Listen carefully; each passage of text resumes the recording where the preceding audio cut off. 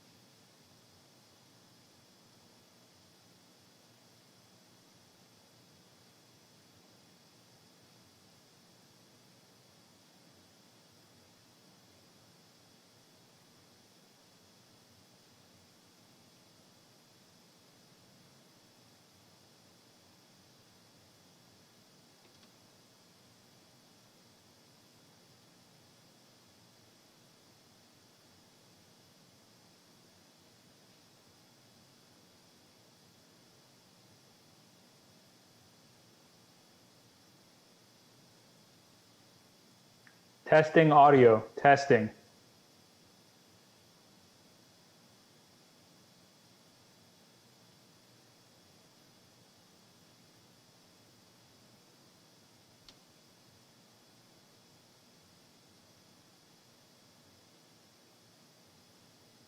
Sorry, Frank.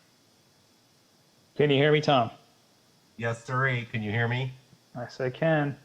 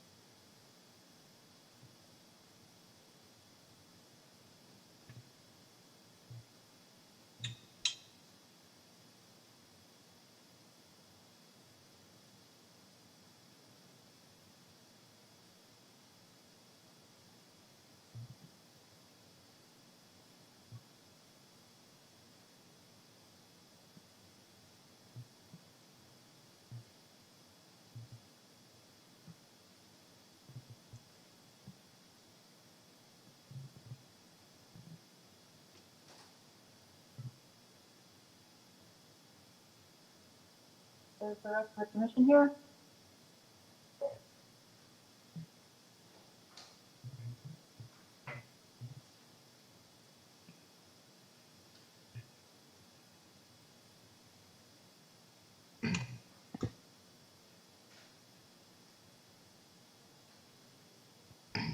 Looking for Commissioner Brandemart and the Vice Mayor.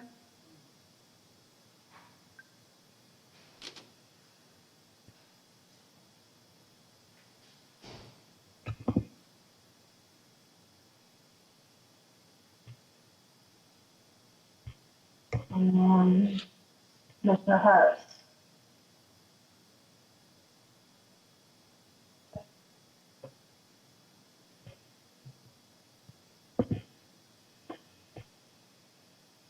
Just looking for the Vice Mayor.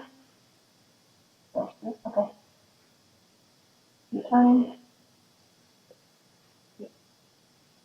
You ready? Vice Mayor, you ready?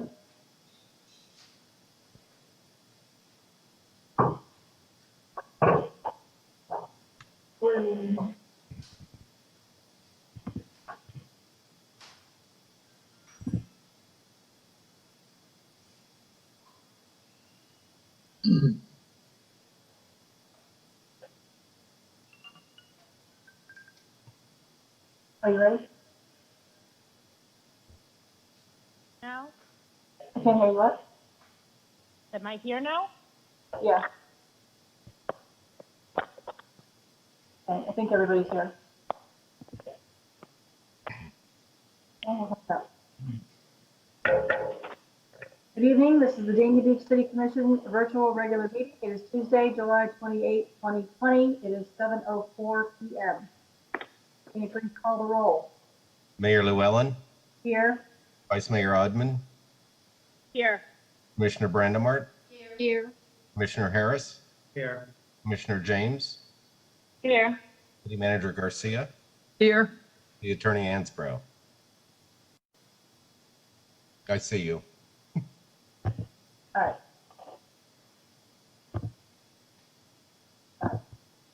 right. Please join me in the Pledge of Allegiance.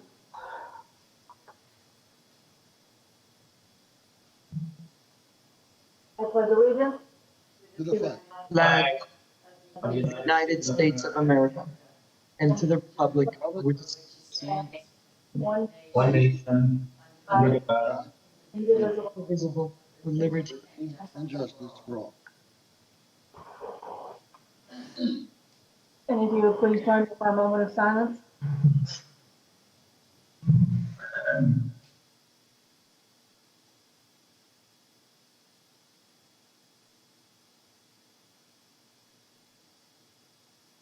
Thank you. Up next is presentations and special event approvals. The first item is a presentation on the reporting and tracking via an app of everything from a pothole to a light out. Candido Sosa Cruz, Assistant City Manager. Mayor, this presentation is deferred to our next commission meeting. Our city manager is dealing with a personal issue. Our assistant manager. So the next item is presentation on wellness barriers, thermometers by Frank Capallo, Director of Finance, and Linda Gonzalez, Director of Human Resources. Hi, good evening, everyone. This is Linda Gonzalez. Good evening, Mayor, Vice Mayor, and Commissioners, City Manager, City Attorney. We're coming back to you tonight with more information and also with the second vendor to talk about the protective wellness barriers for the city tonight. We're continuing on our proactive path to protect our employees and all that visit our city facility to mitigate the spread of coronavirus. The World Health Organization and the CDC broadly recommend the use of barriers, as we talked about, for a number of reasons. And some of the reasons that we can give is that they intercept respiratory droplets, they reinforce physical distancing requirements, they are additional protections to wearing masks, and they also help employees feel safe in our work environment. The temperature cameras are the freestanding cameras on tripods, and they're also an additional safety measure. They allow for the detection of body temperature. They monitor for the wearing of a face mask, They scan the visitor and immediately deny or permit entry. And most importantly, they allow for social distancing to take place while the temperature is being read. So we've worked with 2 vendors on this and the wellness barriers for City Hall, for the chamber, if the commission so desires, public services, all of our parks, our community development trailer. The price is at $13,786. The cameras and the tripods are estimated at $5,905 and the co-compliance store at $4,901. Very importantly, the purchases align with the CARES Act funding for reimbursement from the county, and it's our recommendation to move forward with these additional safety protections.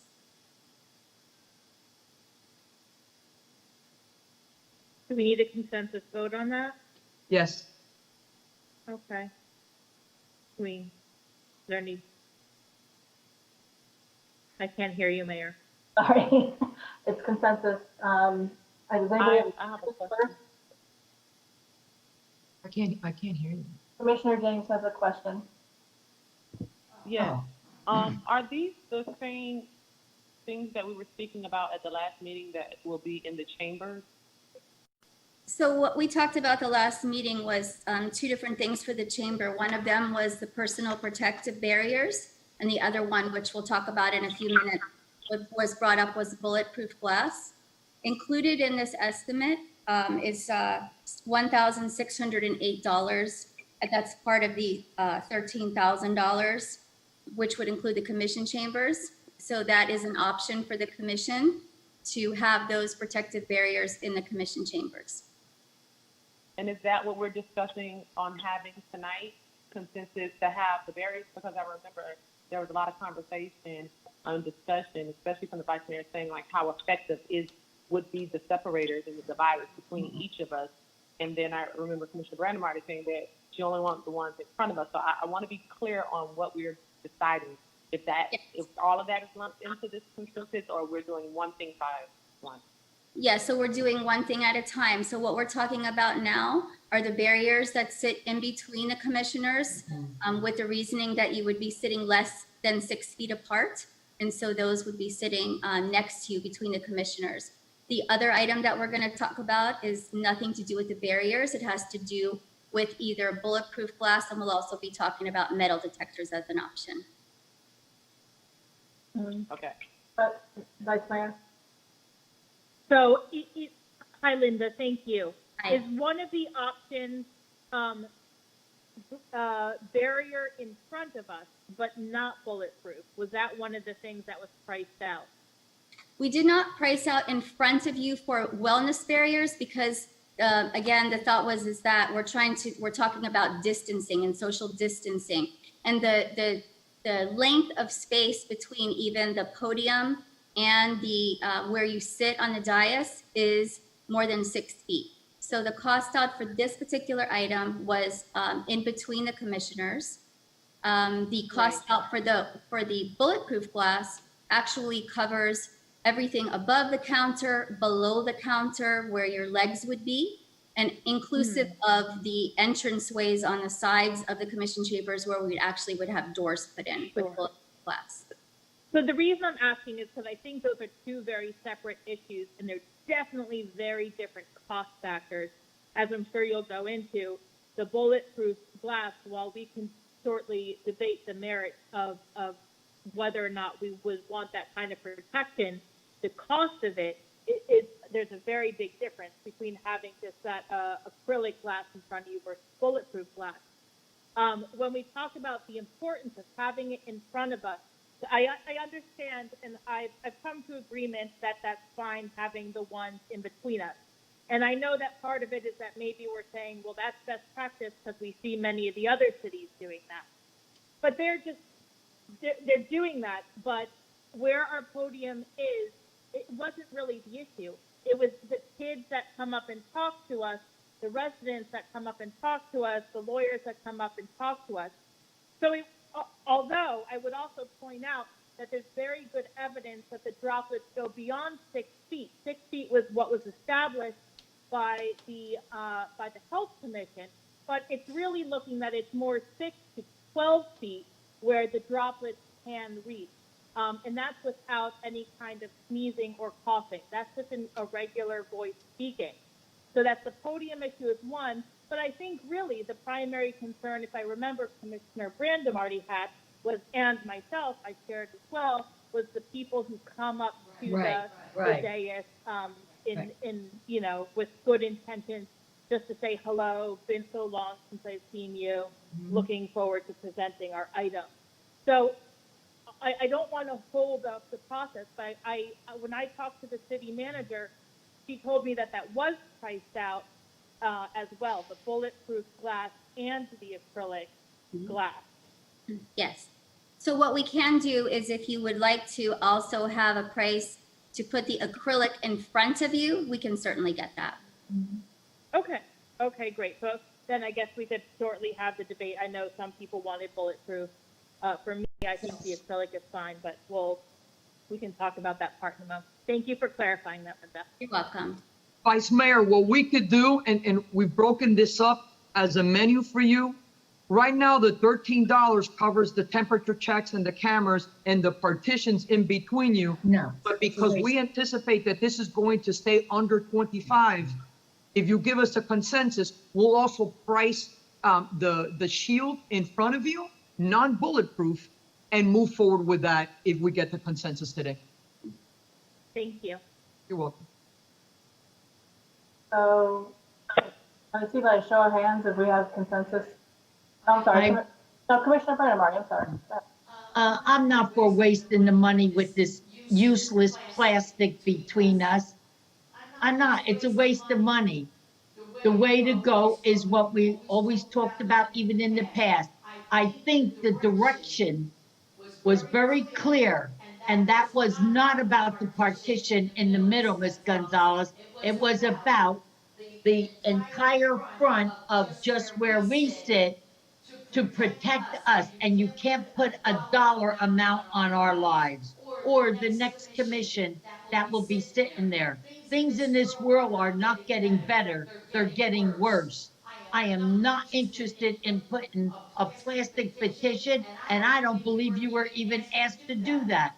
We asked you to price out the bulletproof glass in the front. And we had To that. protect us from what the Vice Mayor said, and it's true. Everybody comes up, gives us something where they went away on a vacation, gives you flowers because you're leaving or staying or dying or your birthday. That is not what we don't need the protection from each other. We need it from them. That's the way I stand on this. And you can't put a price on our lives. That's ridiculous. Mayor, if I may, Of course, I expected you. so we do have the menu, Commissioner Brandimore. You do have the option to also add the bulletproof. Once you put that partition there, you're not going anywhere else. Who you kidding? You're gonna say that's enough. No, it's up to you. Right now, what we're discussing is the shields that separate you For and what? the temperature checks and the camera. And But then, for what? How are you gonna do that same protection for the people that come in? well, and that's why what I had just said to the Vice Mayor is, if you decide not to do the bulletproof, then we could just, in front of you, do the same thing that we're doing in between you, and that would be the plexiglass, and we don't even have to come back to the commission, and we can move forward tomorrow. I feel that this went way off in another direction than what the direction was given and we all agreed on, which was looking into the bulletproof glass. A lot of commissioners are doing that in their commission because it's the sign of the times, not your plexiglass. That's not a sign of the times. That's a sign that something else is going on, and I don't know what it was. I don't meet with you, so I don't know why you changed off, Anna, because you yourself agreed with it when I brought up bulletproof. We So haven't. who changed your mind? This new person coming? Listen, nobody changed my mind. Nobody changed my Why are mind. I'm you not, changing it now? Commissioner, let me put it on the record. I'm not very easily influenced. I try to do what's right. I had a conversation with our vice mayor that is a nurse, okay? And so am I. Let's don't forget that. A hell of a lot longer than her. And I'm, you follow? Absolutely, man. So don't throw that up to me anymore about why somebody was put on a committee. I'm a nurse too. Absolutely, absolutely. What I'm trying to say is your bulletproof option is there for you as well. What, you know, this is the next presentation that we have there. But why would you want to waste money with the one between us now? And then, oh, by the way, later we'll get the bulletproof one. No, not later. Tonight, if you want both, you get both. But the one between you is Don't important need to. it. No, why?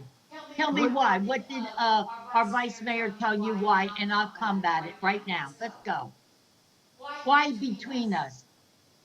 So when we're between us and we're speaking, we're so close together that we are sharing airspace. Think of how close you are to me, or how many times you lean over to me to ask what page are we on, or you know what is this, or what did they say. There's a lots of small amounts of pivoting that our chairs do. Also, it's just in line with CDC recommendations. If you are at whatever angle you're turned to within 6 feet of each other, this isn't something just, you know, I know I'm just a little nurse, but it's not my thing. This is just what the CDC came up with. If you're 6 feet from each other, whether it's in this direction or if we're sitting in this direction, that you should have some barrier. So whether it's the mask, it's the shield, or it's the acrylic, one of those should be in place.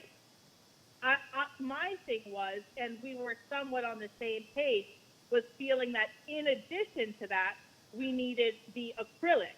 If I recall the conversation from there where you were saying, you know, that the acrylic only provides us the safety against respiratory illness. It doesn't provide us the physical safety, which was an entirely, you know, that's a different issue. Well, Vice Mayor, if you were dangerous, how'd you even get into the commission hall with all of these things that Linda is talking about? How did you even make it to your seat if you were going to be dangerous talking to me? She's going to take a temperature, it would reject you. In other words, you're still coming in even if you're a danger. So if I'm asymptomatic, or if Right. I tested positive on days 9 through 16, I could no longer be displaying a temperature, but still be able to infect you with my respiratory droplet. And as you're learning by listening, I'm thinking to the doctors, it's in the air. It's in the air, and you know that. It's a droplet spread too, and it's in the air. So that partition is a waste of money for this commission. It really is. Well, so if you remember up there, what we do is primarily talking. So there's, as we're talking, lots and lots of fluid Drops. is coming Right. out of our mouth. And that's even if we do not cough and we do not sneeze, which we frequently do because that's a normal function of talking so long. You clear your throat, something like that, or someone's wearing perfume that agitates you. So, Linda, can you clarify what was the cost just for the middle partitions themselves? Money. Here we What go part with of the money cost is that? again. So Well, no, I'm trying to address your concerns. If you want to skip it, we can skip it. Well, But you're putting you a money brought value everything on up, the I thought cost that of it. You're putting a money value on the cost of the lives of people. Okay. would you like the cost of for just the chamber? You could do it, you could do whatever you want. I told you the last time, I would prefer for the next commission and everybody else in today's world, get once and for all the bulletproof glass. It solves the problem. Commissioner, we're gonna move on. The next, Thank you. the Thanks. next item will be about that, but I'm gonna let Commissioner James have her say. She has her hand up. Go ahead. Thank you. I want to know how far out the partitions go. And I'm not a nurse, so I'm not an expert on any of this. But does it matter if it's just right here where where the part is where we sit our computers? What's the difference in the air going right around that? Because we're not going to just be so close the entire time. I know a lot of people over back, we move around, go get coffee, we go to the restroom. So I want to know how effective it will be. And they're saying below below the desk as well. I feel that it's going to be a little claustrophobic for me. I don't want to feel like I'm boxed into a place, but from a health standpoint, I want to know how effective it is to just put the partition from right here in front of us to, I don't know where the desk ends, because we don't sit that close to the desk all the time. And then maybe if that's not as logical, we can just it doesn't make sense to make a decision on the plexiglass or whatever type of material is going to be that prevents respiratory diseases and illnesses, and then go make the decision on the bulletproof glass. I think if we're going to make the decision on the bulletproof glass, we need to do that first, because if we have the bulletproof glass, there's no need to have the other portion of the plexiglass that's going to prevent COVID amongst other illnesses and bullets, if that's the case. So I'm listening to all of this. I'm a little confused.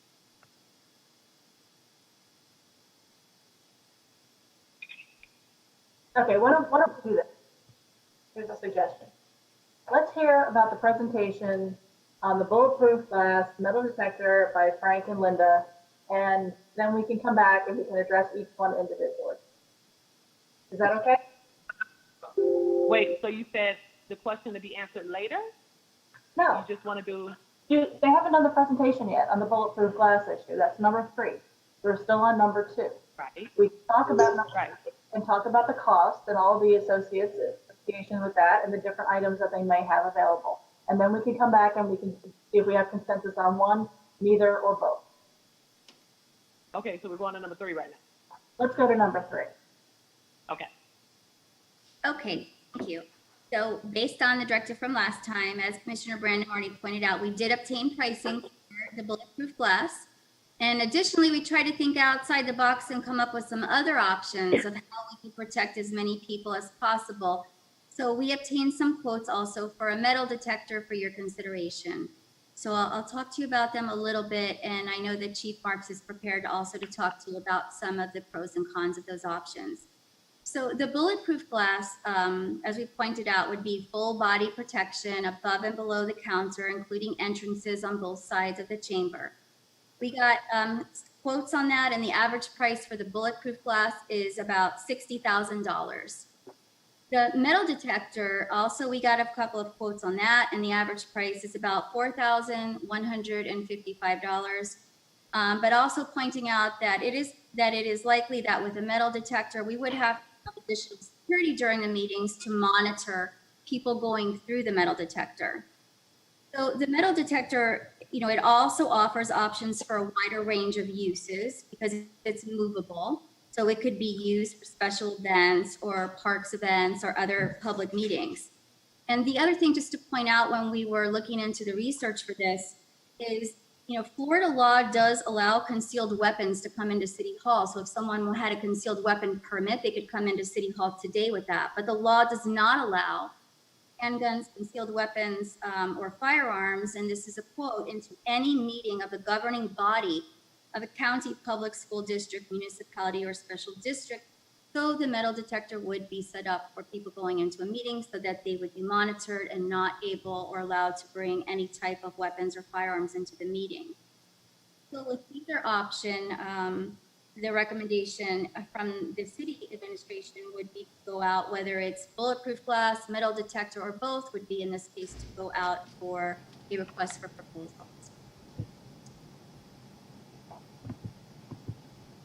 Commissioner Brandemar. That metal detector that you were talking about, Ms. Gonzalez, I think that's something you better really think about, because when you have that, you have to have a man and a woman present by the metal detector. just like you do at an airport. So it's gonna be very costly with, as far as it is to have a man and a woman present while you're using it. So let's put that into the cost of that metal detector. Could ask, the chief.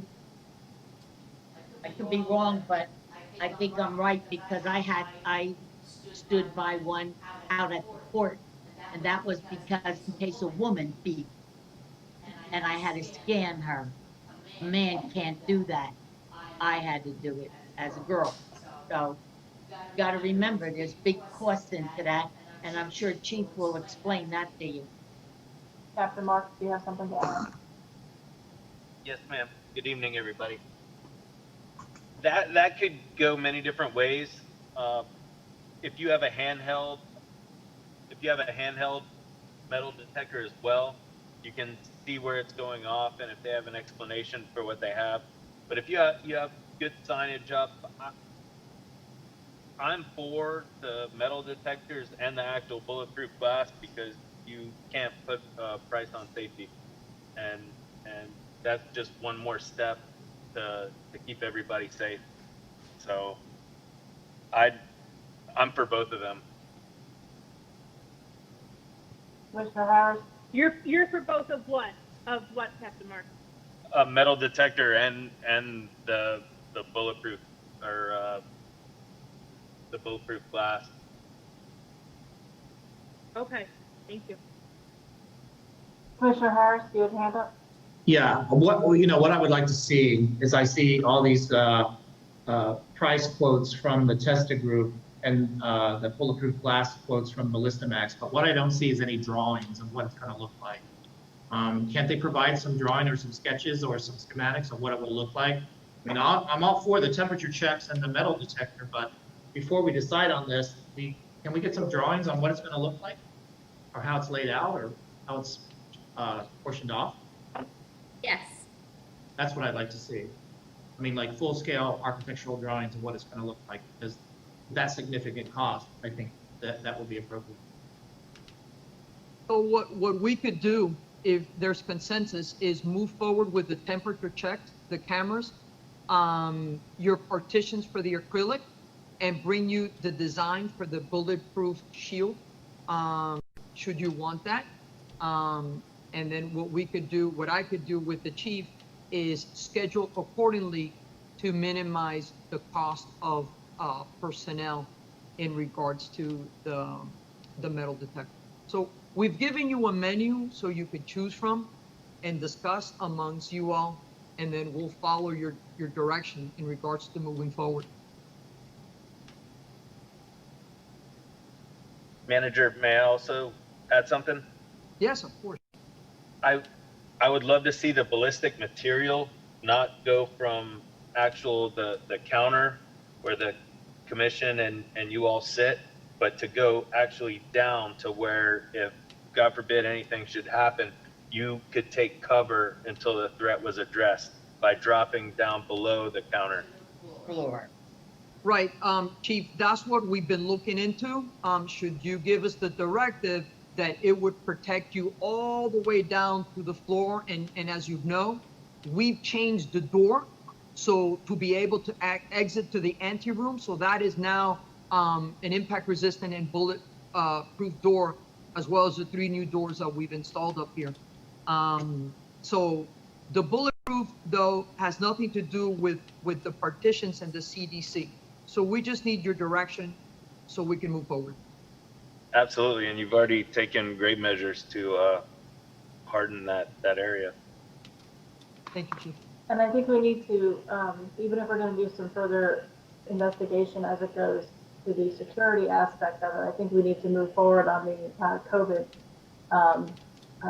safety measures, simply because, I mean, it's not about putting a price on anybody's life, but it has more to do with the fact that there's pretty much every other city now is doing live meetings, and we are not. And there are a lot of very important issues coming up that people want an opportunity to be here in person. And there's one tonight, I can tell you right now, that residents have complained that they aren't able to be there in person. They're a person that actually talks to us face to face.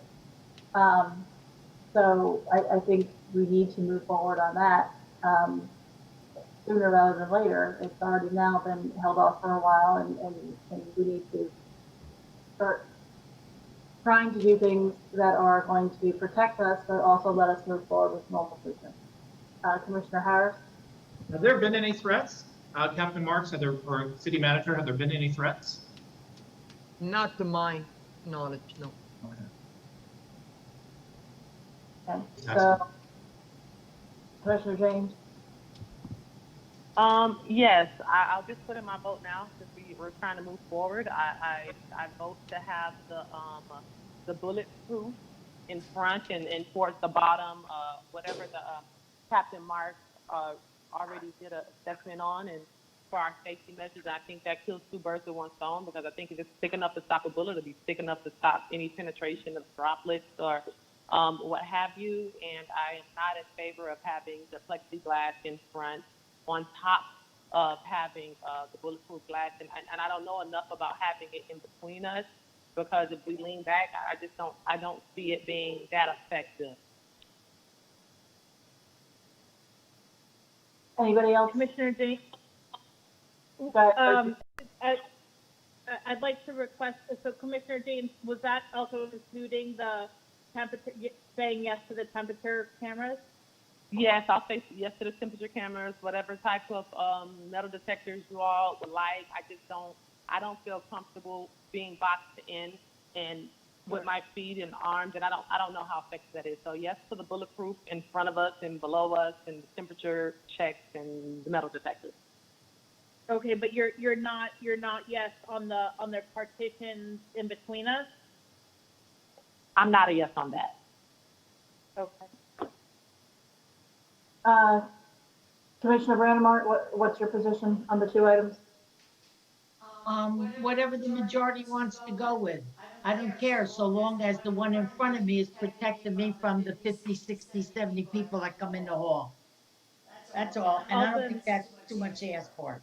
I don't think there'll be 50, 60, 70 people coming in, if I'm not mistaken, but, That's why they're calling. They're calling even now to wonder why I can't open my community center. Because if we could bring 50, 60 people in here, I could bring them into the community center. And I hope everybody out there is listening to this, because I want them to understand why they're sitting home and would not be able to come to the community center. Vice Mayor? Okay, so my vote would, I'm gonna. Sorry, say again, sorry. It says you muted me. Uh, Am I back? It was an accident, I was trying to lower your hand. Okay. So I'm going to defer to the security expert. My vote will be for the bulletproof glass in the front, the acrylic side partitions in the middle per the CDC recommendation, and the temperature cameras. Commissioner Harris? I would say yes to the temperature checks, yes to the metal detectors. As far as anything else goes, I just want to see some drawings, what it's going to look like.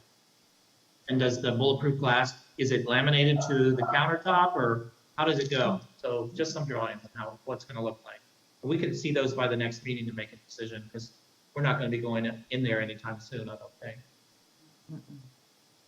I think the request was for us to try and make that decision tonight, though, so that they could put this order in and get us back in City Hall sooner than later. Well, I thought it was a consensus, but if it's a matter of making the decision, I'm with both you and Tamara. Commissioner James and I had different votes. Oh, well, I'm for the glass, and if, as long as I get the glass, I'm not gonna worry too much about the other, but I'll go with the partition too. If it makes you feel safe, it don't do nothing for me, because rain falls down, comes from the right, comes from the left, it's all over. Your droplets will not just stay there. They can go up in the air. It's not what about you and I like, it's about what the CDC likes. It's about, we're going to defer to the security expert and to the disease expert. So that's what that came from. Well, So, you're doing better than the president because he don't even agree with them. Okay, so I'm in agreement with what the vice mayor said. I'm going with the health experts and going with the security experts. The security experts say we need the bulletproof in the front and the metal detector. That's fine. I would like to see drawings on it as well, but I also think we need the partitions between us so that we can move forward and do that. I think that means we have consensus. So let me get clarification. Moving forward with the partitions acrylic between you per the CDC, move forward with a bulletproof vest, per our chief of police and security experts in the front. And, no, at this moment, no, metal detector. Did Or you was that- say vest? I don't want no bulletproof vest. No. she no, said vest, no. but I think she meant glass. I'm sorry, Oh, okay. glass. Okay. What about I think we wanted to see something more on the bulletproof and the metal detector. I think that was. You should listen to Danny. You should listen to Danny. He's the expert. We're listening to Danny. But my understanding from what I heard was that we may want to see more on that. Vice Mayor, was that what you said? I know that's what Commissioner Harris said, but I'm not sure. Bulletproof glass, acrylic partitions, and temperature checks. I think those were the three that got the consensus. Fine. Let me know. I'm not certain. Yes, those are the three that got consensus. And then, is there, I mean, I guess none of us then voted on the metal detector. So would you like to go back and quickly do that? I'm Yes, fine ma'am. with, I mean, I'm fine with doing that. okay, so we're gonna just say what we want now? Yeah, go ahead. Okay, I'm gonna say yes to the metal detector again because, at the recommendation of Danny Mark. I Which say yes metal to that, detector are too. we speaking of, the handheld or the walkthrough?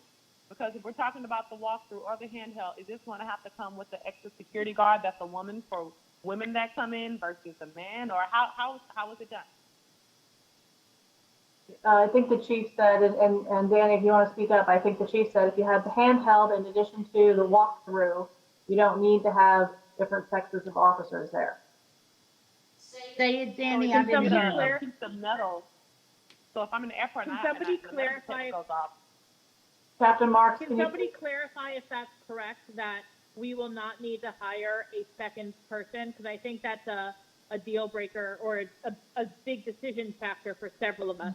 So whether it's Captain Marks or Linda, can you please clarify that point? Oh, I'm here. We have female deputies on every squad, and if anything ever arose to Right. where someone wasn't gonna divulge that they had a gun in their waistband, and we have female deputies on every ship, so that, and male deputies, so I mean, there's no issues that would arise from that. And no additional cost, Captain, because that's a concern of the vice mayor, and it's also my concern too. No, because we have them on every squad. So Tuesday night at 7 p.m. when people are filtering through there, if there's an issue, there's always going to be a female deputy on duty Okay. Okay. and a male deputy on duty. give me one second here? Our director of finance needs to be recognized, and he has his hand up, or he has a question or comment. Hi, just a quick comment on, this is Frank DiPaolo, just a quick comment on the bulletproof. Since the cost is above 25,000, that requires that we go out to bid. So if this is considered an urgent or emergency purchase, that perhaps a city attorney can give an opinion on whether we could potentially avoid the RFP requirement, or if we need to just follow regular purchasing protocol. The commission could waive competitive bidding in any case. Thank you. So if you all want us to move forward and put this together as a package, if we get your support to waive competitive bidding, we can move forward. I'm still confused. That's what I would ask for. Fine with me too. Commissioner James, you have your hand up. Yes, so I hear that on Tuesday nights, but what about every day in City Hall? Is metal detectors only going to take place during commission and CRA meetings, or is it for everyday use in City Hall? Because if it's everyday use in City Hall, that's a difference in if a female or male officer is going to be there. So I just want to be very clear on how it's going to be ran with the metal detectors. Are we only screening people during commission meetings? Or are we screening them when they're angry about permits and fines and magistrate hearings and everything else that happens within our city?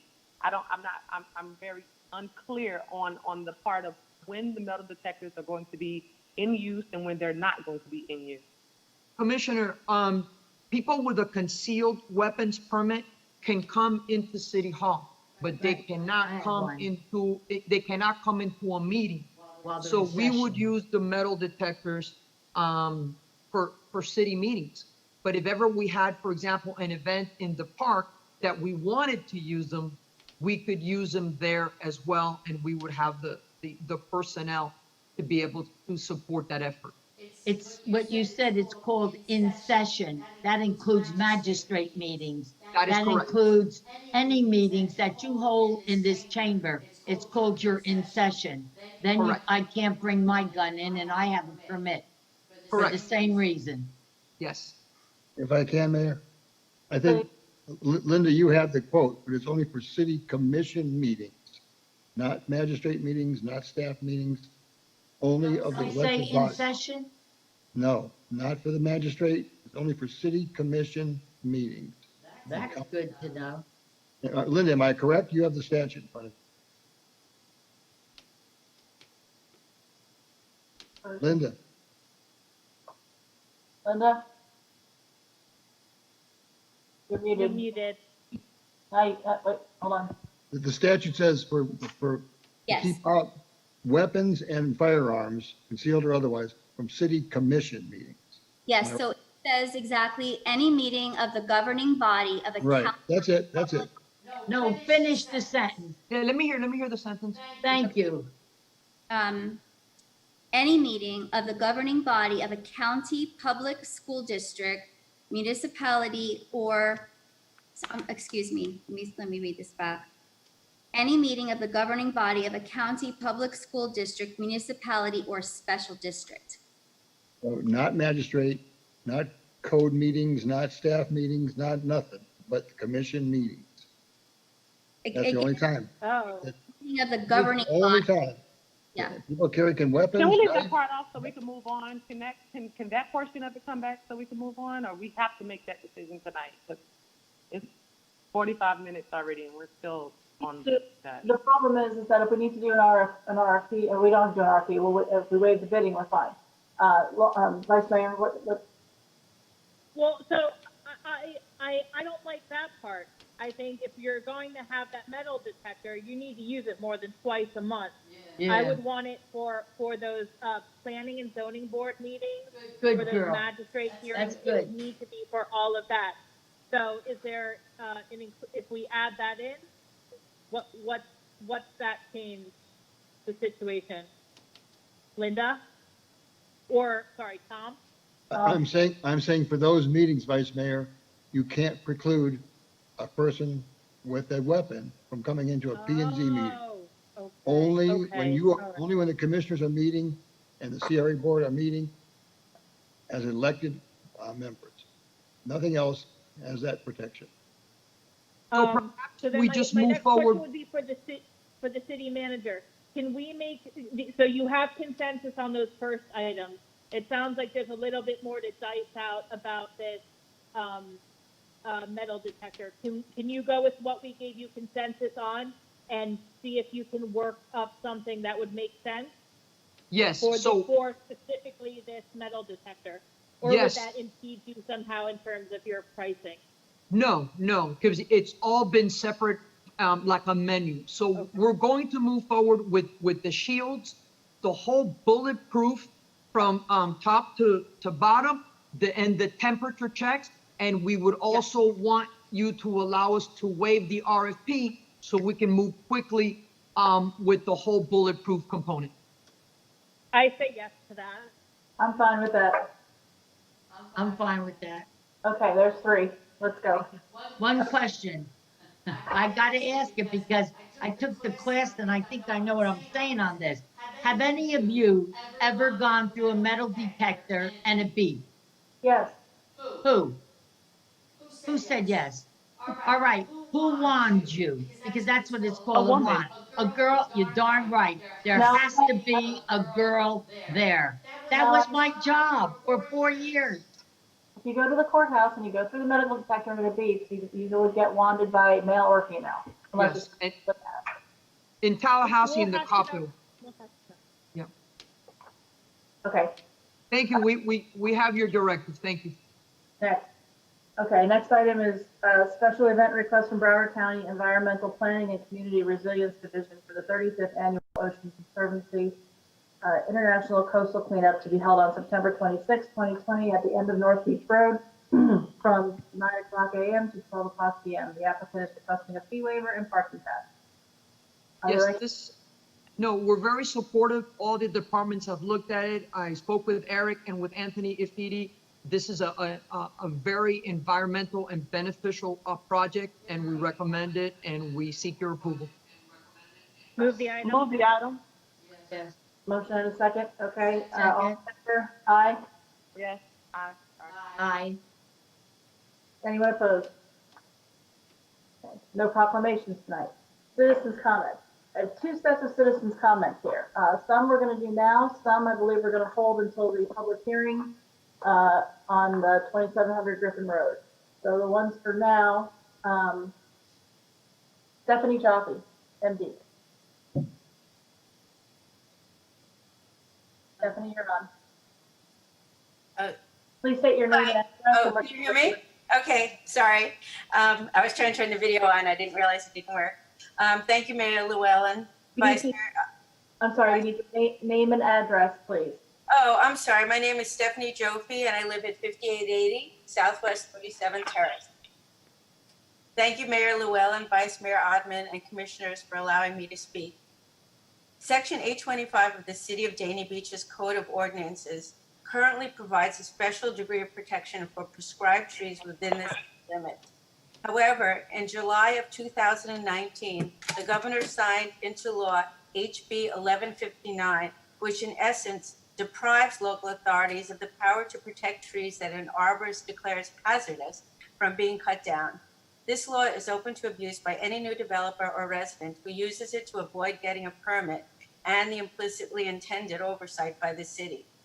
This hazardous justification was used by Anthony's Tree Service when they cut down most of the mature oak trees surrounding a house on Southwest 37th Terrace a few weeks ago. Several days later, the residents of that house began installing a new septic system and drain field where the trees had been. A developer who is already building a home at 5950 Southwest 37th Terrace and has already cut down the trees and removed the canopy from that property now plans to use HB 1159 and the same tree company to cut down the majestic old oak trees at 5940 and 5961 Southwest 37th Avenue to build two additional very large structures. The city and its residents, oh, I'm sorry, if I can start my video. I didn't realize I can do that. The city and its residents do, however, have some recourse in this matter. Significantly, HB 1159 incorporates exceptions, and that is why we are requesting the Commission's help. If the trees are designated as specimen trees, or if the area is designated as a canopy protection area, the local government retains authority to determine the fate of the trees. Therefore, we are requesting that the Commission, on behalf of the residents of this neighborhood, propose an ordinance be written to designate the Harger Hills Oak Hammock a canopy protection area. Such an ordinance has the support of the city manager, the community development department, and the city's attorney's office. Since our canopy is disappearing as we speak, we are also requesting that the city use its right to inspect and challenge removal of all trees that are not actually hazardous. We recognize that the city may not even become aware that trees are being removed. However, when a permit is requested to build a new home or do a major renovation that would change the footprint of an existing home, we also request increased vigilance be paid by the Community Development Department to assure that HB 1159 isn't being used to bypass the permit process regarding tree removal. Additionally, we request that the Community Development Department takes into strong consideration the preservation of the Harger Hills oak hammock canopy when considering whether to permit the removal of a tree. While we certainly respect individual property owner rights, where any action materially affects others' rights to enjoy their neighborhood, the city of Dania Beach should be given the opportunity to weigh in on the matter before very old and stately trees are removed. Those trees define the neighborhood my family has called home for over 32 years, but which is suddenly disappearing all around me. Thank you very much for consideration of this matter. There are a number of people from our community here. I don't know how they go without speaking.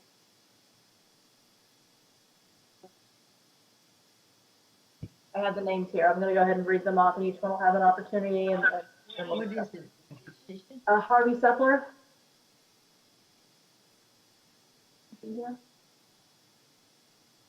Okay.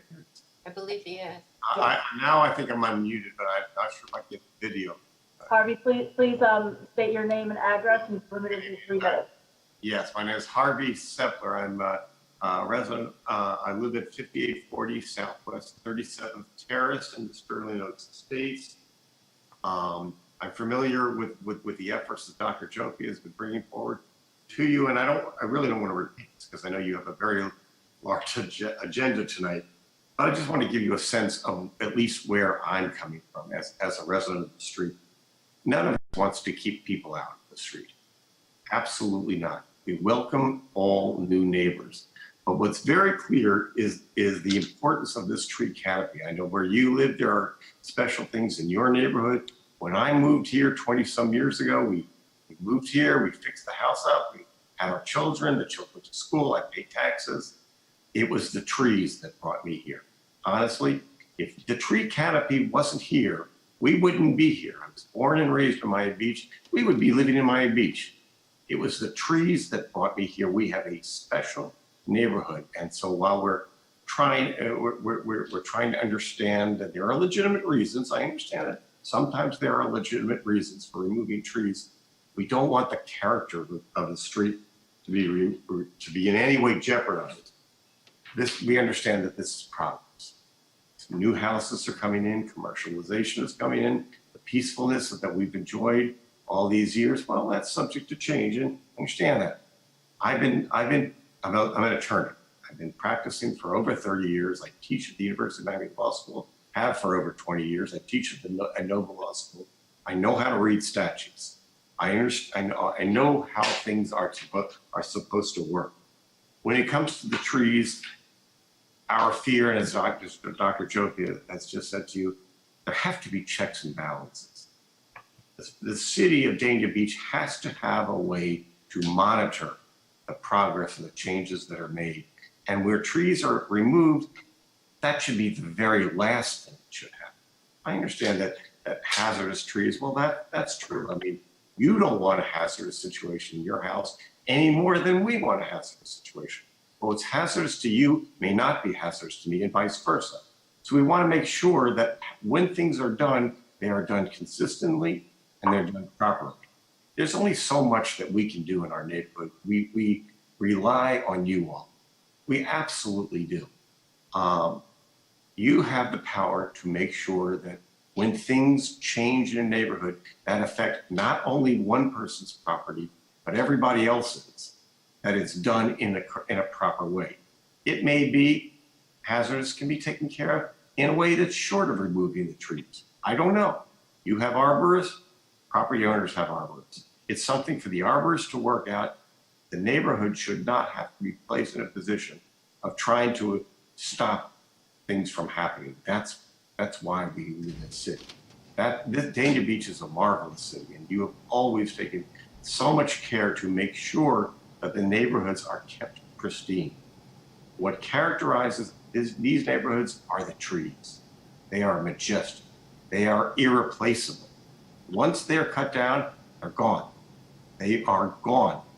So I think that what Dr. Joffe said to you in a much more eloquent way than I can is that we need you. Whether it's departments, the community development departments that you've got, whatever needs to be done, we rely on you to intercede and now. Thank Not you. let this get right. So I appreciate you taking the time. If there are no other questions, I think that we've said our piece. Thank you, Drew. Mr. Sefton. Cynthia Rizzo. And the same thing, Ms. Rizzo, if you could please state your name and address and we're only each about 3 minutes.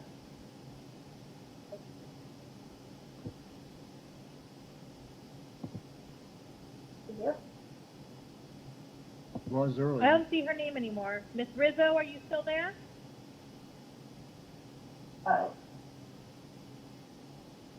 Okay, so before we go on to the next thing, clearly the request is that we do an ordinance on this tree hammock. And I have seen some emails about it going around. Is that something that we can, the attorney, can we request that at this point and see if we have consensus? Absolutely. I've spoken to Eve today. We have on the books for a long period of time, an ordinance that will give us an opportunity to basically put things on hold if we go to the Planning and Zoning Board, which we will do this coming meeting, called Zoning in Progress. So the operation of that would be to hopefully stop some of the efforts and give us time to get this ordinance on the book. Eve, do we agree that we can do that? You're on mute. Hi, good evening, everyone.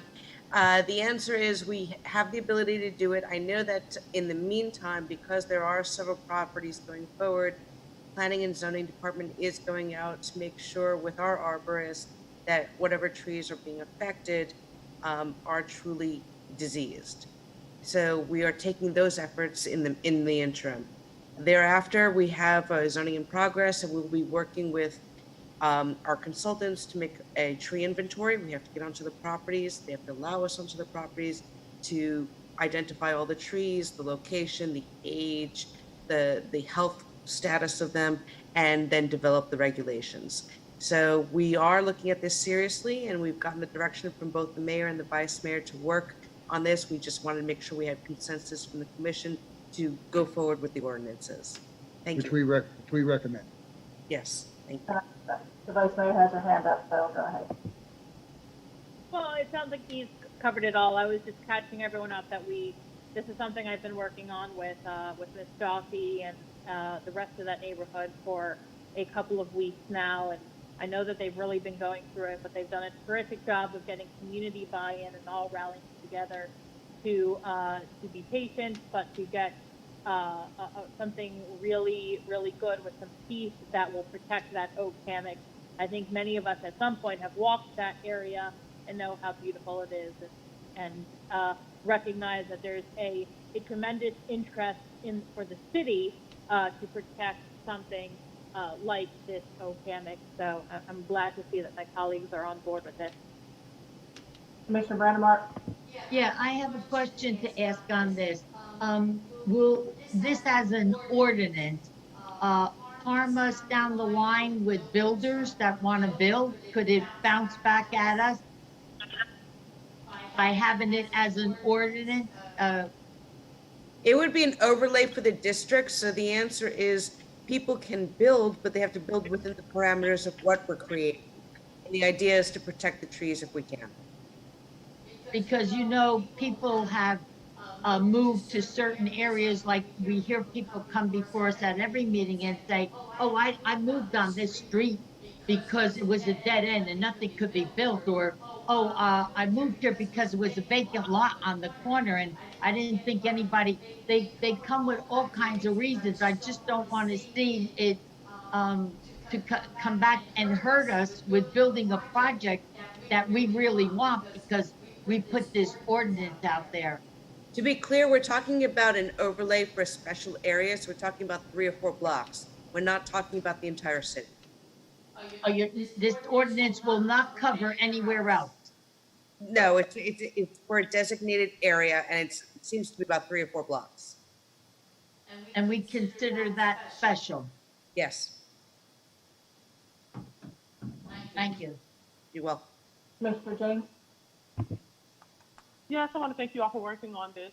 It's a very beautiful, sort of like a secret destination area that we're speaking of, and it is very majestic. And so I am glad that the residents are participating in local government and really letting their voices be heard. If they're a part of an ordinance that hasn't been created that will protect the area that they're in.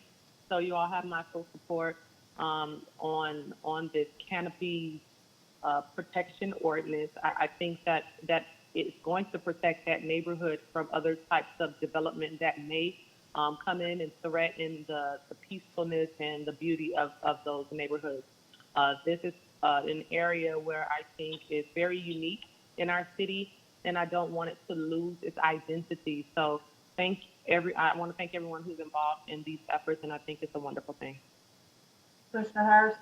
Yeah, I want to also echo what the commissioner just said as far as the Oak Hammock Overlay District. I think we can give it a name and preserve those trees out there because they're historic in every way, because that was one of the first areas settled in the city of Dania Beach, or actually in Broward County way back when the Seminoles started settling the area. So yeah, it needs to be preserved, it needs to be protected, and you have my full support on the protection of the Oak Hammock Overlay District.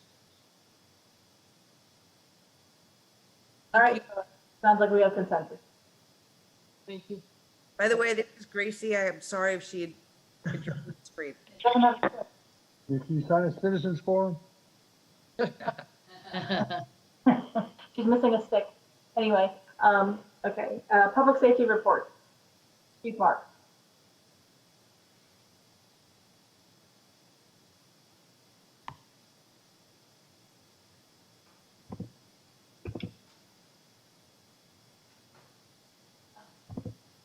There you go. Am I there? Yes. Good evening, Mayor, Vice Mayor, Commissioners. Back to the metal detector thing real quick. Just because you can enter with a concealed weapons permit and carry a weapon legally into City Hall and all these meetings doesn't mean you can illegally carry them, which is what I tried to unmute myself, but I'm having trouble on my end with the phone and computer here. It would prevent people illegally carrying weapons into those meetings other than the commission meetings. So under my report, the city manager and I met with the roadway and staff as well as the city of Fort Lauderdale. We were informed that all of Fort Lauderdale's guests would be out of the hotel by Sunday, July 19th. Our deputies were present throughout the weekend to monitor their progress, and that went off without incident. We're currently researching available grants to assist with police athletic league type program.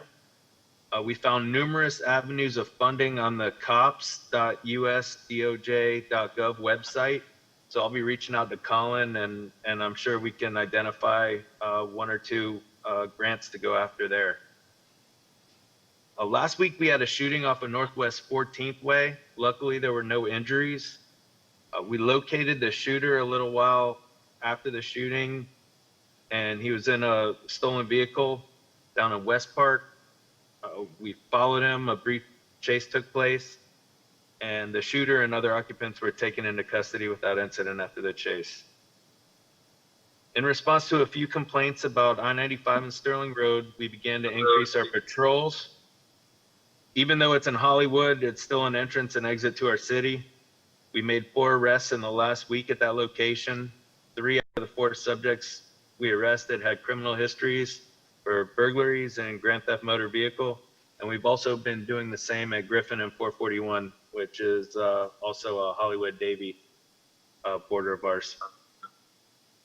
That completes my report. Commissioner James? Yes, Captain Marks, I want to know who is in charge of enforcing the orders.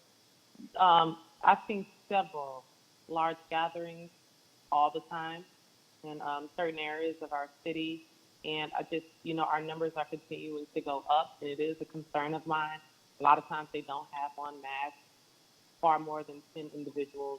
I just want to know, is it a patrol car that is just goes through the areas, especially on the weekends of nights of different areas, or does a resident have to call it into complaint for the order to be enforced? Well, if one of our deputies sees a violation, a blatant violation, they would stop and at the least give a warning if it's not known that they're a prior offender of an order. But we rely a lot on our residents to call us and point out things such as the Airbnbs, which we've made tremendous progress with the help of code enforcement and the residents calling on these violators. I mean, this week alone, we've had I think we're up to five or six reports forwarded to code enforcement to issue NOVs. So it's a group effort, but we primarily rely on our residents to identify these things when they see them and just work as a team.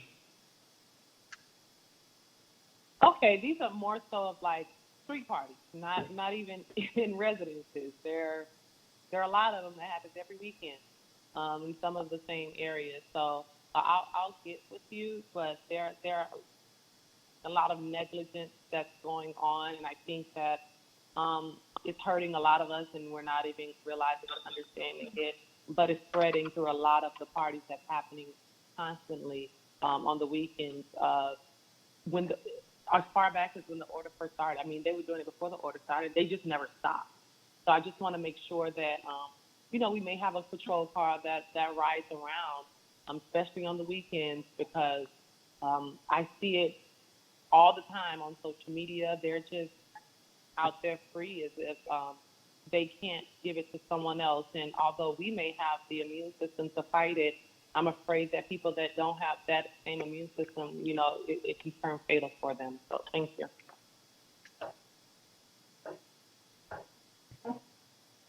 I don't see any other hands up. Thank you, Chief Marks.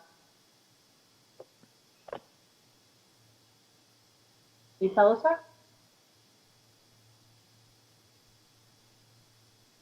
You're muted.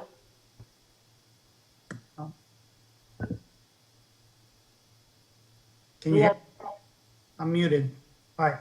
Good evening, Mayor, Vice Mayor, Commissioner, City Manager, and citizens of Dania Beach. Fire Rescue continues to monitor our troops to make sure that they're healthy and they're staying clean so that we can keep you safe and continue responding to your homes whenever you need us. We monitor our nursing homes weekly. This is done by our Fire Marshal Bureau. Earlier this month, city intern George Alderman had a day as a firefighter. He rode at Station 1 with our Rescue 1 crew and our Engine 1 crew. And I think he had eyes wide open because he went on numerous calls and got to see what it was like to, break bread with the firefighters and just go on different calls, fire and rescue calls. I'd like to thank you all for investing into our fire station. We have completed the installation of a brand new fire station alerting system. These are the tones that we hear whenever we get dispatched to a call. We completed the budget narratives and sent this all to the finance department, and our fire department educators did a summer school program basically where they did Zoom meetings and participated with different summer schools around our city. So that's all I have, and I thank you. And if you have any questions, I'm here.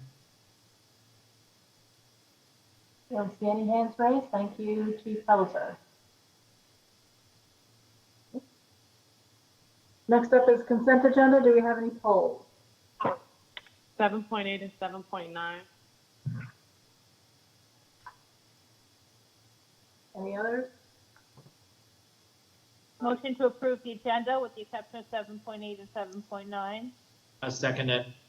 1 second, if I may. Frank, were you going to talk about the budget items?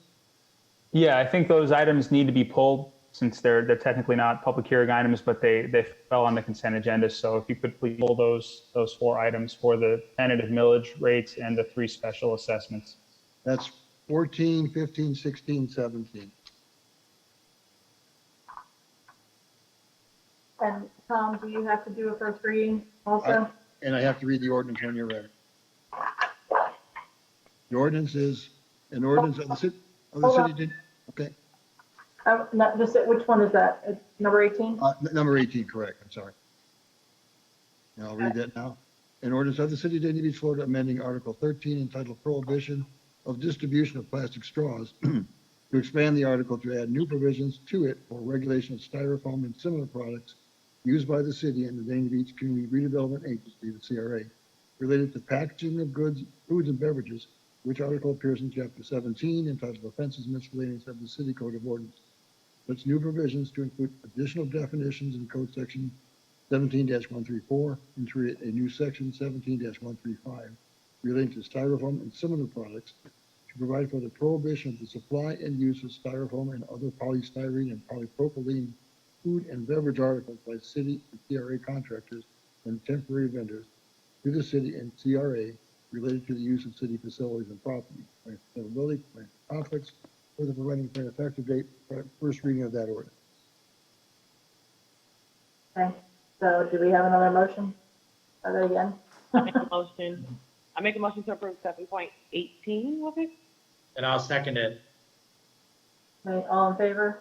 Aye. Aye. Aye. Any opposed? Okay.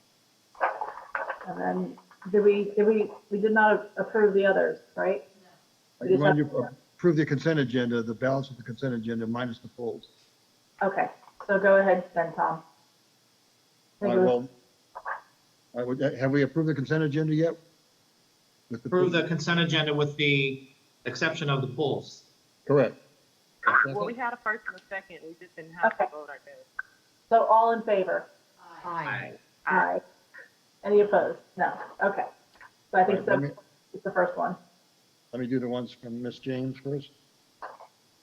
7A, a resolution of the City Commission of the City of Dania Beach, Florida, requesting advance approval from the City Commission to proceed with the bid advertising for professional engineering services for projects funded through the Hazard Mitigation Grant Program City Hall Retrofit Project 4337-203-R, Police Generator Project 4337-201R, Fire Rescue Station Number 1 Retrofit 43-37-285R, and Lift Station Mitigation Project 4337-333-4R, providing for conflicts, further providing for an effective date from the Public Services Department. Yes, thank you, Tom. I keep seeing the engineering services. I want to see, did we already have the continuing services agreement or whatever the formal name for that is, the things that we went to the OIG about? Has that been resolved? Is that a part of this? I'm going to rely on Colin Donnelly to tell us about the engineers sought for these different projects. But you're right, we do have, under the old resolution, 15 different agencies for architects, engineers, land surveyors. That ordinance, that RFP has not yet been redone. We're in the middle of, towards the end of getting it redone to do a new one. But we got caught in the, like everything else with the COVID thing. And so we're going to do a new RFP for all of those things for new continuing contracts. For these particular contracts, I don't know if they're coming from that list that still exists or if it's going out to bid or RFP. I know it's Colin, been about a year or Yeah. so I want to make sure that we don't fall into the same mistakes that we fell into before. No, So that's we're why mindful. I'm asking about this, because I don't want to repeat the same mistake. So how long does it take to really do an RFP? Because it's been a very long time since that's come up and it hasn't been resolved yet. I'm anticipating we can have that back to you by August 25th. I'm hoping the resolution to go out. Okay. And that doesn't affect this project No. right now, correct? No. Okay. Okay, well, I make a motion to approve 7.8. Second it. All in favor? Aye. 7.9, a resolution of the City Commission of the City of Dania Beach, Florida, authorizing the proper city officials to execute an occupancy agreement between the city and Dania Live 1748 Roman 2 LLC for a Broward Sheriff's Office, BSL, substation relocated at Dania Point Shopping Center Phase 2, providing conflicts, further providing for an effective date, sponsored by me. Yes, again, I thought we were going to have a budgetary impact on this. I didn't see what that number was. if Frank can tell me. And then I also want to know, is this just to respond to matters in Dania Point? Or is this for the entire city? Like, I want to know what's the reach of us putting money into a substation in Dania Point if it's not going to service all of our city. I'm not clear on that. If I can answer preliminarily before Frank does, this is a no-cost use agreement that Dania Live, we are being able to use 2,400 square feet in one of their buildings, which we will then outfit for systems and furniture. It's been, their work is done. They're ready for us to take it over. BSO will occupy it and operate it. Only money that I can think of has to do with possibly additional insurance, which is very minimal, but something that's required. Maybe $2,000 a But year. it says that bids That's will not an be answer. sought out for contractors to do the work. It says funds will be needed to Yeah. construct improvements for BSO's use of the substation. It is anticipated that bids will be sought out for a contractor to do the work. Funding will be appropriated from public safety impact fee reserves. So that's not just $2 to $2,000. No, no. That's enough to have bids. That was written in the belief that build out for the city to accommodate PSO would be needed. The staff met out there today. If Danny Marks can tell me as well, I don't think anything is other than is needed other than equipment and systems. No build out will be needed. No contractor will be needed. I'm surprised to find that, but that's what I'm under that impression. Frank, Let have me you heard? jump I in. still want a dollar amount. Yeah, and we'll get to that dollar amount. I want to answer Commissioner James because that's a very good question. There is Can you hear no, me? yeah, hold on, Chief, 1 second. From my assessment, and John and the city attorney can let us know, we are not limiting to answering calls just at Dania Point. That substation would also be, if we receive a call outside of Dania Point, we would be able to address those calls as well. Good. Can we make sure that that's written in the language? Yeah. Yes. That is the use for that. That's very important to me. But I still want a roundabout number. I don't just want to approve something and I don't know the financial impact that it's going to take. For equipment or equipment can cost a lot of money when we're talking about BSO. We're talking about cameras, if we're talking about walkie-talkies, if we're talking about another car. So I want to be very clear on what equipment really is and what it entails. And then I definitely will be in support of this, but from a financial aspect and standpoint, there is no dollar amount and I don't want to give a blank check. I asked the police chief to respond as to what. Yes. Yes. Over the last couple of years, I have budgeted every last bit of this, and there's not going to be any further cost. It's all included in what the city of Dania Beach pays the sheriff's office with our budget. I have taken the steps to budget it, and our furniture's already in there.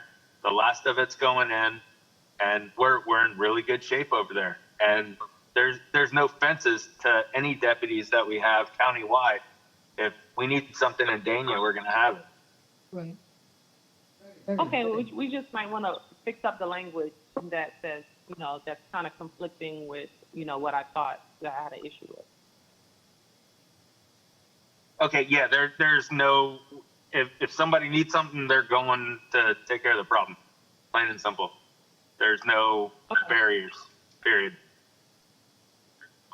Okay, well, thank you. If there's Yes, ma'am. no other, I'll make a motion to approve 7.9. I'll second it. All in favor? Aye. Aye. Aye. Any opposed? The series of budget resolutions are as follows. 714, a resolution of the City Commission of the City of Dania Beach, Florida relating to the imposition of fire rescue assessments and the provision of fire services, facilities, and programs within the City of Dania Beach, Florida, providing authority, affirming the provisions and findings of resolution numbers 2017-084 and 2017-105, providing purpose, effective definitions, providing for provision and funding of fire services, providing for imposition and collection of such assessments, providing legislative determinations, special benefit and fair apportionment, Right, updated assessment calculations, establishing preliminary not to exceed assessment rate for fire assessments, provide for the provision of fire services, facilities, and programs for the fiscal year beginning October 1, 2020. Directing the preparation of a preliminary assessment roll, authorizing a public hearing, and directing the provision of mailed and published notices for conflicts, providing for severability, further providing an effective date. First, the only reading of this for finance. Mr. Frank? Frank? Good evening, everybody, and thank you for the introduction, Mr. City Attorney. I want to first turn it over to the city manager to make a few remarks. What we want to do is, since we have all these items tonight that are related to the budget, we want to just take a few moments to give you a brief overview on the proposed budget that the City Commission has received about 11 days ago, and just sort of set the table for the items that you're about to consider. So, Manager Garcia. Thank you, Director DiPaolo. So basically, this is your draft budget that we've been working on for the past couple of months. We are very excited because there was tremendous participation from all of you, from all the department directors, the CRA. And what we've done is, been able to do various assessments citywide that are based on the recommendations that we're going to be making throughout this whole budget process. As you know, this current budget is $2 million less than the amended 2018-2019 budget. So we've been actually doing a lot more with less. Thanks to your support, working together with this administration, we have reached a record number in regards to our unrestricted reserves. We are at $22.5 million of unrestricted reserves. So all those master plans and all the assessments from tree lighting to doing a landscaping master plan to be able to also pave and fix sidewalks citywide, is included in this budget. And tonight's presentation is basically to set the millage so we can begin the process with workshops and budget hearings to bring this proposed budget to a reality. And with that, I'm going to turn it over to our finance director. Great. Thank you very much, Manager Garcia. And real quickly, if I may, I just want to make a quick introduction. A few months ago, the city hired a procurement administrator, and I know people have been asking who this person is and what are they doing. And I just, if I could please just give a brief introduction and bring her onto the meeting and just to say hello. And she's been working diligently on these bids and starting to get, as was asked about before, the CCNA bid and some other ones for debris removal. She's been working with the city attorney's office, with the public services division, with Colin Donnelly, and really working to get her feet wet and get settled into the city process and how we do things and help us do things better. Make sure we don't run into any of the issues with the Inspector General like we had in the past. And just want to briefly introduce Sasha Ramos as our procurement administrator. Sasha. Very packed tonight, so You're good. Thank you. I know the agenda is very packed tonight, so I just wanted to briefly say good evening to you all, and that I'm very excited to be a part of the team, and I'm very excited for where we're going in the city, and I look forward to working with all of you. Welcome, Sasha. Thank you very much. You're welcome. Thank you, Sasha. Okay, so with that, I want to move into the presentation that we've prepared. And I'm going to share my screen. Give me one moment. And can everybody hear me okay? Because I know there was an issue on the last meeting with my audio. Frank, do you want me to read all the resolutions so you can do them all at one time? Is that the idea? We can do that, or I mean, I can give my presentation, then you can get to the business side of it, if that's okay. Well, I did the one on fire, and then the one after that will be solid waste. So either all at one time or separately. It's up to you. Okay, if you have to read them all now, then go ahead. Let's just do that. Okay. And then next, a resolution of the City Commission of the City of Dania Beach, Florida, relating to the collection and disposal of solid waste in the City of Dania Beach, Florida, establishing a not to exceed assessment rate for solid waste service assessments against assessed property located within boundaries of the City of Dania Beach, for the fiscal year beginning October 1, 2020, directing the preparation of assessment roll, authorizing a public hearing and directing the provision of notice of the hearing, related to conflicts, further providing for an effective date. Next, a resolution of the City Commission of the City of Dayton Beach, Florida, relating to the provision of stormwater services, facilities, and programs within the City of Dayton Beach, Florida, establishing the not-to-exceed assessment rate for stormwater assessments for the fiscal year beginning October 1, 2020, directing the preparation of respective assessment, authorizing a public hearing and directing the provision of notice of such hearing, related to conflicts, further providing for an effective date. And last, a resolution of the City Commission of the City of Dayton Beach, Florida, as required by the city charter at section 200.065 Florida statute, approving the proposed millage rate necessary to be levied for the fiscal year 2020/2021 for operating purposes. Debt millage approved by the electorate, ready for a public hearing when objections can be heard and questions concerning the same will be answered, providing for conflicts, further providing for an effective date, and it's all your show. Okay, great. Thank you very much, Tom.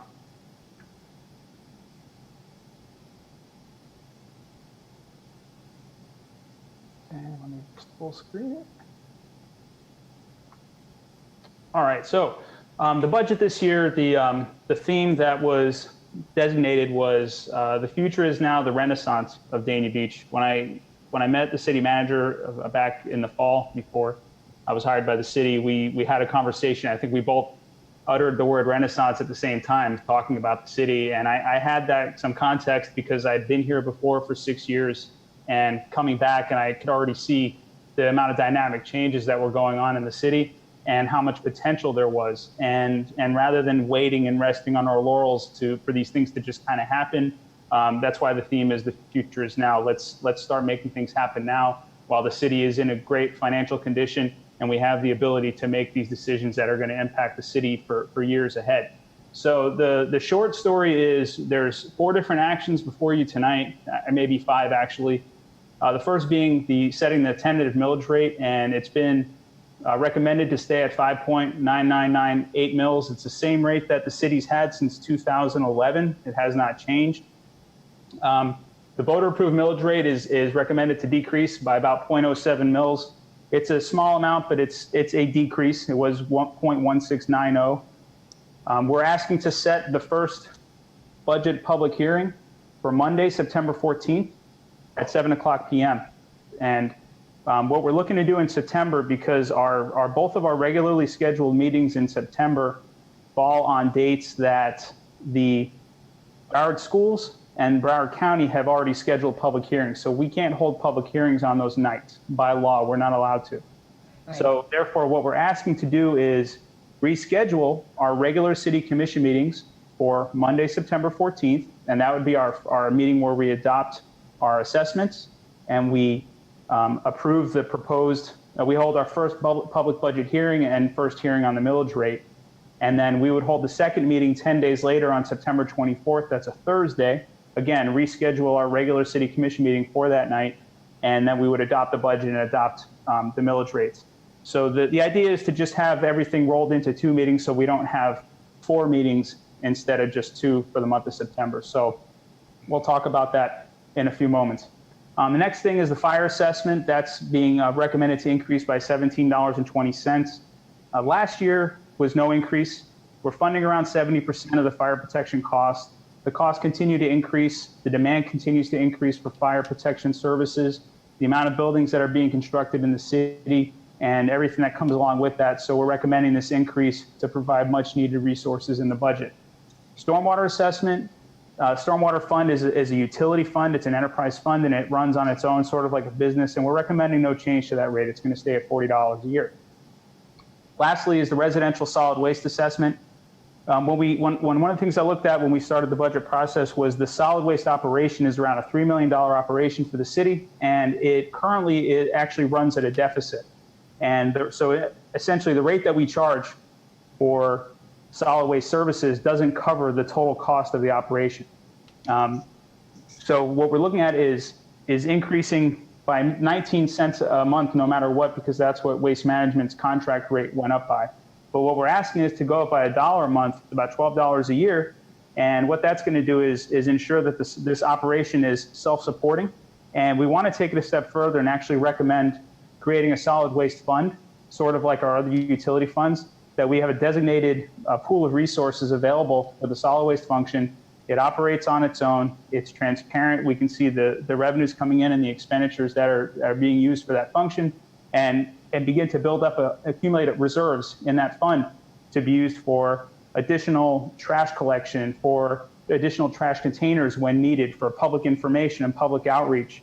And these are all great things that help the consumers and help them understand, about recycling and things like that. So basically we'd start building reserves so that those special things wouldn't just fall into general fund and have to be subsidized by other revenues. So again, asking for your consideration of that recommendation as well. Brief overview on where we are nowadays with our tax revenues and our assessed values. If you can see the cursor that I'm moving around, this is a chart of our assessed values and how you see that they were higher, almost $3 billion back in 2009. That's right after the crash. And then everything fell down. And then slowly and then quickly, they jumped up to the level they are now of almost over $4.3 billion, which is the highest assessed values the city's ever had. Now, the orange line shows you the actual change year over year. And you can see that for the first couple years through that recovery, we were below 0%. We're actually losing value. Over time, we're increasing value, both due to the recovery. And then here you can see we had a big jump, and that's primarily due to development that came online in the city. And now you see that at the last couple of years, the increase year over year has dropped. So they are increasing, but it's not a steady trend upward. And we just want to make sure that the values in the city continue to grow at a sustainable rate, and that the development is there to also help support that. Again, keeping in mind that the millage rate has not changed since 2011, and the city has been able to manage itself very well for the last several years. And then you can see our tax revenues have almost the same shape as the assessed values do. Back in 2010, they were coming down, and then they gradually came back up again. And the green line is where we are for budgeted ad valorem, around $25 million for FY 2021. As the manager already mentioned a few moments ago, general fund unassigned balance is projected to finish at around $22.5 million at the end of this fiscal year. That's largely due to the receipt of FEMA funds that have come in from Hurricane Irma that we've been waiting for a long time. And since we've already replenished the disaster reserve, what we're requesting is to utilize a significant portion of the unassigned fund balance for the city in this upcoming budget to make several key one-time investments that are going to benefit the city very much and provide a lot of new resources and activities available to its residents, and also do infrastructure updates and so on. And I'll get to those in a moment. This is a quick chart, just shows you the breakdown of the tax base. And you can see our residential is holding in around low 50s. Commercial is 23, 24%. It really not too much change in the dynamic there. Our rates, our average residential values have come up the last few years, but it's important to note that, as you can see, our average single family home taxable value is only $170,000. And that's evident by the increase of 2%. We only had a 2% increase for existing properties for their value year over year. That's excluding new construction. A home that was there last year only went up by 2%, which is pretty low. And we want to see that number be a little bit higher. We don't want to see property values surging like crazy, because that's indicative of a bubble that could burst. But we want to see sustained growth over time. So part of this renaissance, we have many key investments in this budget offering. And there's 4 new positions being recommended. And we'll talk about those in a moment. Health insurance and plan offerings have been enhanced greatly, and that item was approved on consent a few moments ago, and I'm sure you've all read about that. And it's going to basically provide a little more enticing benefit package for people coming into the city, lowering the cost of benefits for people who choose certain plans, even providing a subsidy to people who waive coverage with the city. There's city appearance beautification, infrastructure improvements, roadways, cemetery, city facilities, all the parks and the pier, and the utility funds. There's a citywide landscape master plan being requested utilizing tree preservation fund reserves. That's $250,000 request. We have a request to finance 2 key projects in the city, using borrowed money. One would be a citywide implementation of the citywide street lighting plan for $2.2 million. And the second being advanced metering infrastructure, that's called AMI. And that's a new water meter wireless reading system That's a 1.7 million, and it also will create a smart utility and a smart city, which I'm going to talk about that a little bit more in a moment. But it's one of the bigger things that we're excited about in this budget. For public safety, we have the BSO contract costs as well as a few capital items that have been requested from BSO. We'll talk about those in a moment as well. There's in the budget book, you have your capital improvement plan and other initiatives on pages 18 and 19. You also have additional capital investments that we're asking for a one-time use of general fund reserves on page 20, and that's going to touch the parks, City Hall, and some new programs for city residents. And we're obviously sustaining funding of our pension plans and our other post-employment benefit costs. We did actually get a reduction in police and firefighter pension contributions that are from the city, and that was due to just working with the pension board, working with the actuaries. They came up with a package of changes that actually lower the city's contribution, but having no impact on police and firefighter benefits for either current employees that haven't retired or retirees. So it really was just a changes in the actuarial assumptions. And all we did was ask, and they were very cooperative and very helpful and ended up saving the city some money. So again, we're recommending no increase in the operating millage. The budget itself contains $982,000 of use of unassigned fund balance. That's in the budget already. About 2/3 of that is going to be for the 25% match for the hardening projects from FEMA that was discussed earlier. And the likelihood is that we won't have to actually pay that because we're trying to achieve a global match where we don't, since we have so many grant projects under the same umbrella, that we may not have to make that. And we're hoping that's the case. And then, oops, sorry, I just knocked off my headphones. And then we would just not use that fund balance. And then we took out another $315,000 from reserves just to balance the budget to crunch it and make things work. Now, our public safety contract costs went up to $27.3 million. It's about a $1.2 million increase overall, and 3% from police and about 6% from fire. This is a breakdown of our general fund expenditures by function. As you obviously know, that public safety is the biggest segment of our expenditures, about 56%.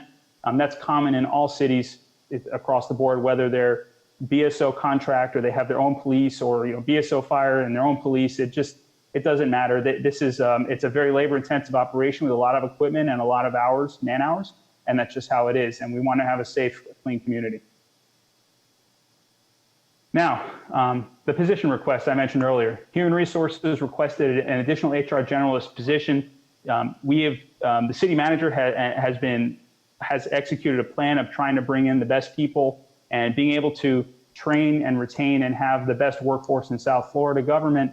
We need as much human resources support as possible to conduct trainings and keep up on all that and make sure that we're aligned with that goal of having the best trained and the best workforce. And that position is being requested to be funded as of April 1st. So after the holidays into the spring. So there's a mid-year hire.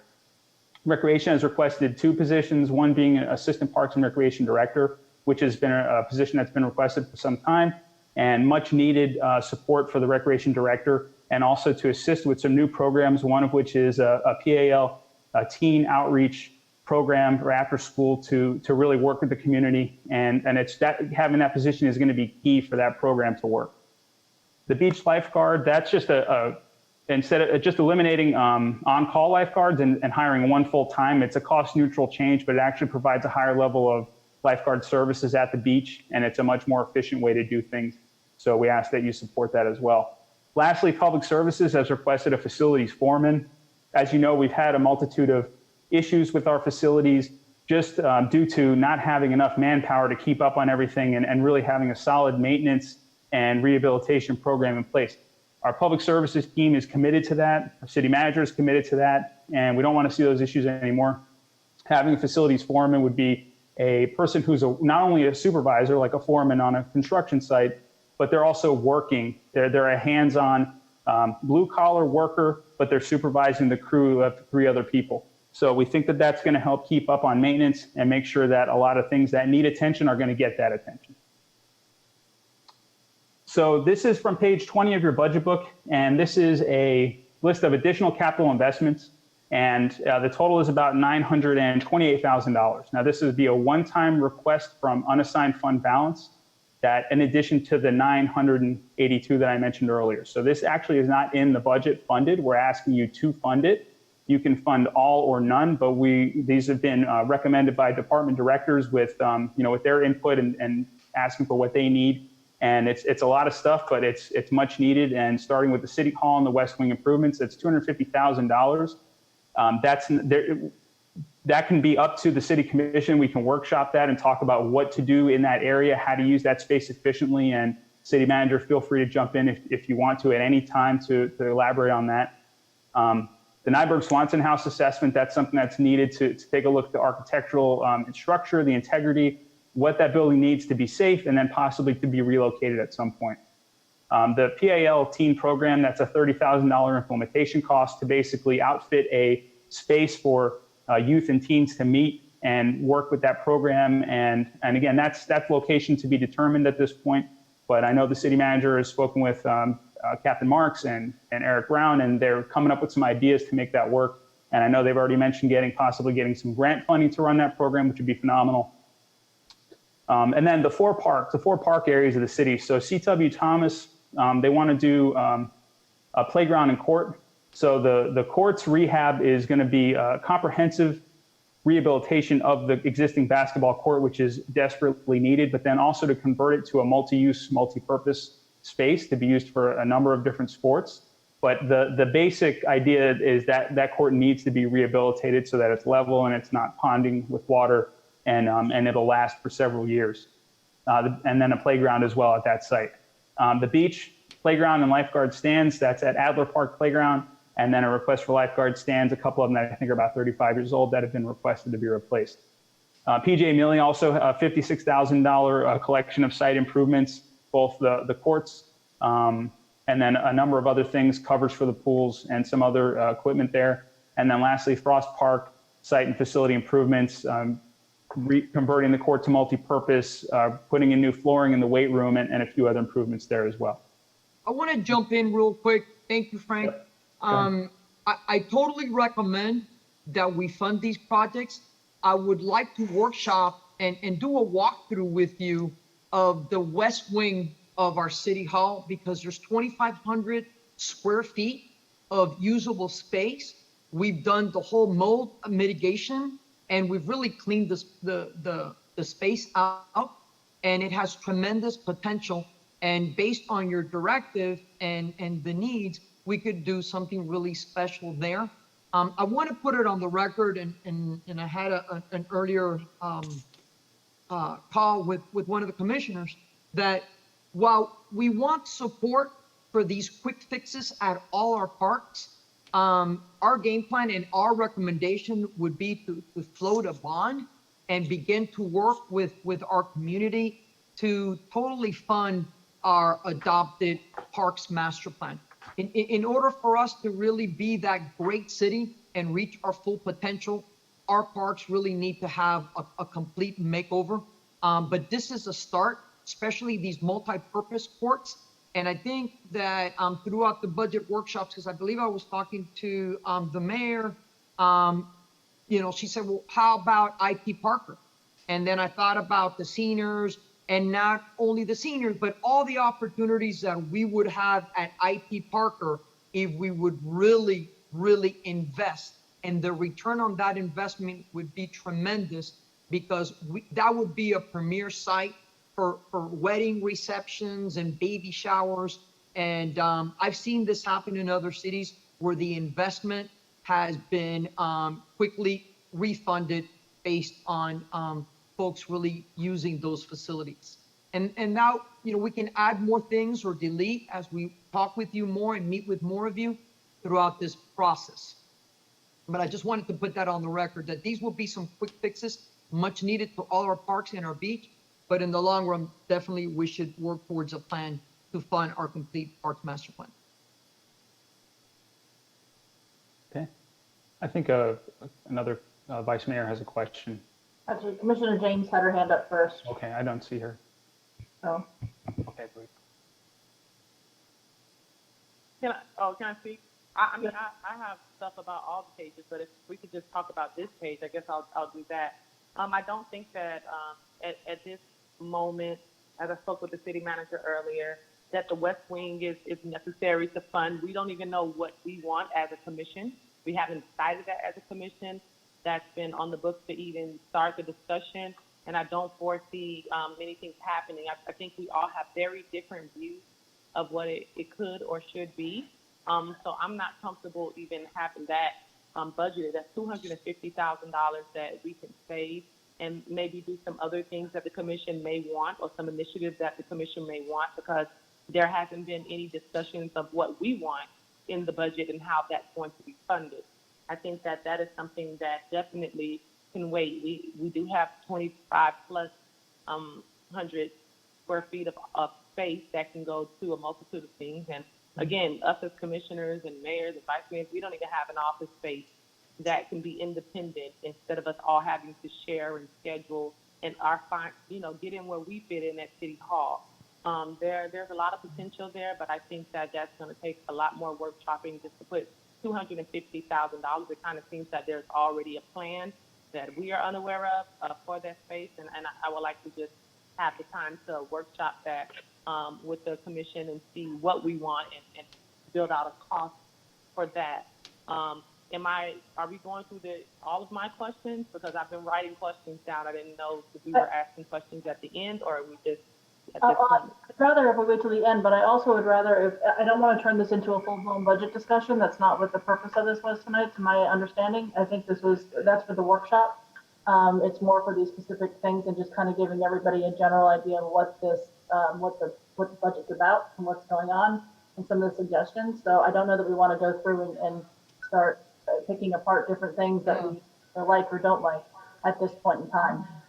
Frank, was that your plan tonight? Just kind of give an overview so that we could have something to think about?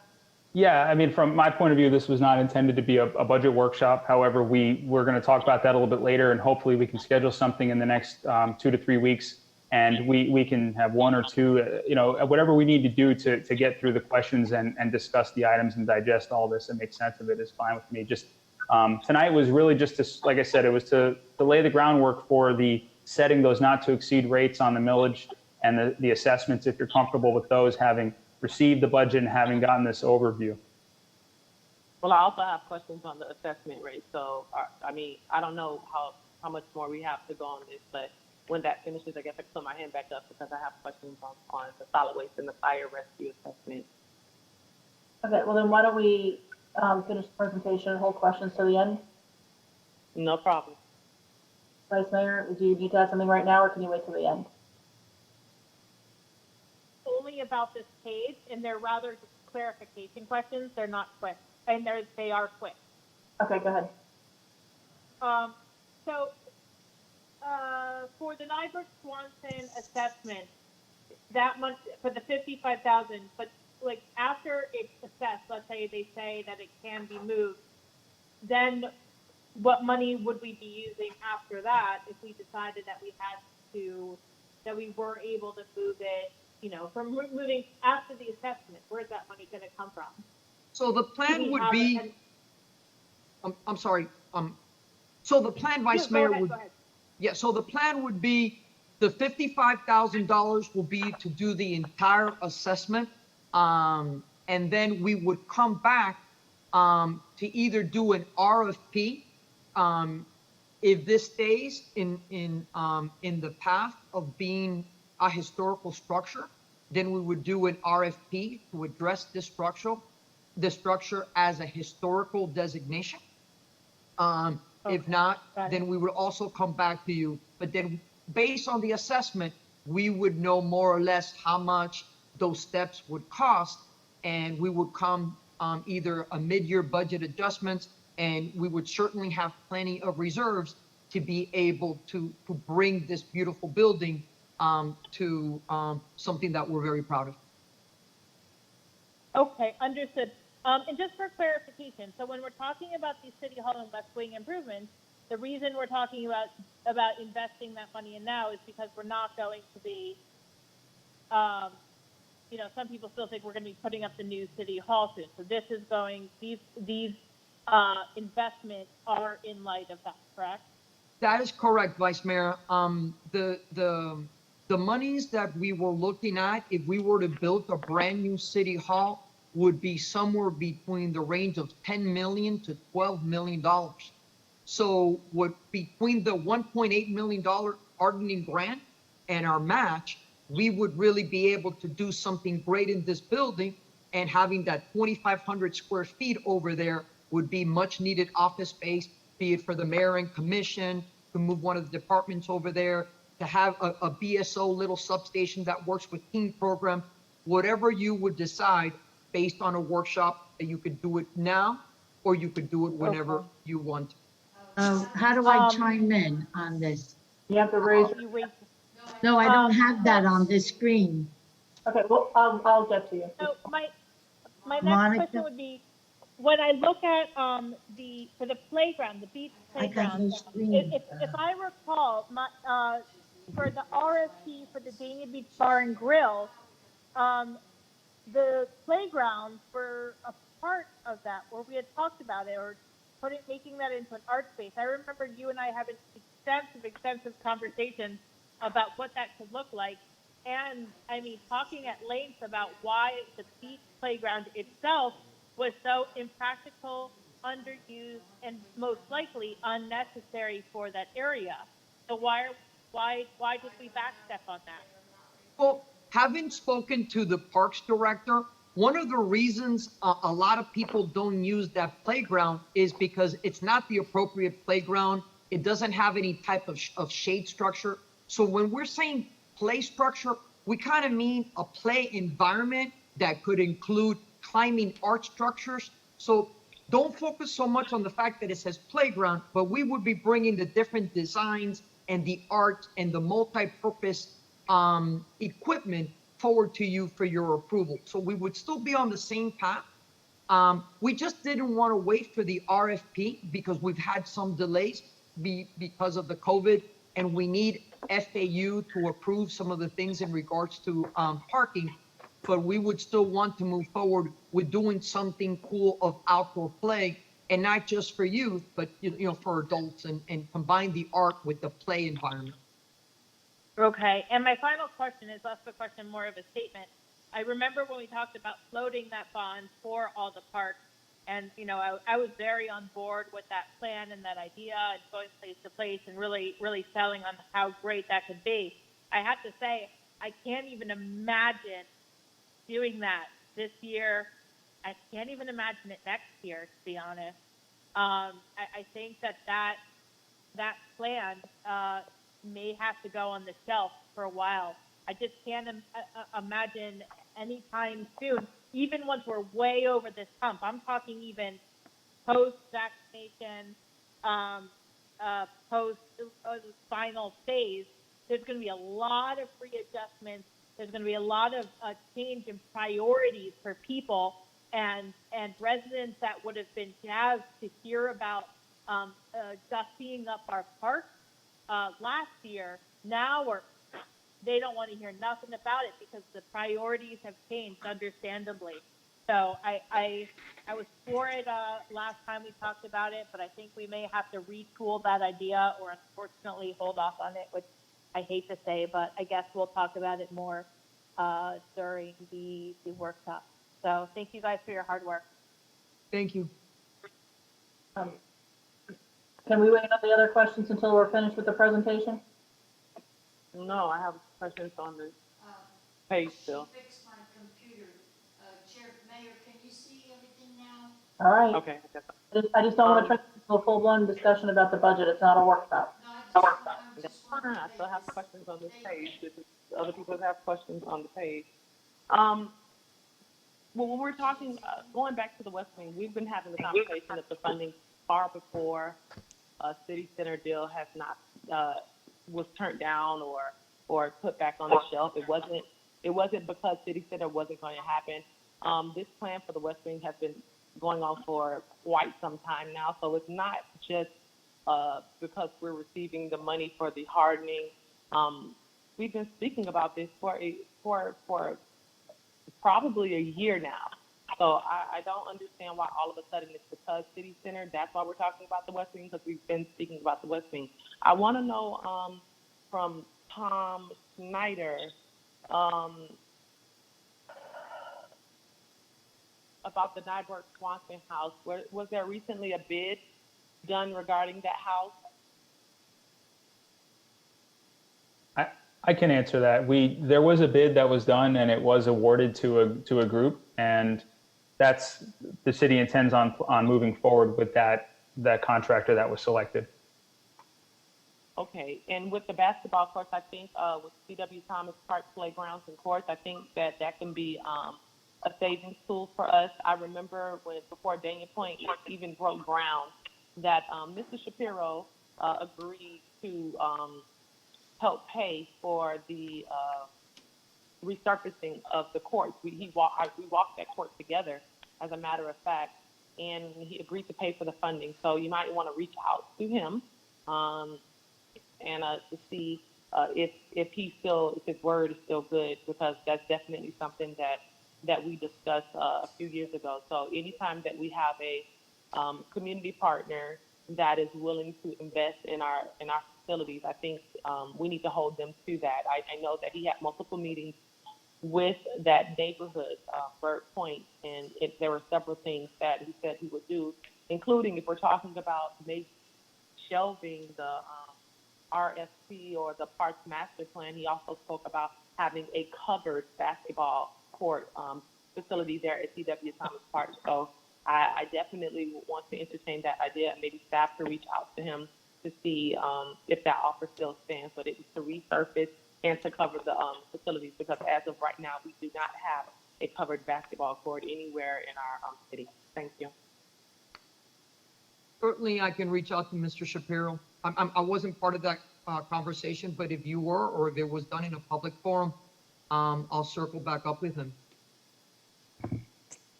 Commissioner Harris, you have questions about this, or something we can wait till the end? No, I just want to make a comment about the West Wing improvements, that I think if we get through that, then we can implement our PAL teen program with BSO a little bit sooner. And the PALS program for teens will have an active workspace that we could utilize pretty soon, maybe within the next 6 months or so, I think. That's all. Commissioner Brandemar, is this about the page, or can we move on? Just want to make one statement. Hold on. It was us that told, I believe, I would just want to make a quick statement. I believe it was us that told the city manager to go ahead and look into this West Wing. Am I right, Anna, at the last meeting we had?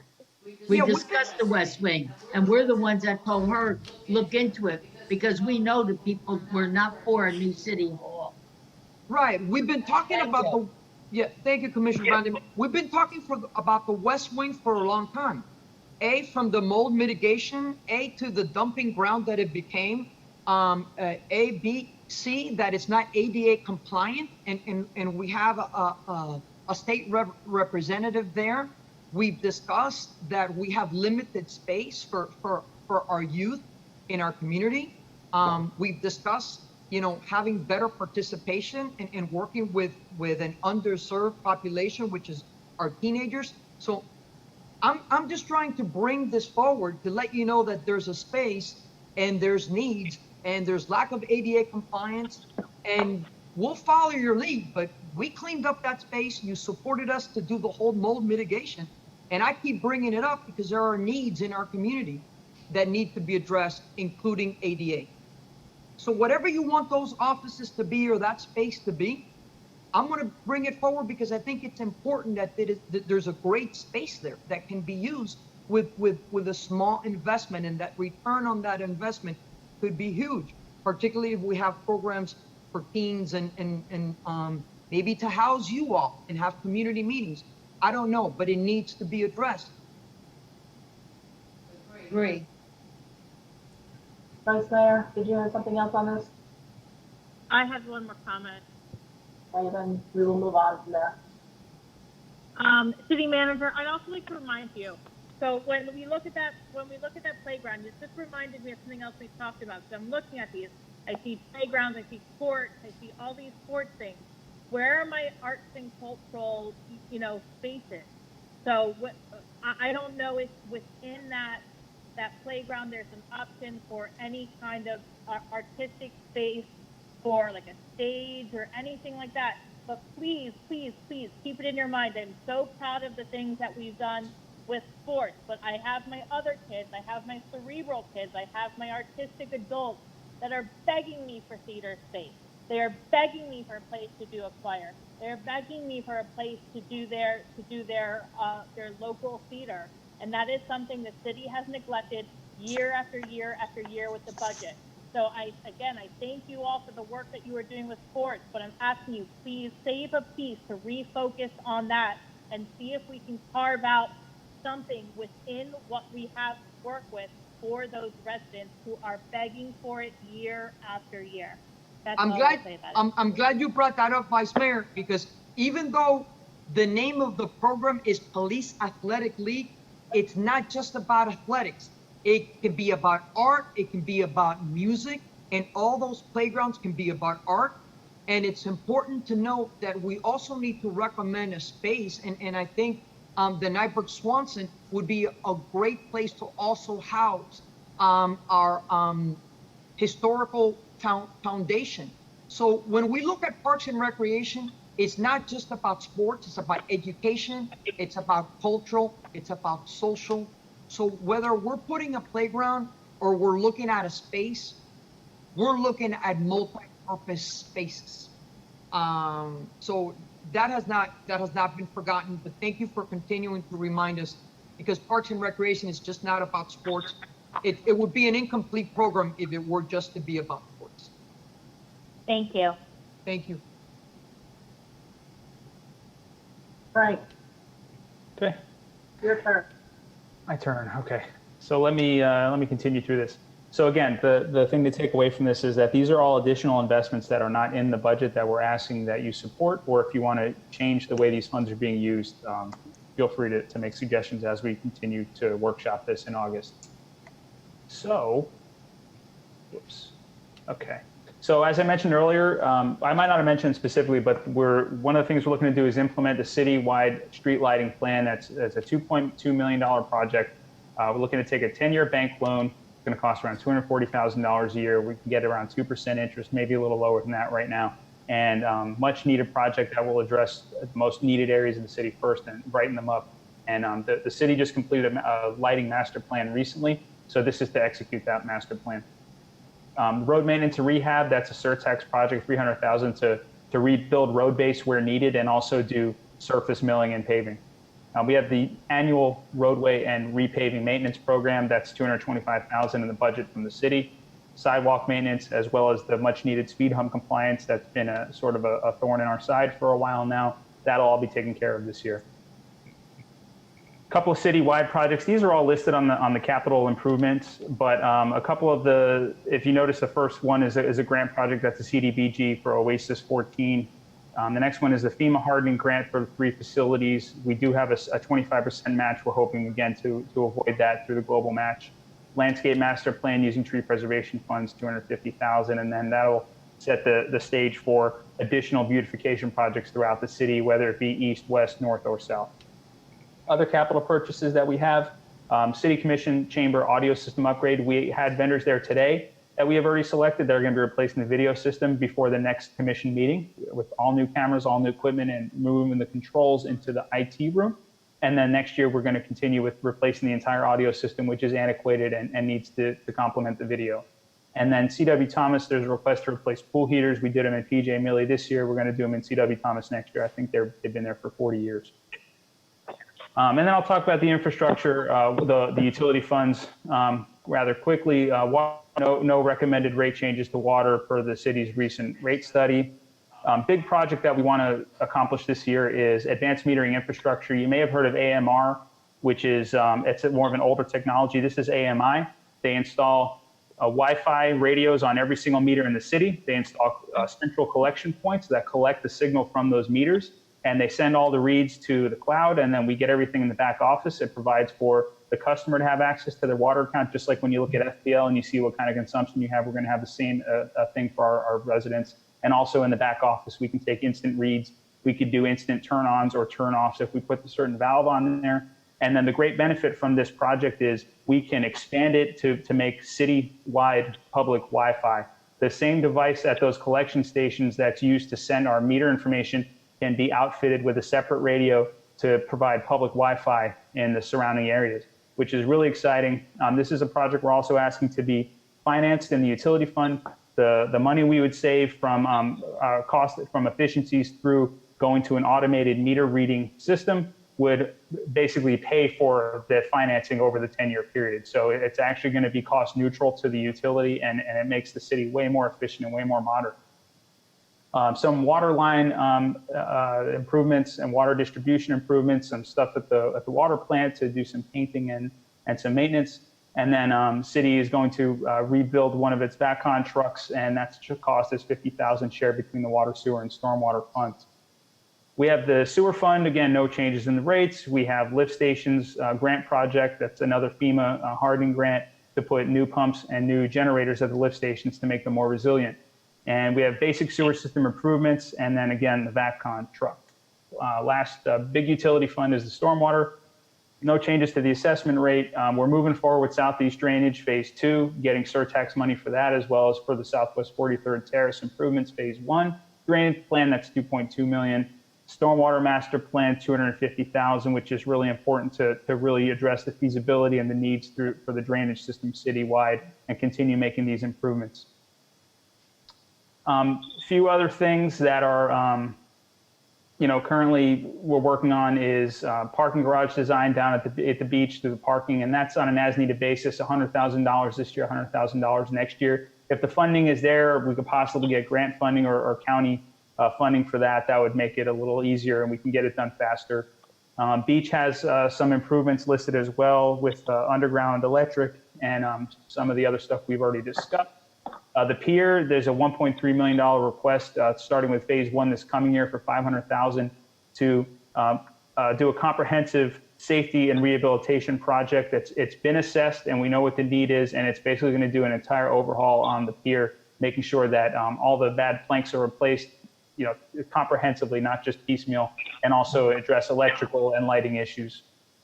And lastly, really no big changes at the marina. Going to wrap it up. Our pensions, we're funding about $8.4 million across all of our funds. That's between our legacy pensions as well as the Florida retirement system.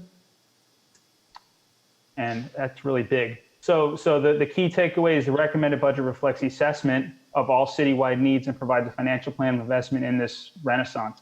So again, that's the theme, that's the key. I'm bringing this back up again. These are those actions that we discussed earlier. So so we can feel free to have discussion on either the millage rates or the assessment rates at this time. Thank you. And I don't see any hands up. I believe Commissioner James said she had questions on some of the assessments. Yes, I think I thought I raised it. The fire, can you pull that page back up, Frank, for the fire rescue assessment so we can all be on the same page? Yeah, sure. Thank you. For the fire assessment and the solid waste, I want to know what the trend has been over the past few years, because every budget year I come, there's always an increased amount. Is there something that we're going to cap it at, or is this just going to always be raised every budget year? It would be nice to not have to raise it. And unfortunately, the cost of fire protection are going to continue going up. And same thing with law enforcement, although we can't assess for law enforcement needs. But the issue is we only realized about an $800,000 increase in ad valorem revenues this year. Now that 3.38% increase we got on our assessed values only got us $800,000. Our law enforcement and fire rescue contracts went up over $1 million combined.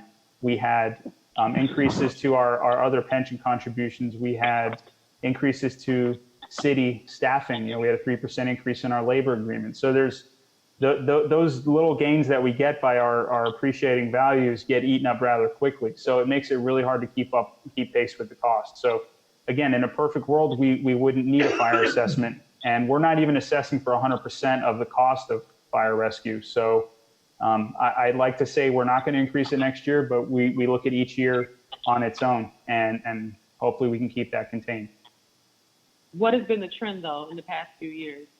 Well, it hasn't gone up in 2 years. Last year, it was not increased. Okay. I don't have the trend in front of me, but like I said, I'm more in favor of gradual change and not skipping increases just because, and then all of a sudden we have to play catch up one year and it really impacts everybody's wallet. So it would be nice to get to the point where we're just sort of keeping pace instead of artificially keeping it low and then bringing it up when we need to, when there's no other choice. And that seems like that's kind of what happens sometimes. And it happens in a lot of cities. It's not only here. Okay, thank you. Any other questions? Do we have a motion, or where do we start? For 15? 15? I make a motion to approve. Do a second?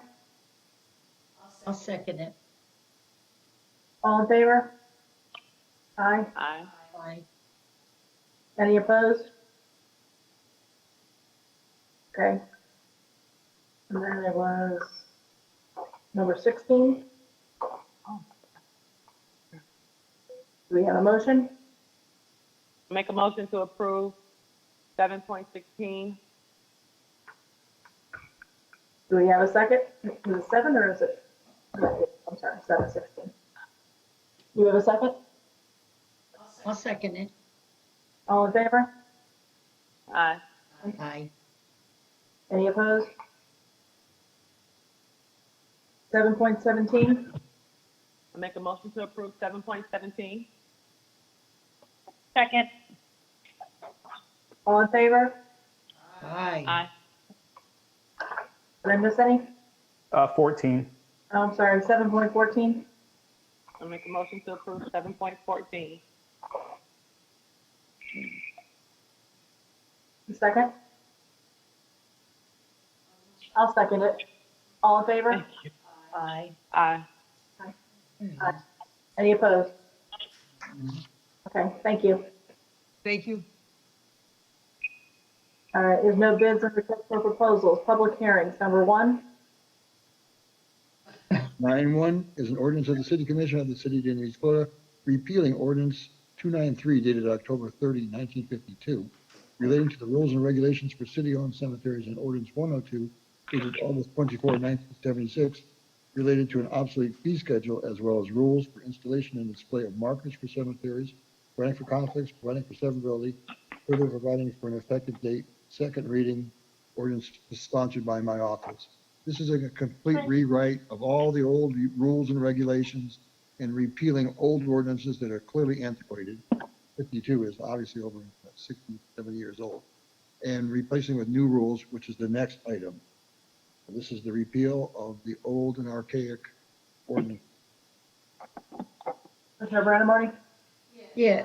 Mayor, real quick, I just want to let you know Commissioner Harris is muted and he can't speak. I'm not getting it. Not me. Okay. He's Okay. good. My question, through the mayor to the city attorney. When I was reading that, I had a question about something because I must have been confused on it. But on Monday, the April the 4th, the state of Florida recognizes that certain graves can have a Confederate flag on it.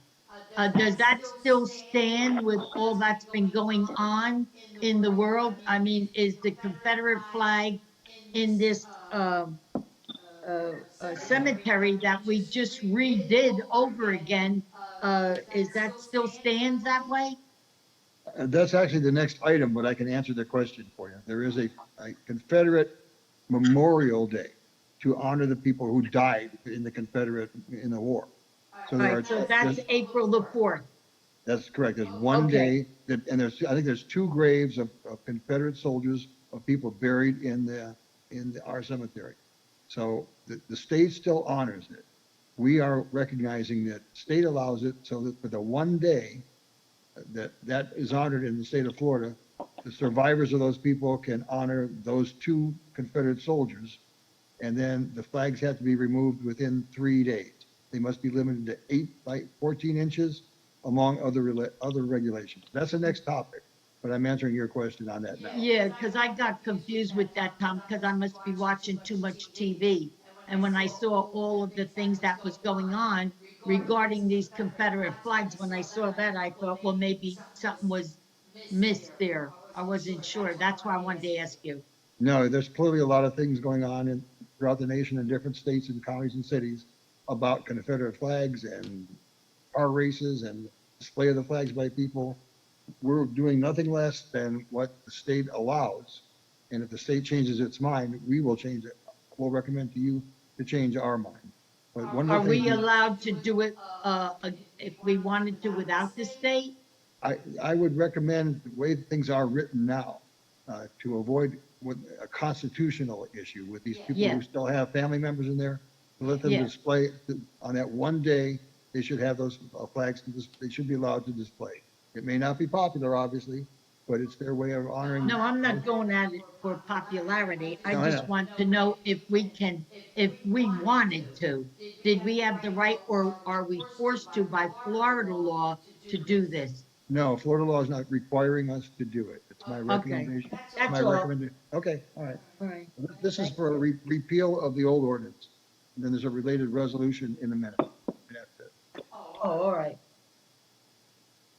So the next is a motion to approve this if you so see fit. Well, this is also a public hearing, so if there is anyone here to speak for or against, please raise your hand or unmute yourself or say something.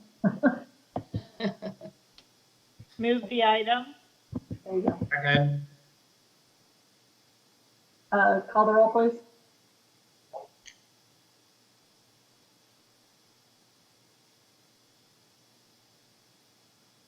Tom? Tom Schneider, can you call the roll, please? I'm here. Sorry, I was muted. Thank you, Frank. Commissioner Brandimart, Yes. Commissioner Harris, Yes. Commissioner James, Yes. Vice Mayor Odman. That a yes? I didn't hear you. Was that yes? Yes, that was a yes.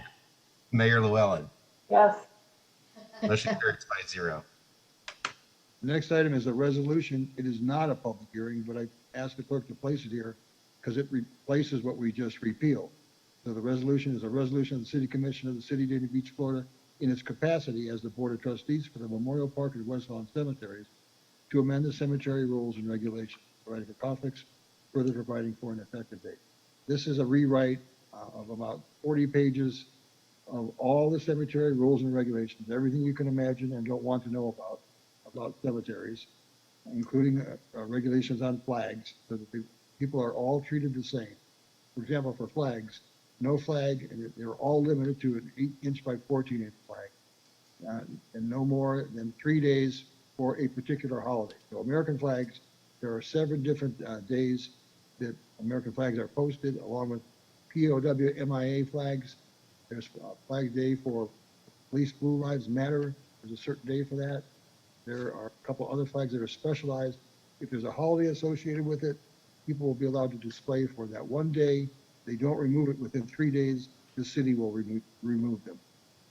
Again, a lot of other regulations about cleaning up old, like 70-year-old regulations, bringing them into today's world. I had just noticed as I was finishing up on this, that I really need to go back to the public service people and address the mausoleum, which came in later, the mausoleums in each of the parks. I'll be bringing back to you recommendations to address those, since they are obviously different. But we recommend approval of the new regulation.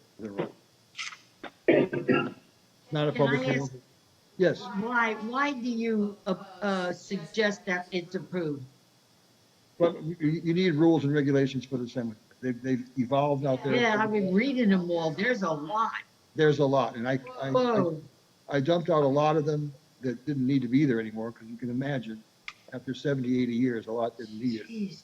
But there are things that still needed to be addressed, and they're very detailed. I worked with Mr. Calachan out there and Mr. Fernando Rodriguez to get this updated.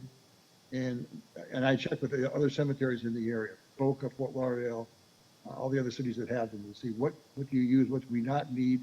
And this is unfortunately what remains, still a lot. It's in line with them, is what you're saying? Yes, that is Okay, correct. all right, thank you. Yep. Commissioner James. Yes, thank you. I have a question. I'm listening to the conversation, and I'm hearing that we have 2 Confederate soldiers. Which cemetery are they located in? I do not know that answer. I don't know if I'm Fernando's here. assuming if it was to fight in that war, they're probably located in the West Lawn. Fernando, since it's important that that question is answered for me. I don't see Fernando here. I try to find it, I can't find it. I'm aware of one being in West Lawn. Good evening, how are you? Good evening, Fernando Rodriguez. There he is. Yep. I will find that information for you. I do not have it handy at this point. But are there 2 such grave sites, Fernando, do you know? I am not aware if there are 2 or 1, but I will have to find out where they are, how many there are, and confirm for you how many there are. Okay, but the commissioner would like to know which park they're in. There's definitely one that is in West Lawn that we've identified, and we will come back with you with the next one. Exactly. The second one that has come to our attention. Okay. I know of one. Okay, I'm a little concerned about this. I didn't even know about this actually. I don't know how that kind of fixes tension or how it mends what we just did, to go there and see a flag that is tied to what Confederate flag is known for many people, to be in a predominantly Black cemetery. I don't think that's most appropriate. And it's kind of confusing and shocking to me because I'm just hearing this now. I didn't even know that that's what this all is about. And that's my fault, but I'm a little concerned with that portion of it. So I'm not going to support it at this time because I don't really have enough information on it. Can I say something? Yeah. Some months ago, when we got a complaint or inquiry about a Confederate flag, I went with the mayor and we did walk through the cemetery and see the gravestone of the Confederate soldier, but I believe the grave had been there since like 1932. Is that right, Mayor? When we walked through there that day? Yeah. So that's one, but if they were placed there that long ago, Tom Ansbro, what's our recourse in correcting the situation or can we? Well, we'll have to take a look at that. You're right, that it's not somebody that died in the war that put there, but it probably was somebody that was in the war that died in 1932. So we've looked at what the federal regulations are for federal cemeteries, and they do allow the display of the Confederate flag only on the holiday that's celebrate again for the people who died. It's not about what it stood for. It's about the people who died and to honor those people who died as relatives. My recollection or suggestion is, I don't think I would not allow people to display that flag because of the constitutional issues. The good news about this, the mayor will understand this, but this is what's called a non-public forum. You don't have to have really very tight rules and regulations to defend them, but you have to treat everybody the same, and they have to be content neutral, meaning I can't allow American flags longer than the Confederate flag. But for American flags, we have 7 holidays that honor American feet. So they get to do that for 7 days, and then they have the 3 extra days before they take them out. This is a one-time thing. If you choose to deny the person that, that's a risk. I'm not afraid to go to court. We know what a court looks like, where the courthouse is, but it is whoever that person, somebody's not honoring this person. And it's maybe one person. I thought there were 2 graves, but maybe only one. Also, it was a much larger flag, as I was told. And now I've confined this to 8 by 14. Mr. Colachin, a recommendation. All flags will be the same size. And my apologies, I don't think it was West Lawn that it was in. I don't believe it was. I believe it was Dayton Memorial. Oh.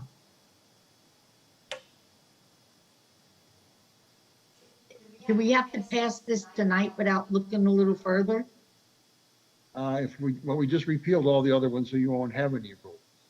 You're better off passing it and then changing what you want later, but I don't want to have. Oh, a that's gap. right. That's Yeah. right. Always We just- can change it. The commission changes and so can rules. Right, and again, I'm going to come back to you, I hope by August 25, to address whatever the rules are that public services want to address mausoleum, because I don't know what kind of regulations they want there. We didn't have these until about 10, 12 years ago, so the rules don't even address mausoleum. So I got to come back anyhow. It'll give you time to think about it. If you have any questions for me in the meantime, I'm happy to look at it, but I do have a lot of legal research with me that Eve has found for me, and I reviewed about how you treat people on these different things, even when they're unpopular. So the case law that we found was you run the risk of losing at a federal district court, local federal court here. If you were to say that the people who have the Confederate deceased person relative can't display a flag there. You can do it, we can fight it. I mean, I don't like to get into legal discussions in the public about. And they were veterans, right? This one person was presumably a Confederate soldier, yeah, Okay. who apparently died in 1932. I mean, yeah, that makes sense for the war, whatever the war was. He could have been 20 or 30 and died in 32. He'd be 57 years old when he passed away.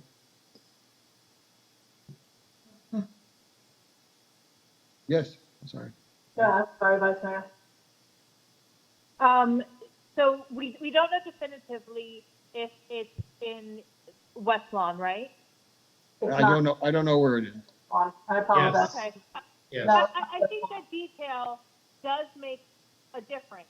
Mhm. If you're talking about a cemetery that there was a lot of mishandling that have happened. I'm sorry? Oh, I thought somebody else said that. So I want to know that little detail before I make that decision. Is there any way we can bring this back for next time to find out? That's what I just asked. too. I'd recommend if you want to go forward with everything else but that one issue. And we'll leave that one issue to be Okay, resolved. that's- How's that?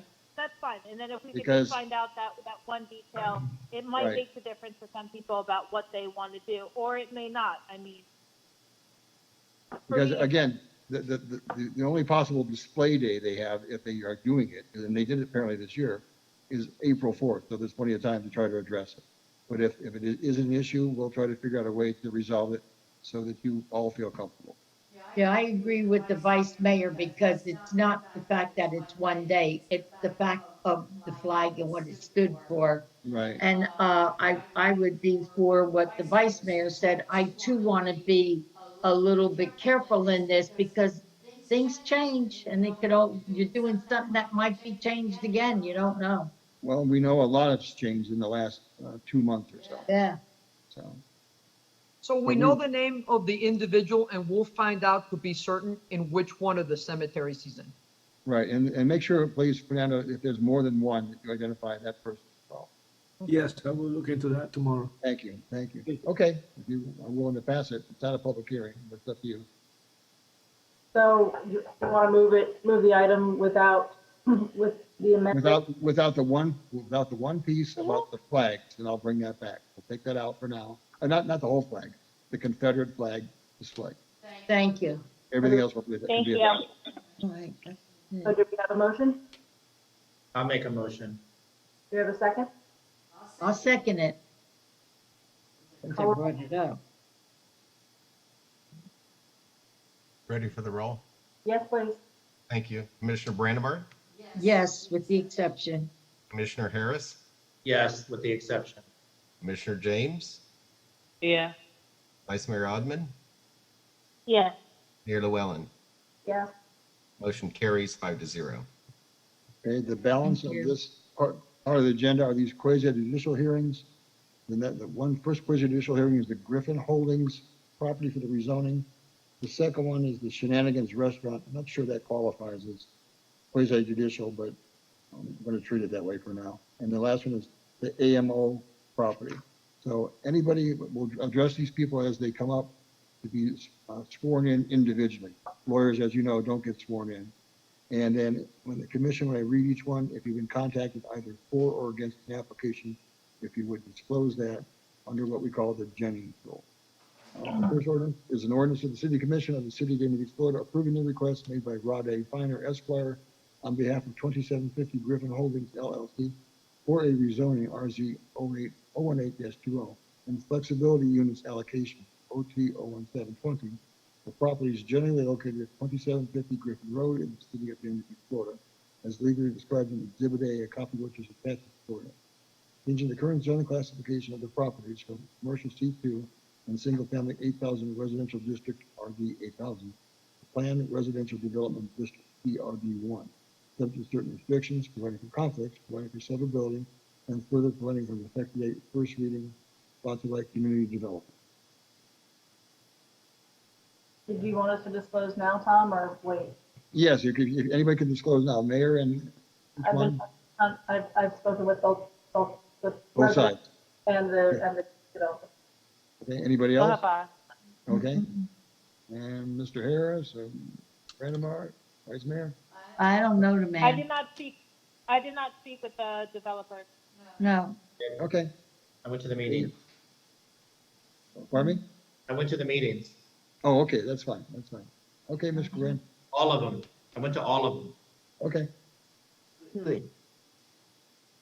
Good evening, Commission. This is Corinne LaJoy, Assistant Director of Community Development. I do have a presentation that I can make on this item, which is for the rezoning and flex unit for the Griffin Holdings site. If we can switch over to that PowerPoint presentation, I'll make that presentation now. I can tell you that the property itself, as all of you know, is located on Griffin Road between 2730 and 2750 Griffin Road, and it also includes that 4850 Southwest 28th Avenue property. The property itself is currently has two different zoning districts on it. The properties along Griffin Road are the C2 commercially zoned properties, and then the properties that are just behind those or to the south are RD 8000, which is residential zoning. The applicant's requesting to change the zoning to planned residential development, which is the PRD1. The land use designation on the property is low 5. The site location, as I mentioned, is between Southwest 27th Terrace and Southwest 28th on the south side of Griffin Road. The property owner has been able to assemble multiple lots, and I'll show you the location map in a moment, but together the gross acreage is a little over 2 acres in size. The existing uses of the property is mostly vacant at the moment. There's a vacant restaurant, the old psychic, and commercial buildings and parking lots, and some multifamily buildings that all create this assembly of land. There are no violations on the property today, and the items were duly advertised and posted pursuant to the land development regulation. The next slide talks about, or shows you the aerial photo of the property. As you can see, in pink is the assembled properties, and they do stretch from Southwest 28th Avenue to Southwest 27th Terrace on the south side of Griffin Road. The next slide shows, what some of those properties look like, and I'm sure you all are familiar with it when you see those properties itself. It's where the old Lido Lindo restaurant was, and there's some other small commercial parcels and buildings that make up that area.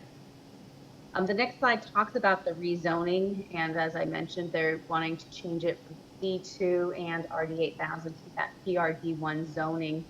The use on the property will be changing from the existing commercial and some residential mixed use, which includes commercial and multifamily. The proposed uses is what's necessitating the change in the zoning district.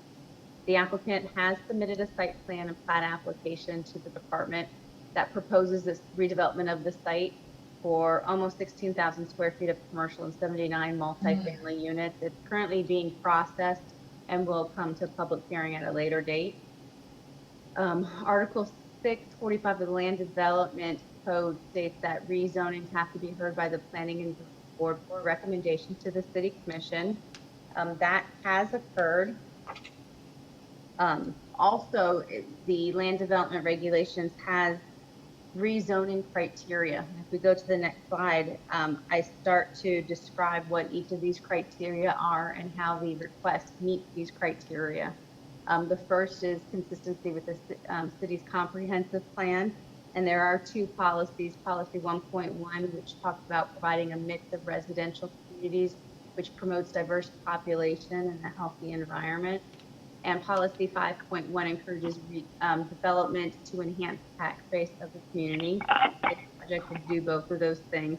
In addition, the owner applicant, concurrent with this application, has applied for to the city for flex unit allocation. And once those units are allocated, then the proposed request will be consistent with the comprehensive plan and the future land use map in terms of density. The request, one of the other criteria is that the request is consistent with all of the development plans.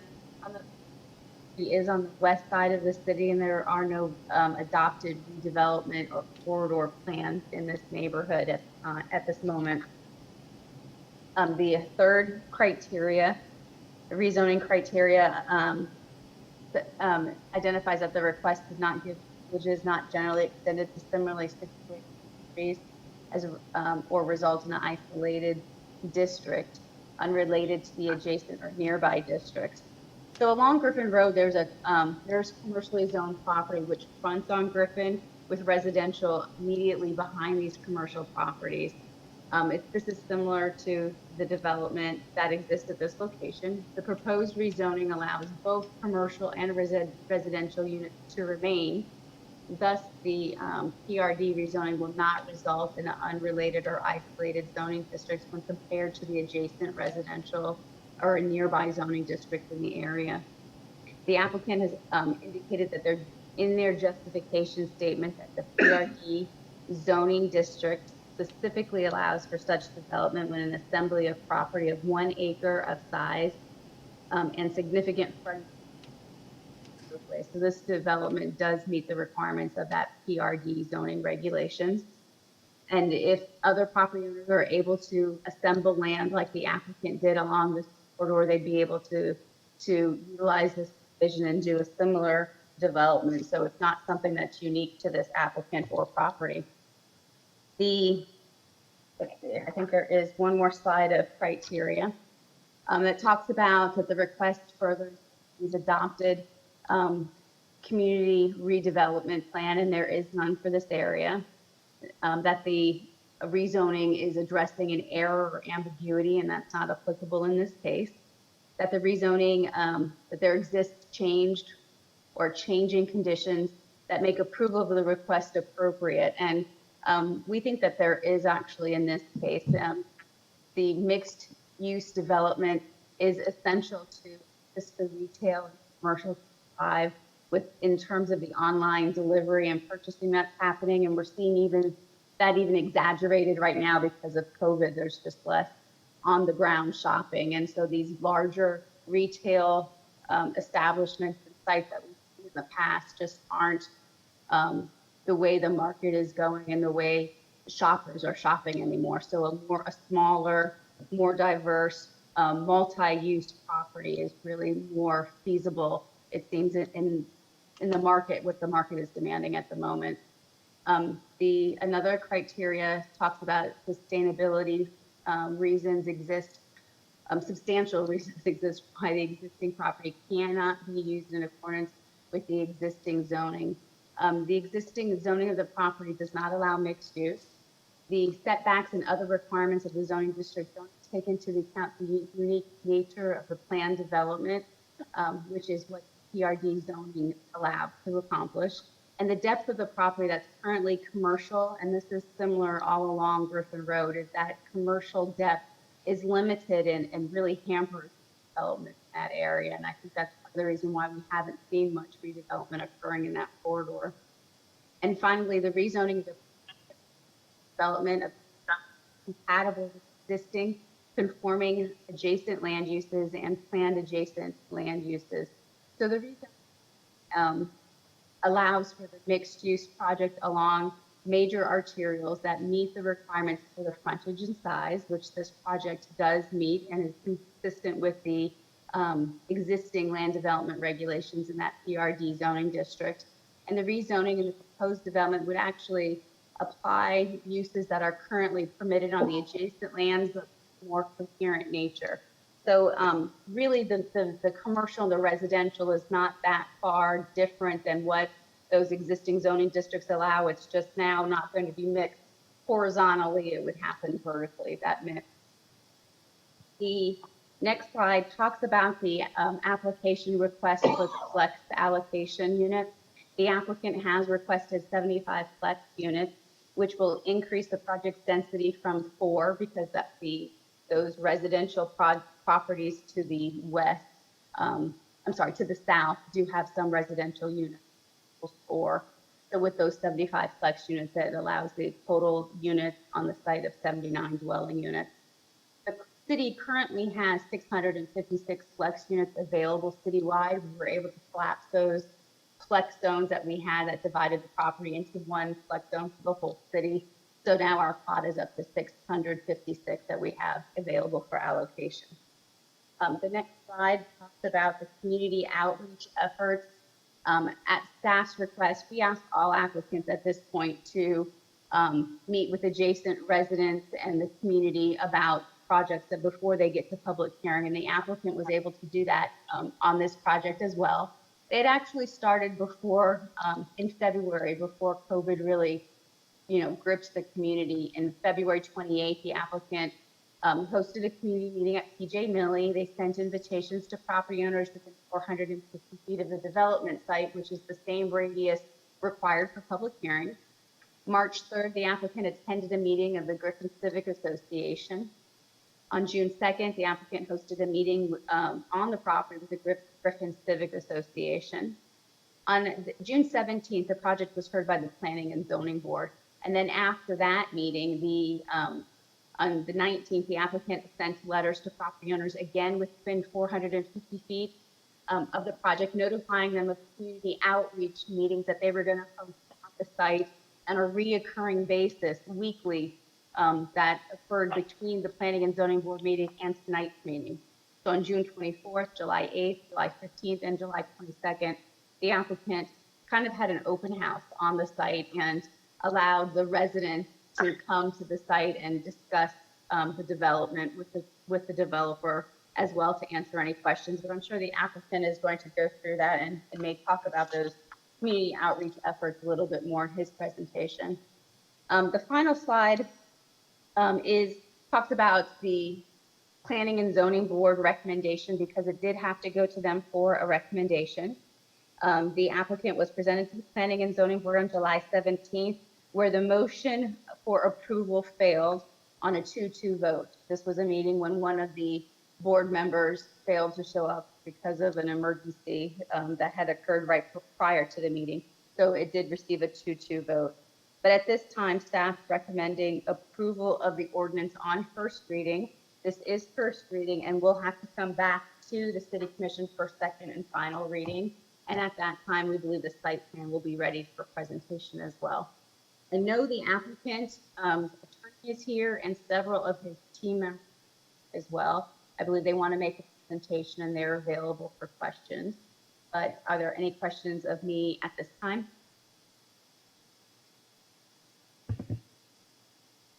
I see. We also have several people here to speak on this topic, residents.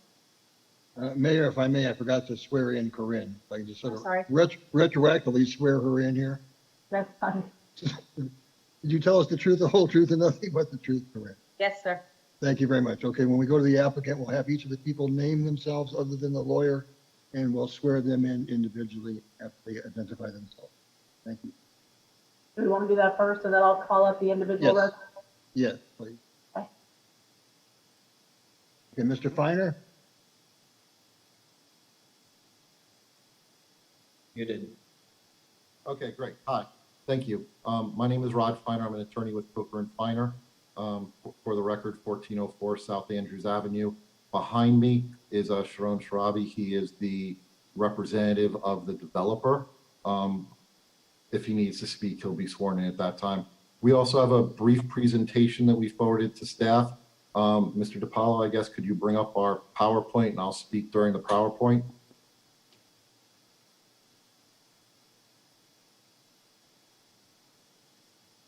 I'm bringing it up right now. I just didn't want to ignore you. No, thank you. I appreciate it. And let me say that while he's doing that, we're very excited to bring this project to Dania Beach, especially when considering the potential taxable value that we can do. So thank you, sir. And do I just say next slide when it's time for the next slide? Yes. Okay, so you can go to the next slide then.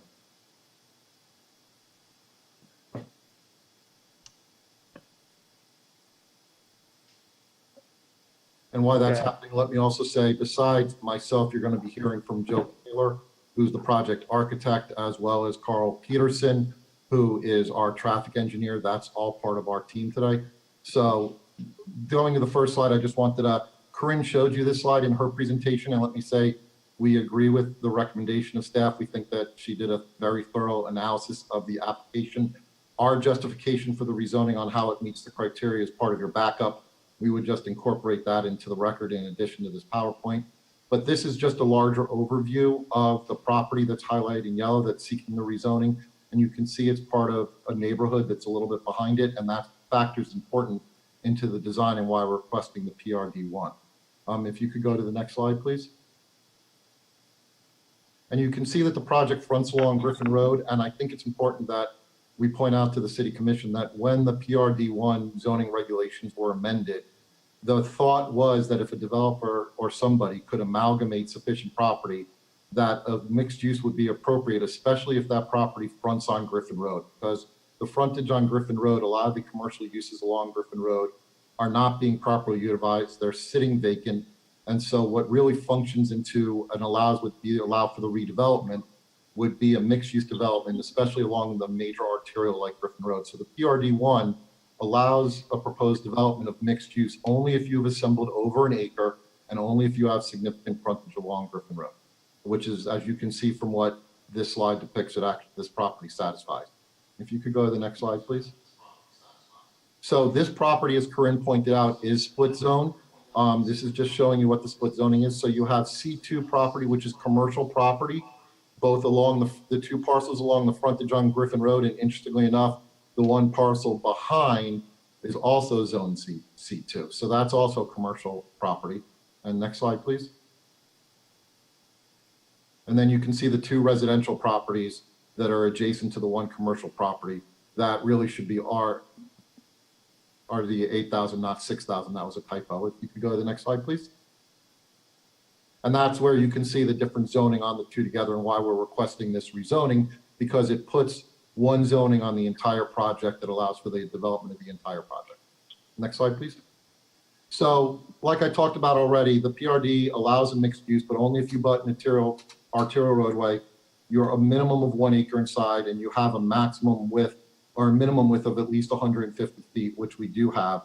We also have significant depth to the property, which is important when you consider setbacks and the height of what's going on with the proposed project. If you could go to the next slide, please.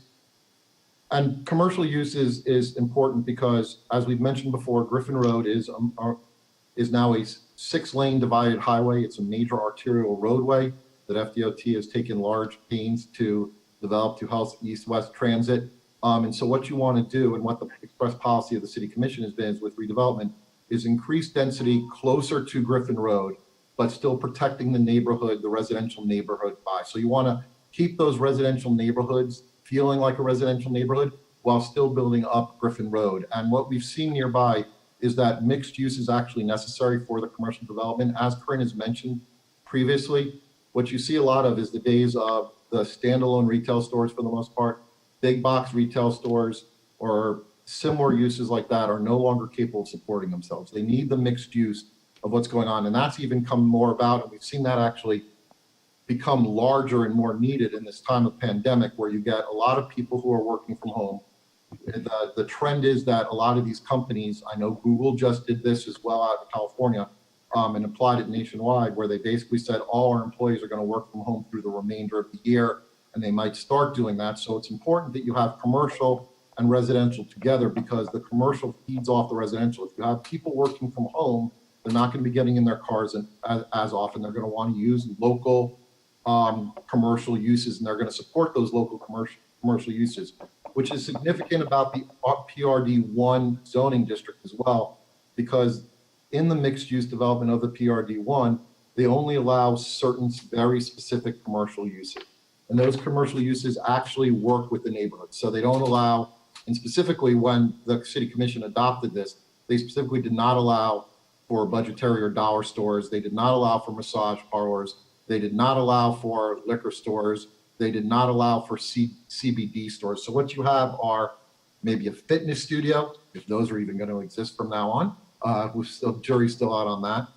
Financial institutions, but no drive-throughs. Restaurants, delicatessens, daycare, a dry cleaning establishment that does not have dry cleaning on the premises, so there's no danger of contamination. And retail establishments, and maybe like an office use that could be a commercial insurance use or something like that. It's uses that are going to be part of the neighborhood that not only the residents of this project, but other nearby residents in the area would use. And that was the specific purpose of the PRD1 and allowing the mixed use. And so that's what this would propose, and we're bound by those regulations. If we can go to the next slide, please.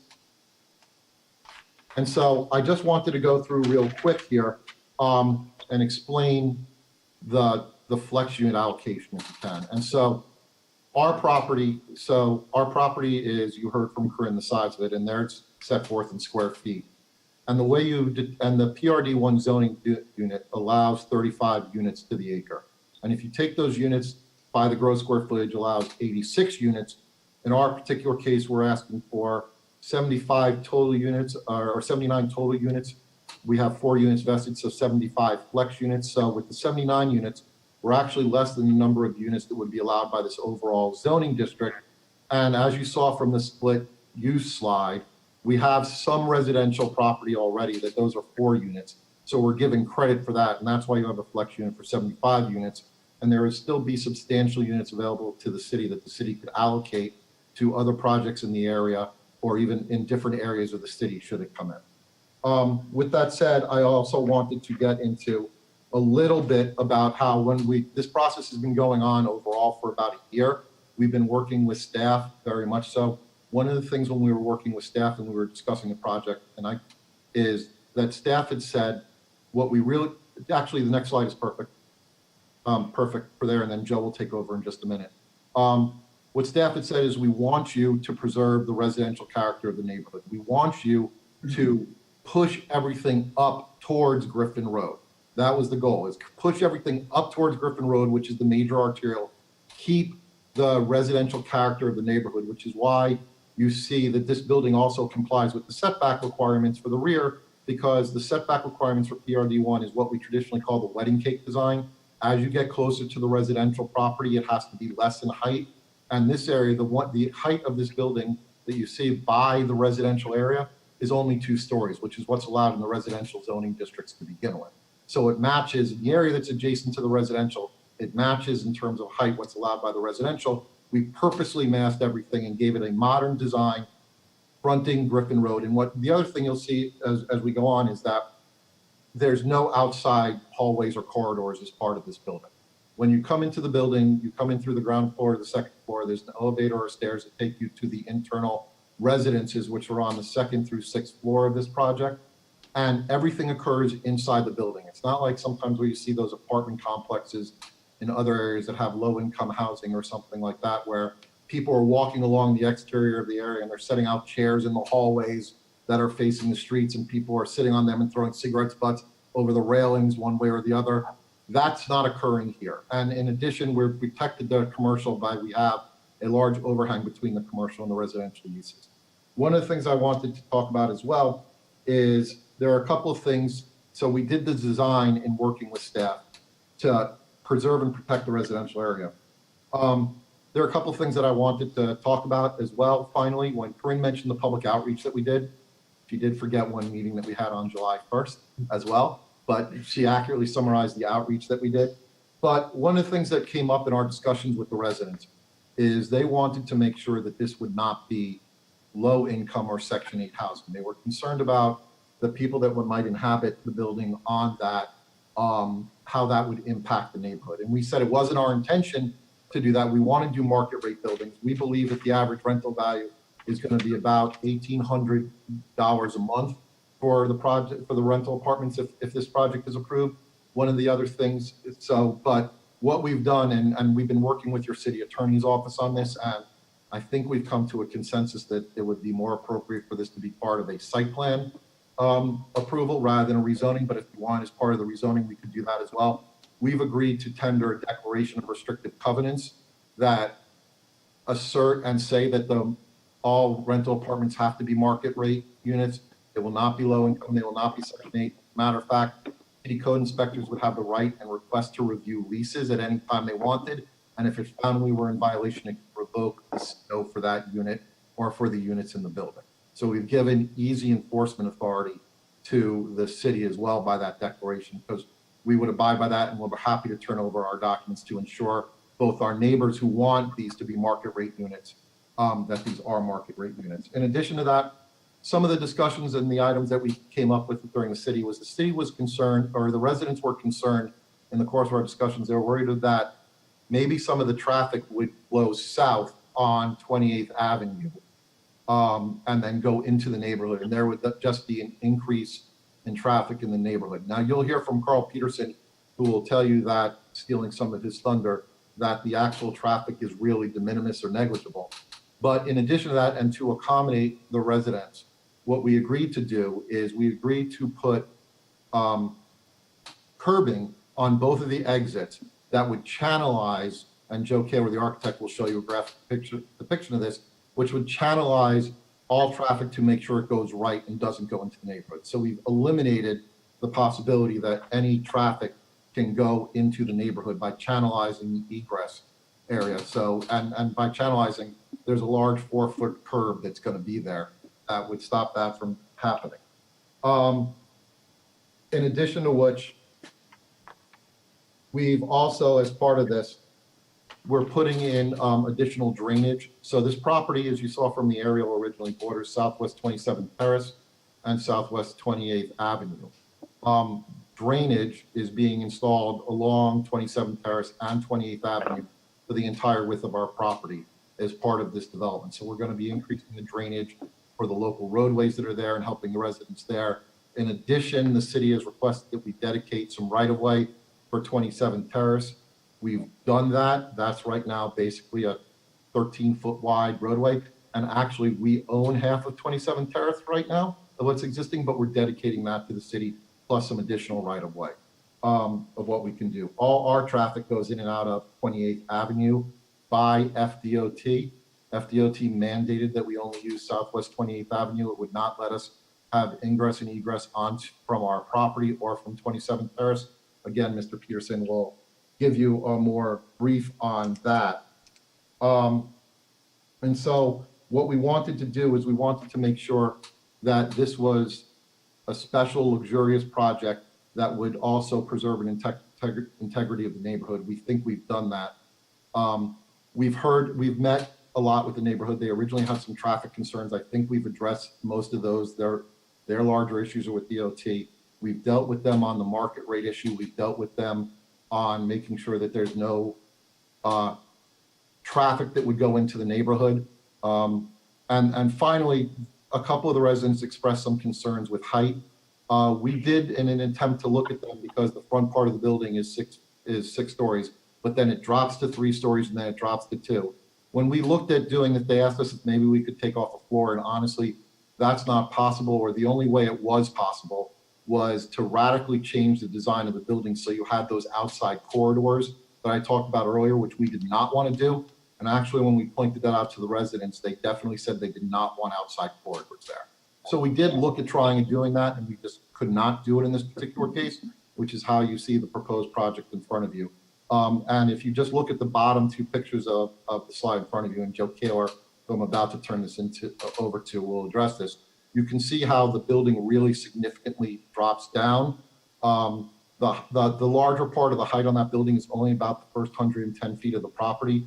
There's another 120 feet of the property before any of the nearby residents go, where we drop down to 3 stories and then 2 stories.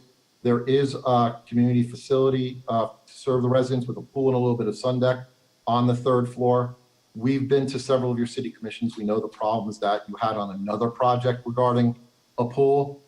We've taken that into account when doing this. So the type of pool that we're installing is a prefabricated stainless steel pool. So there will be no issues or possibility of leaks occurring with the pool that we're going to install, because we have been, like I said, working with the city for almost a year on this point to get to this point. So we're aware of what the other issues that were pending in the city. And with that, I'm going to turn this over to Joe Kaler, who will need to be sworn in.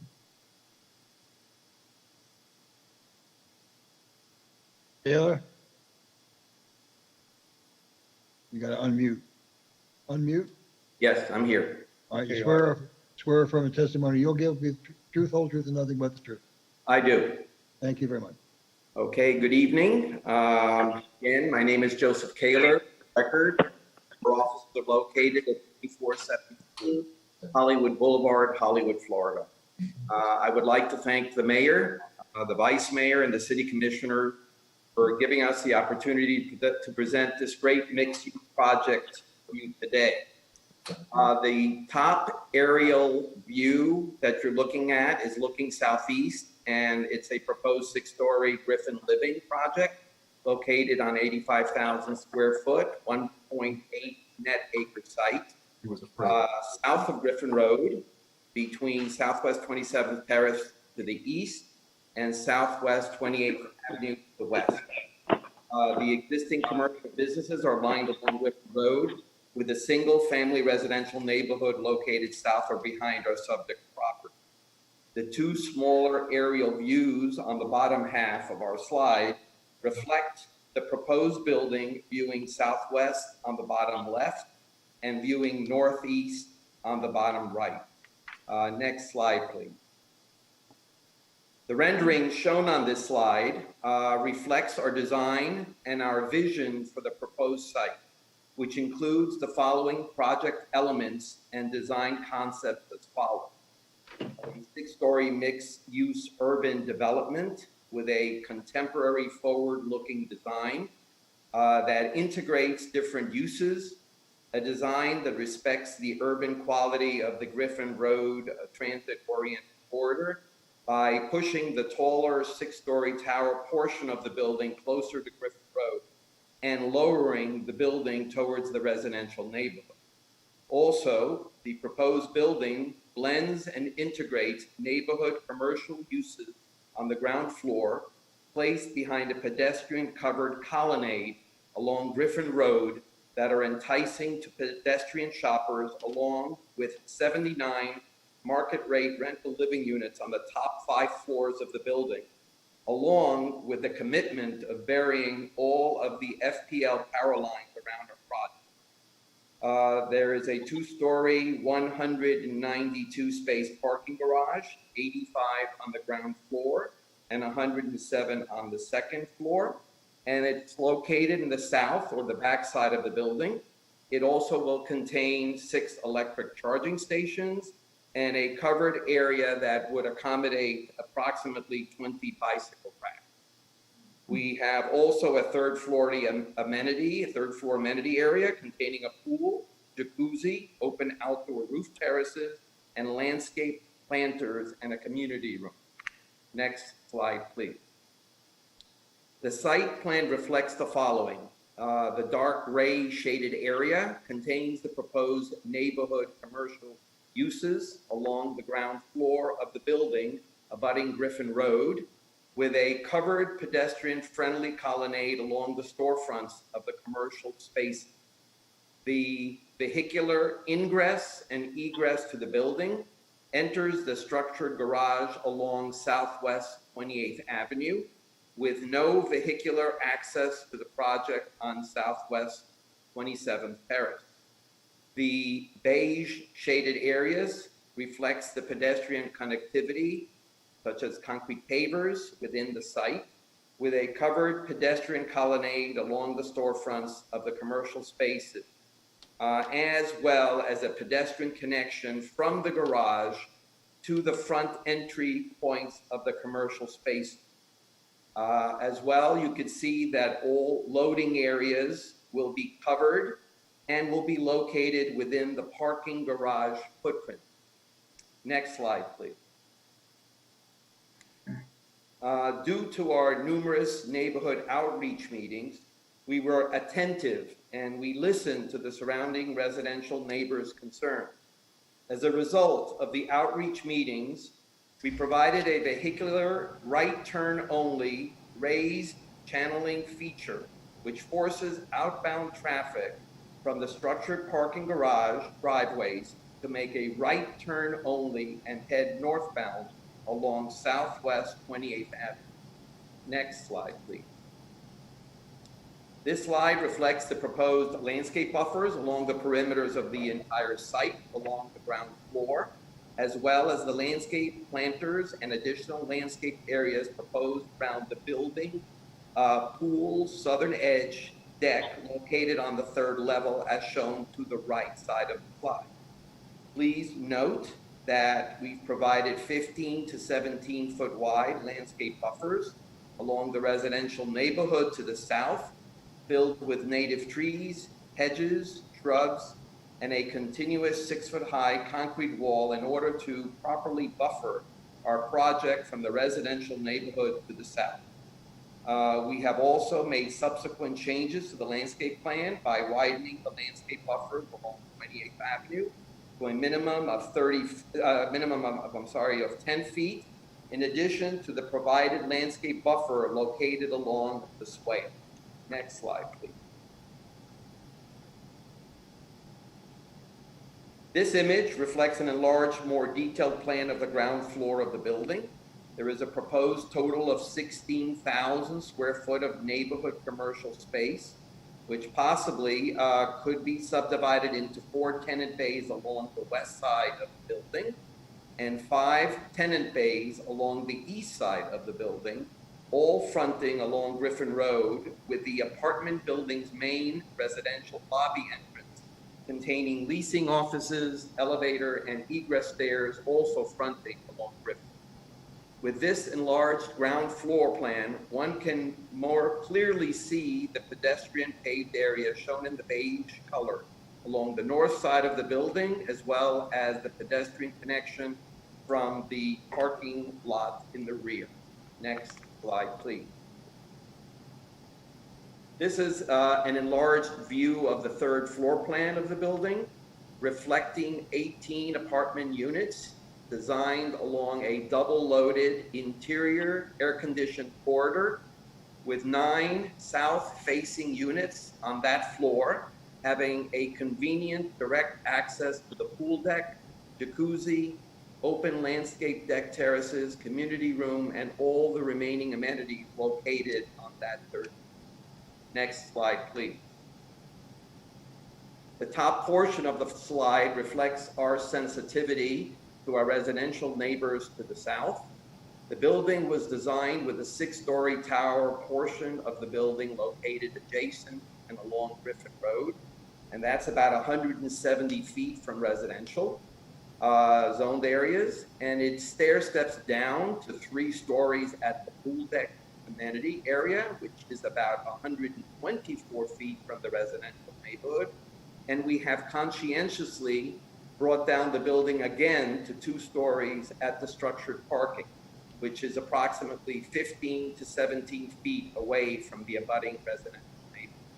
And the bottom portion of the slide reflects the rear south elevation, which faces the residential neighborhood. We have placed a taller guardrail wall along the southern edge of the pool deck amenity area in order to give a bit more privacy to the residential district to the south of it. Next slide, please. The top half of our slide reflects the north front facade of our building as seen from Griffin Road. The articulation of different building planes, use of different complementing colors, textures, and a ground floor covered colonnade creates really a building with great synergy and movement and providing a continuous changing urban pedestrian experience. And at the bottom half of the slide is the west facade, which reflects again the stair-stepping massing of the building down to 2 stories in order to be more in scale and sensitive to our southern residential neighbors. And next slide, please. This final slide shows the Griffin Living Building massing studies as seen from 4 differing angles, creating a great needed mixed-use development, which is inviting to pedestrians and the renters of the building, and which exemplifies the city's goal for developing along the transit-oriented Griffin corridor. Thank you so much for giving me the opportunity, and now I'll have Carl Peterson from Traffic, a traffic consultant, which will proceed with his portion of the presentation.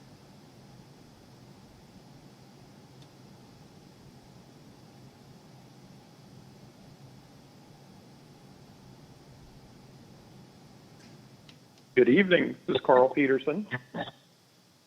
Carl, I need you to swear or affirm testimony you're going to give will be the truth, whole truth, and nothing but the truth. I do. Okay, thank you.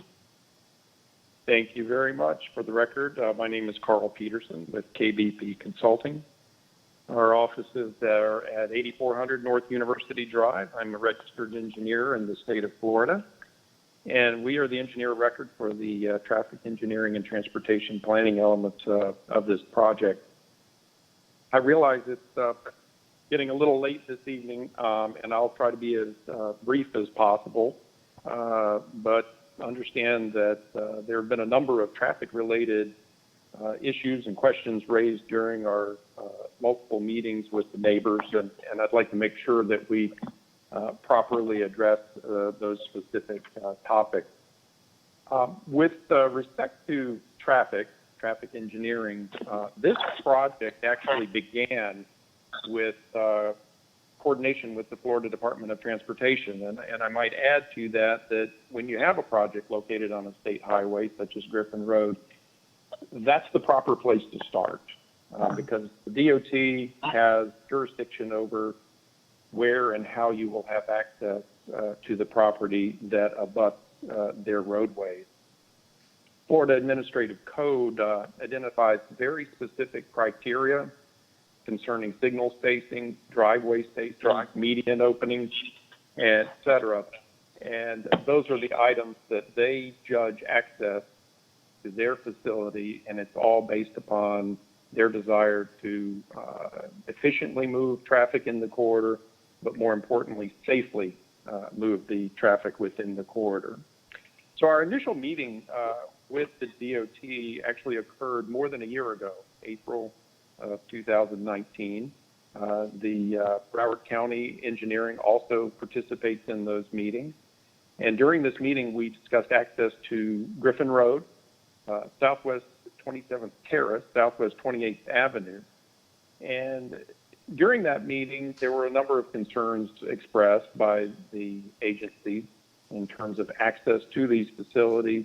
And also, as you can see here, they expressed very serious concerns about the existing median opening on Griffin Road at Southwest 28th Avenue. The reasons for this were the spacing with the next signal immediately to the west at Southwest 28th Terrace. There's only about 280 feet between those two. The existing geometry of those two intersections is considered to be problematic because of the back-to-back turn lanes that serve these two intersections. And then also the left turn lane storage capacity at 28th Avenue. It's actually roughly 100 feet, which is really considered to be inadequate. And as this project comes online, they wanted us to review that. So they required that we collect data and perform specific analyses. The data was collected as required during the AM peak hours, which were generally between 7 a.m. and 9 a.m., and the PM peak hour, which is generally between 4 p.m. and 6 p.m.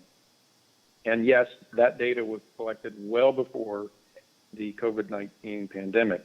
It was collected more, as I said, more than a year ago.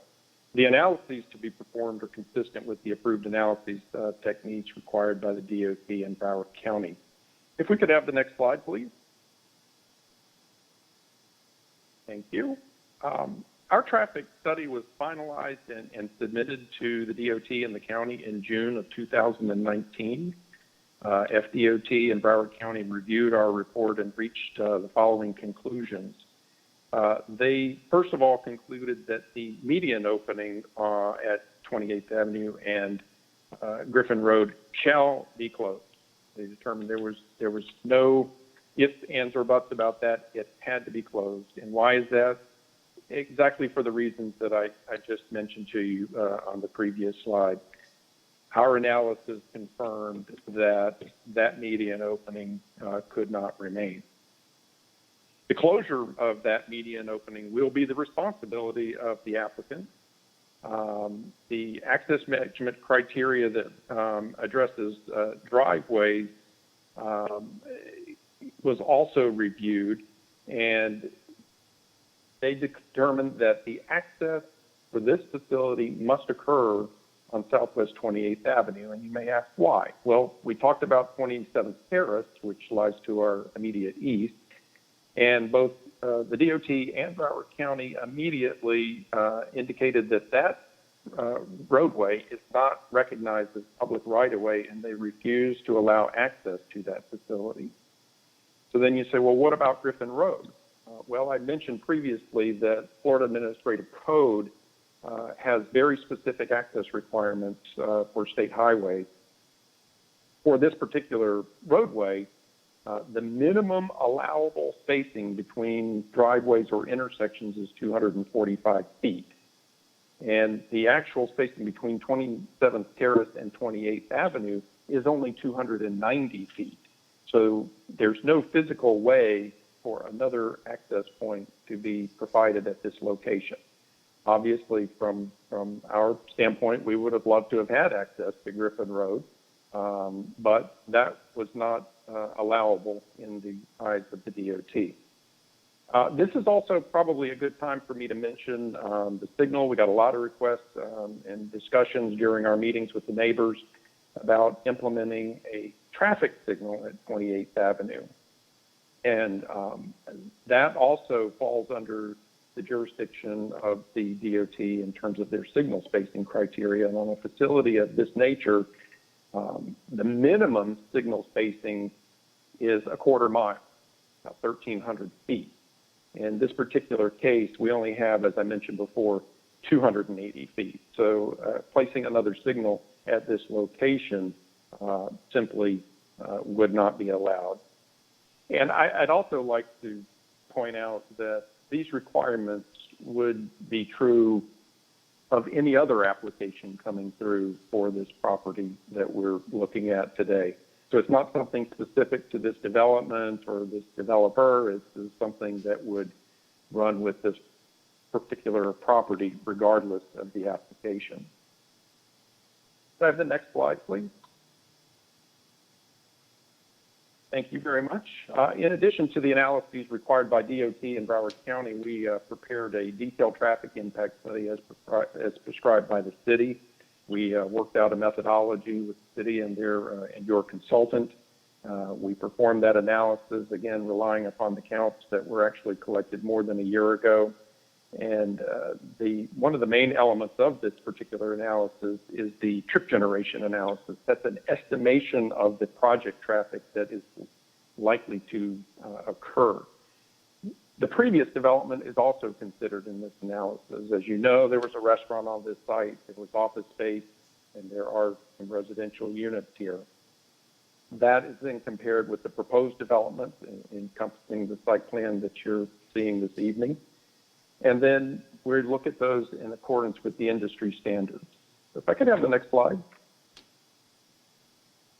This is the result of the trip generation analysis.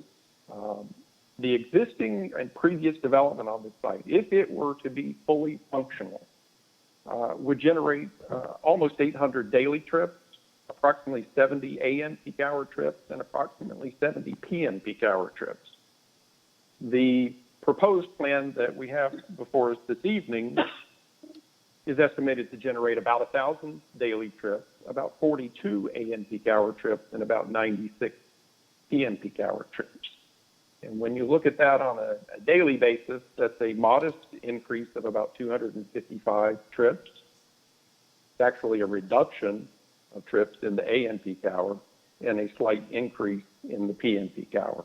Generally, and as Mr. Finer mentioned, these would be considered de minimis impact. I would also, at this point, like to mention that we've evaluated the trip generation characteristics of other development programs that could be implemented on this particular site by right. It would be potentially a mix of office, retail, medical office, fast food restaurant, or a high turnover sit-down restaurant. And in all cases, the development program that you have before you this evening generates significantly less traffic. And when I say significant, I mean between 1,000 and 2,700 fewer trips when compared with what could be done on the site by right. Let me have the last slide, please. Thank you. Lastly, this is my last slide, and perhaps most importantly, I would like to share the operational characteristics of the study area. Again, we've evaluated these conditions. They've been reviewed by DOT, Broward County, the city, your consultant, and confirmed our findings here. The intersection at Griffin Road and Southwest 28th Terrace, being the signalized intersection, will operate at a very good level of service A. Griffin Road and Southwest 28th Avenue, which will now not allow left turns in or left turns out. It will be a right turn in, right turn out only intersection. That will operate at a very good level of service, being level of service A. And each of the project driveways on 28th Avenue will operate at a very good level of service. We also reviewed the roadway segment of Griffin Road between State Road 7 and 95 with the latest information published by Broward County and the Florida DOT, and confirmed that it will continue to operate at an acceptable level of service of C. One last thing, and yes, Mr. Finer did steal a little bit of my thunder, but that's okay because it's important. This was very important to the neighborhood. Traffic exiting the site will be channelized to the north back to Griffin Road. The intent there is to minimize, if not eliminate, any neighborhood traffic intrusion that might occur as a result of this project. Really don't anticipate that happening because of the roadway network that's there today and the distances that would need to be traveled. It's far more convenient to access Griffin Road, to go whether it's east or west on Griffin Road. That is still the more convenient method, and cut-through traffic is usually characterized by people that are looking to save time, and that's not the case here. So with that, I'm going to turn it back over, I believe, to Mr. Finer for some closing remarks. Thank you very much.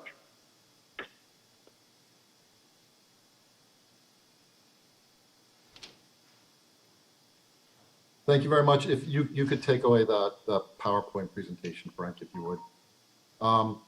So that was our explanation of why we believe the rezoning is necessary and appropriate.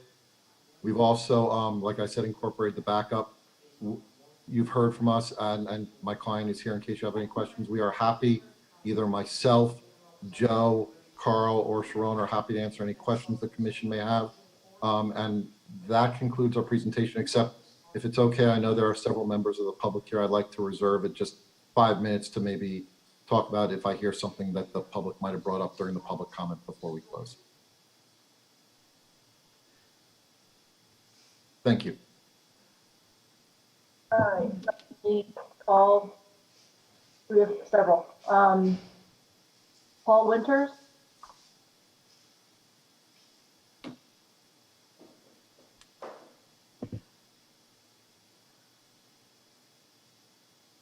I don't know if he's here.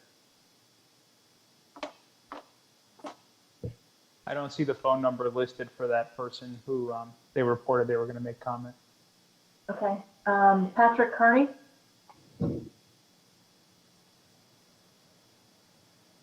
Yeah, you just go?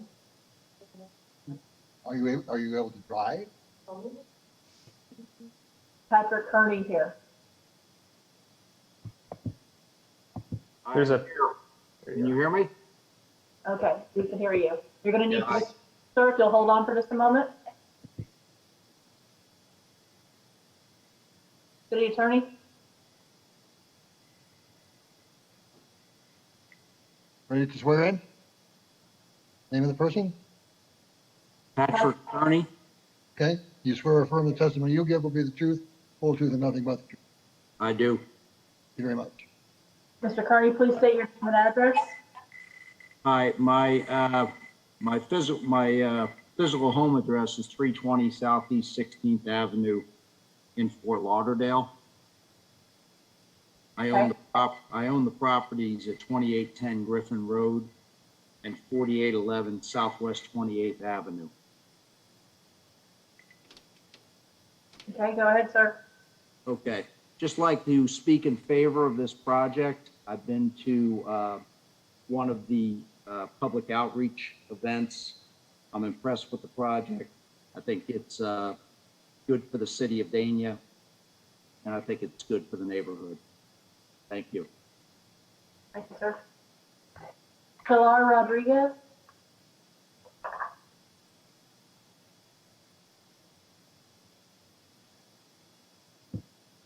Hello, can you see me? We can't see you, but we can hear you, and the attorney needs to swear you in, so hold on just a minute. Okay, perfect, thank you. Go ahead. Do you swear or affirm the testimony you're going to give will be the truth, whole truth, and nothing but the truth? Yes, I do. Thank you, Ms. Rodriguez. Okay, Pilar, please, name and address, please. yes, my name is Pilar Rodriguez, and my husband Larry Falk and I own the property located at 5189 Southwest 28th Ave, right here in Dania Beach. Go ahead. Okay, well, I want to speak today in favor of this project for the following reasons. The corners both east and west of Southwest 20th Avenue, south of Griffin, they have been abandoned since the restaurant that we used to have there, Cielito Lindo, closed approximately 2 years ago. And the property has been purchased. And the one on the west part has been purchased. We don't have information by whom or what's going to happen over there. But east side of 28th Avenue, where the developer is planning to build, that property has been completely abandoned. Right now, it is probably the hotel for many rats, as I've seen many times, and the place is absolutely disgusting and dark and everything. The property located behind the restaurant, which is like a multiplex apartment, also in really bad shape right now, and it has had blue tarp since the last hurricane. So God forbid we get one right now, people are gonna suffer a lot. So the parking lot is being used by 18-wheelers for overnight lodging. I have called this several times to the city because there's nobody taking care of the property. So I am in favor of the project, and so is my husband. We think it's a beautiful project. It's very well planned. It will enhance the area and beautify the street that right now, as I said before, is looking really, really bad. And by the way, it's the entrance to my home. I don't have any other way to come in or out to my property. It will bring new neighbors. It's going to have some very nice commercial property. And the cafes and the stores is something that we actually need a lot. We do not have very many around the area, especially now that we're trying to stay home as much as we can. We need to revitalize the economy, and that I think it's going to be wonderful for it. It would also provide jobs for our local residents, and that's something what I believe we all know that we need. And of course, taxes and revenues for the city. Not to mention the increase on the property values that I think is a major issue for all of us. I do want to thank the developer because I have participating on almost all of the 7 meetings that he has held. They've been extremely helpful. They have listened to the neighbors and to the residents. They have addressed all the concerns. They have tried in their best of their ability to solve the issues. Of course, taking into consideration that they are a business and that they need to keep the profits. So I do congratulate them for them, and I do want to thank them for taking the time to do that. These projects and projects like this are going to help the city of Dania Beach a lot. I think we need to come up with the times. I know this is a very quaint neighborhood, like some other neighbors have stated, but that doesn't mean that we need to stay in the past. We need to grow, we need to be better, and I welcome the developer, and I hope that we can get this project going as soon as possible because it's gonna benefit everybody over here. I wanna thank the Mayor Lori and for the commission and all the members and the city for allowing me to speak here tonight. And thank you so much. Thank you. Next person is James Terry. Hello. Mr. Terry, would you give us your name and address, and I'm going to swear you in?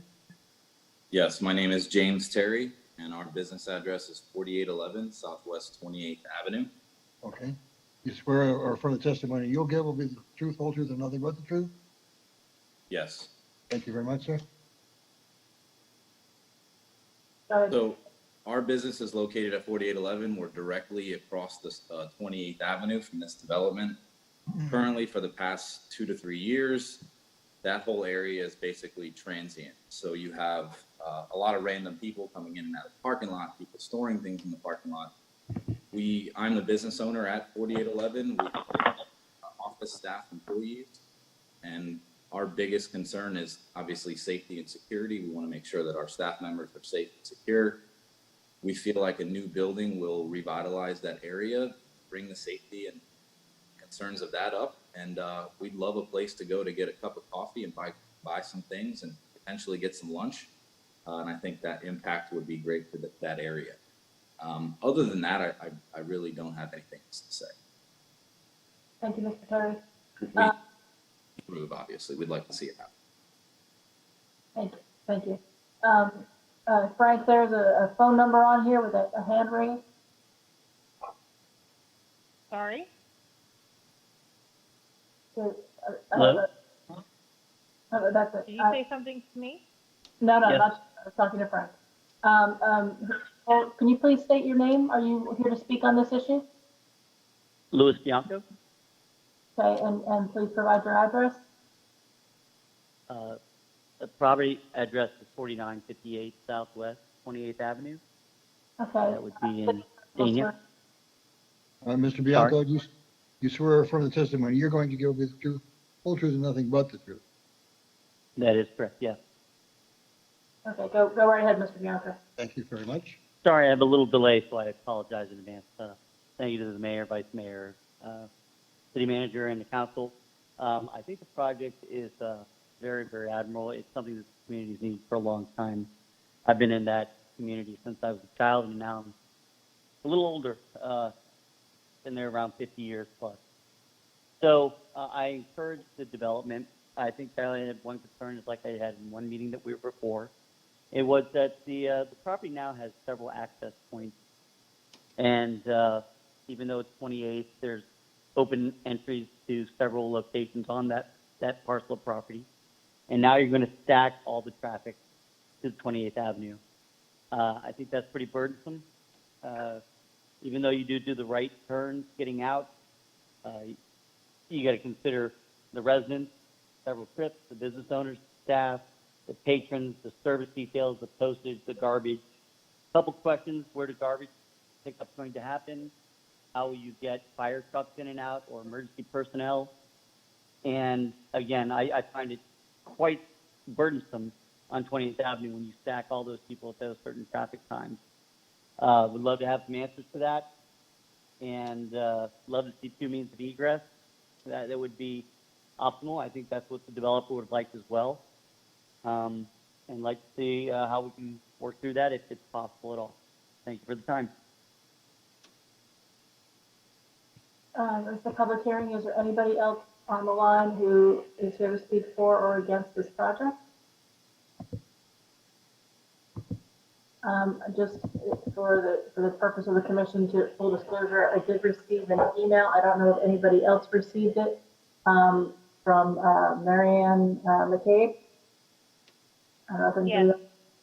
Okay, I don't know if anybody else received that as well. She was against the project, and I do believe that Mr. Winters, who was not here at this point, had indicated previously to me that he was against the project as well.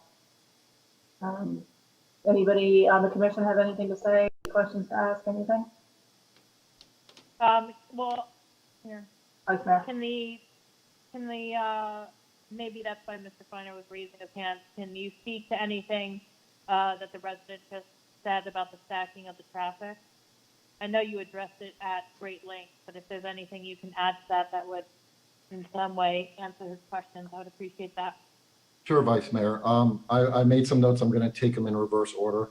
We're currently going through the site plan. The fire trucks, there's a specific dedicated area that's outside the property that they can access the property that we're working with the fire department.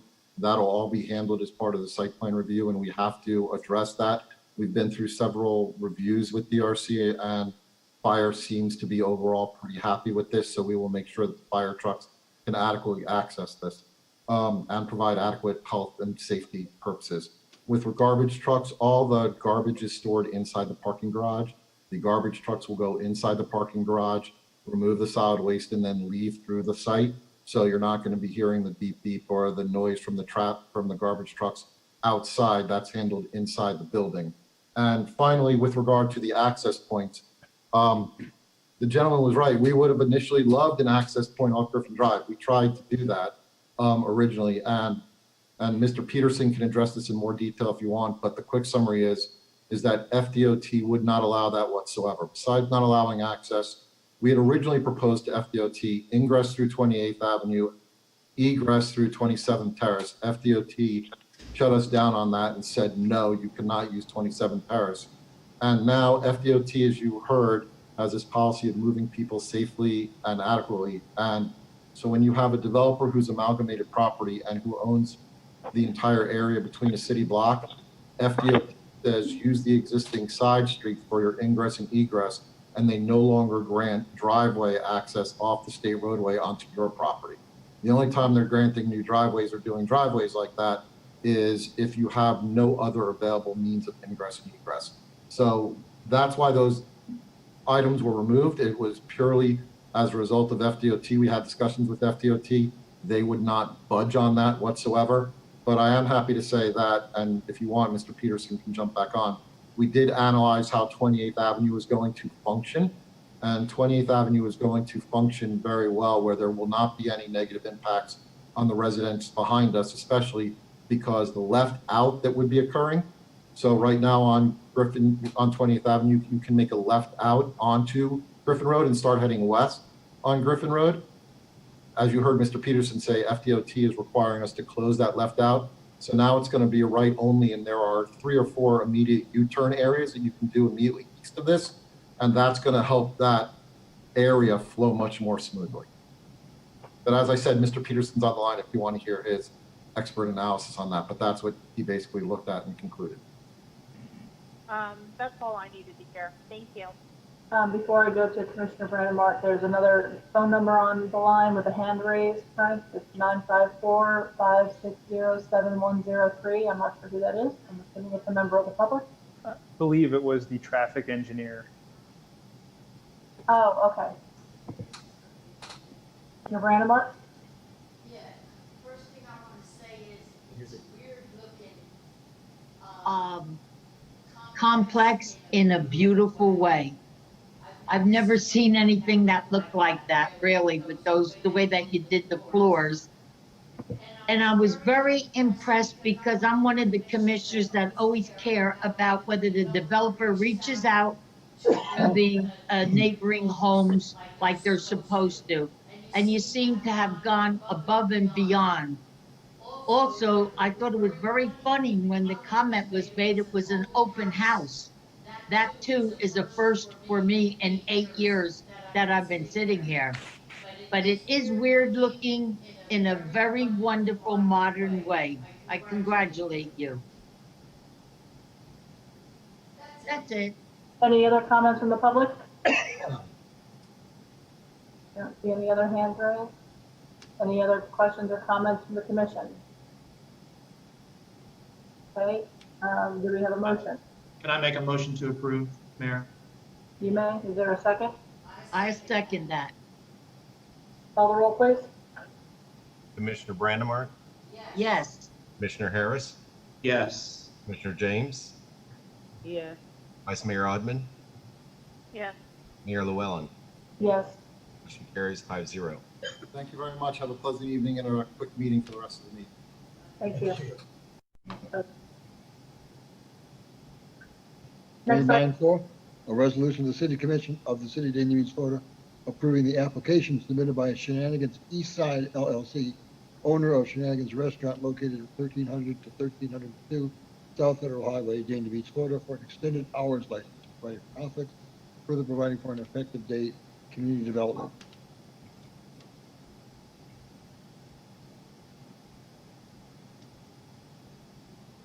Good evening, Corinne LaJoy, Assistant Director, Community Development. This application is for an extended hours license request. And I do have a presentation. I'm going to try to be brief on this as well. The application is for the Shenanigans Restaurant that's located on South Federal Highway in the South Federal Highway Mixed-Use Zoning District. It's also, the next slide shows that it's identified in the Regional Activity Center. It is at the corner, the southwest corner of South Federal and Southwest 13th Street. It has approximately almost 3.5 gross acres. It's currently a restaurant and a bar. There are no open code violations on the property itself. The item was duly advertised according to the land development regulations. The property is located on the west side of South Federal Highway, south of Southwest 13th Street, but north of the McDonald's. That kind of gives you a reference point of its location. And it is the current location of the Shenanigans East Side Restaurant and Bar. The next slide is an aerial photo showing the location of the site, and this is the Shenanigans parcel identified in red. The next slide is is like a street photo, and you can see that where it sits on that corner of 13th and Federal.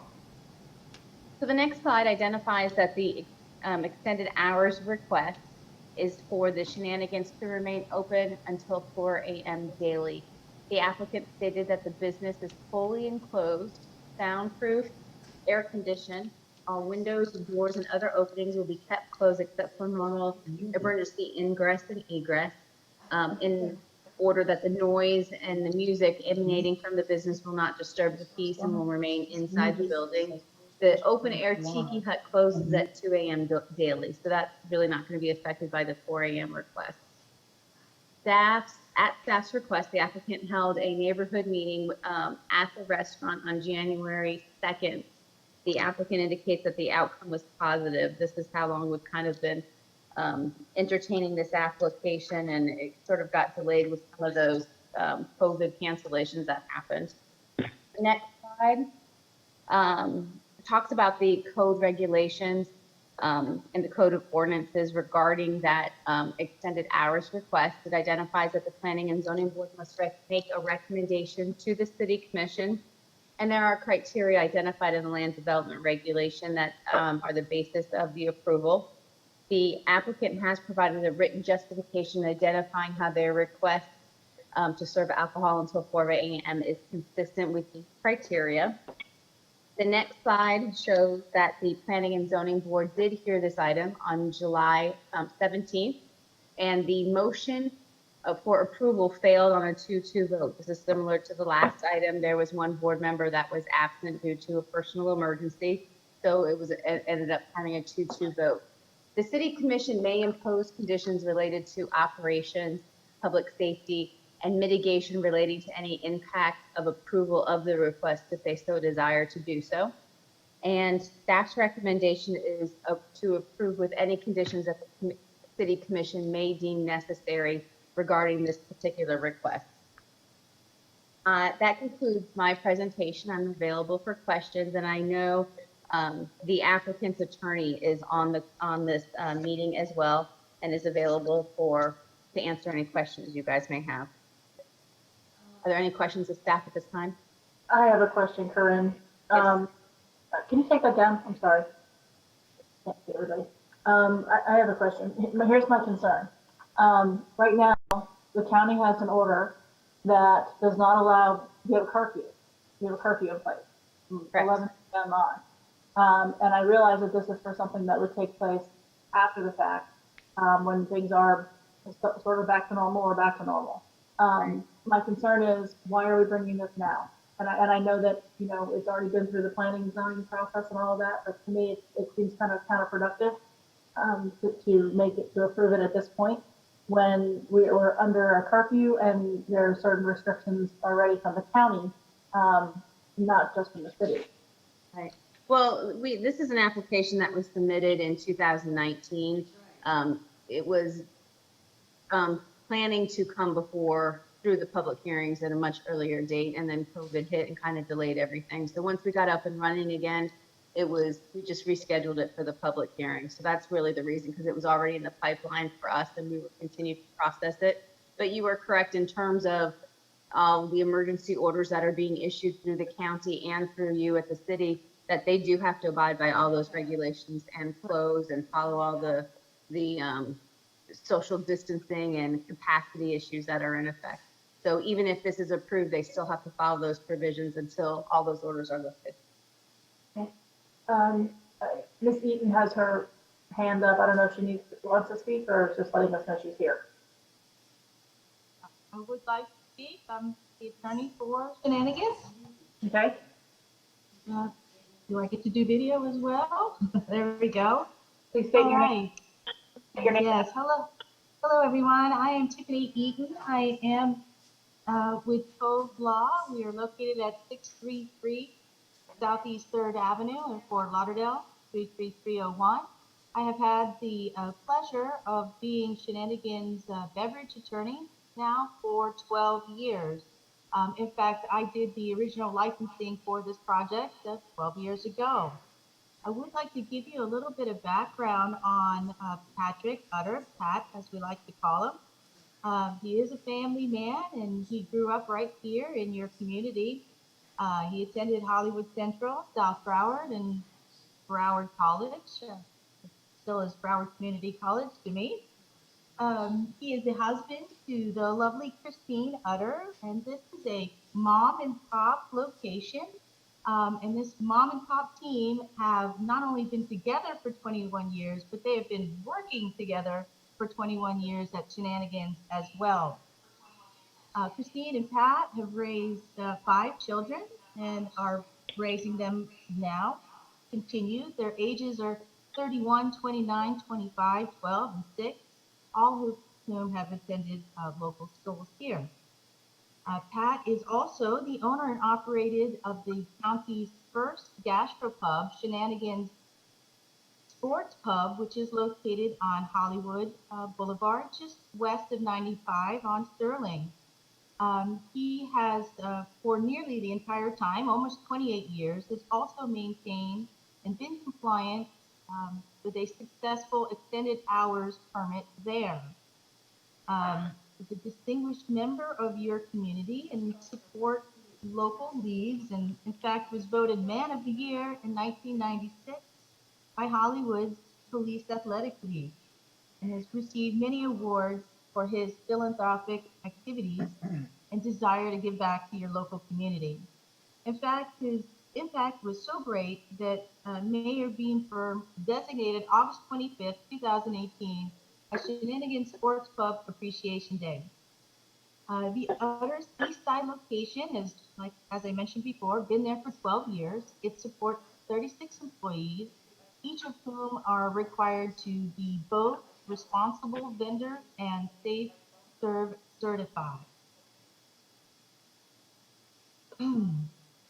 I believe that we do have the support of Danny Marks, Chief Danny Marks, and We did have go through the report of police activity, and much of that police activity, we ask you to remember that that includes audible alarms, general police service calls, traffic incidents, civil matters, and medical calls.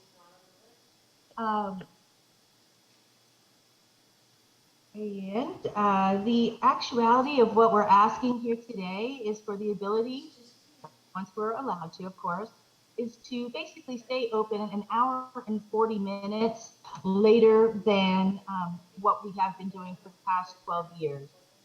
And I say that because last call is 20 minutes prior to closing. That way we can actually close those doors at 4 o'clock. So with that said, we do have an experienced, local, certified, community-involved business that is requesting this extended hours permit. In fact, we know that we won't be able to, if we're lucky to be granted this privilege, obviously we understand we won't be able to use it. And if we are allowed to have the extended hours permit, we would ask that potentially we could abate the fee for the license until such time as that we're actually allowed to use the license.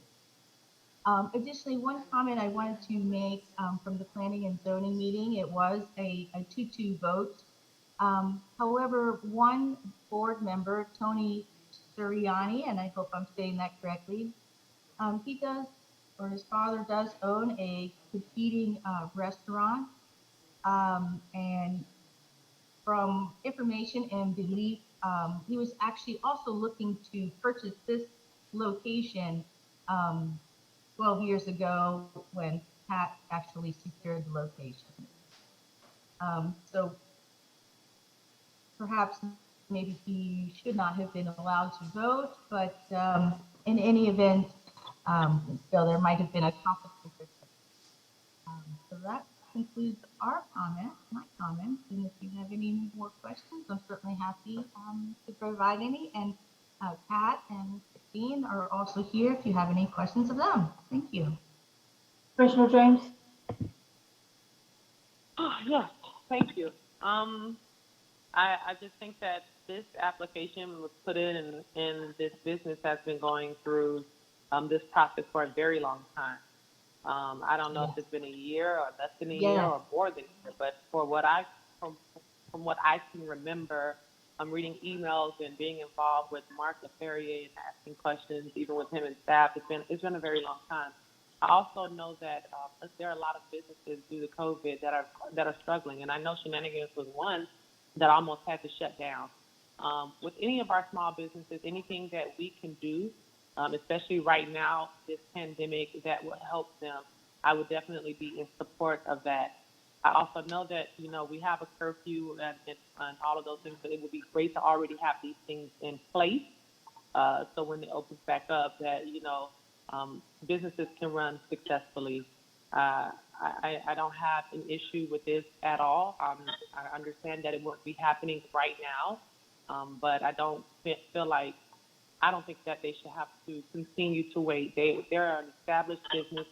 They've been in business for a very long time, since I've been in high school. And I just think that we need to show that we really are supporting our businesses that have been, staples in our community and that have been serving our residents for the amount of years that they have. And so they have my full support. I'm hoping that, this can bring some energy, once it opens back up, to really have a presence downtown, somewhere for people to go and lounge and look at games longer than the allotted current times. And so I just wanted to voice my support. I thought I saw Patrick. Is he not on here? He is. It's Christine's iPad. He's muted. Christine's iPad. Is he muted or Looks to be like on? I know there he is. we hadn't heard from him. But I definitely.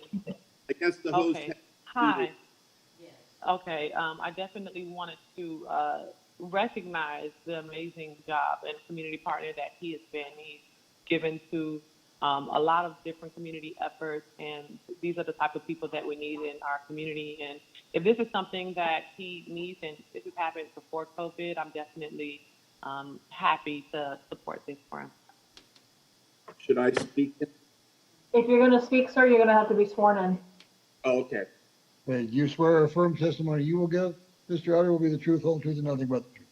Yes, sir. Yes, I do. Thank State you your so name much. and address, and we need to keep it to 3 minutes or less because we're very late tonight. First off, I want to thank you very, very much from the bottom of my heart. I've been on with you folks for 3.5 hours. I never really completely appreciated the complexity of everything you have to go through. And I just wanted to just kind of speak from the heart, much less, and anybody can have a pretense on anything they want. I've been here since 1965. I attended Hollywood Central, Olson, South Broward, where I did sports. I went to culinary school. I've had an extended license in the city of Hollywood for 28 years.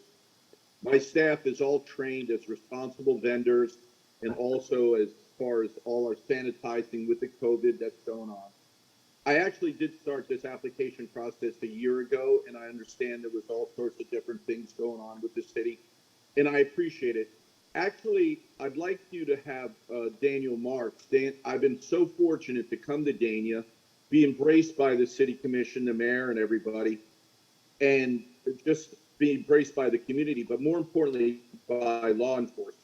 My proposal with Dan was, when I first said, what do you feel about doing it? He said that I look forward for my officers to have a late night place to go. We currently stay open at 2 o'clock in the morning.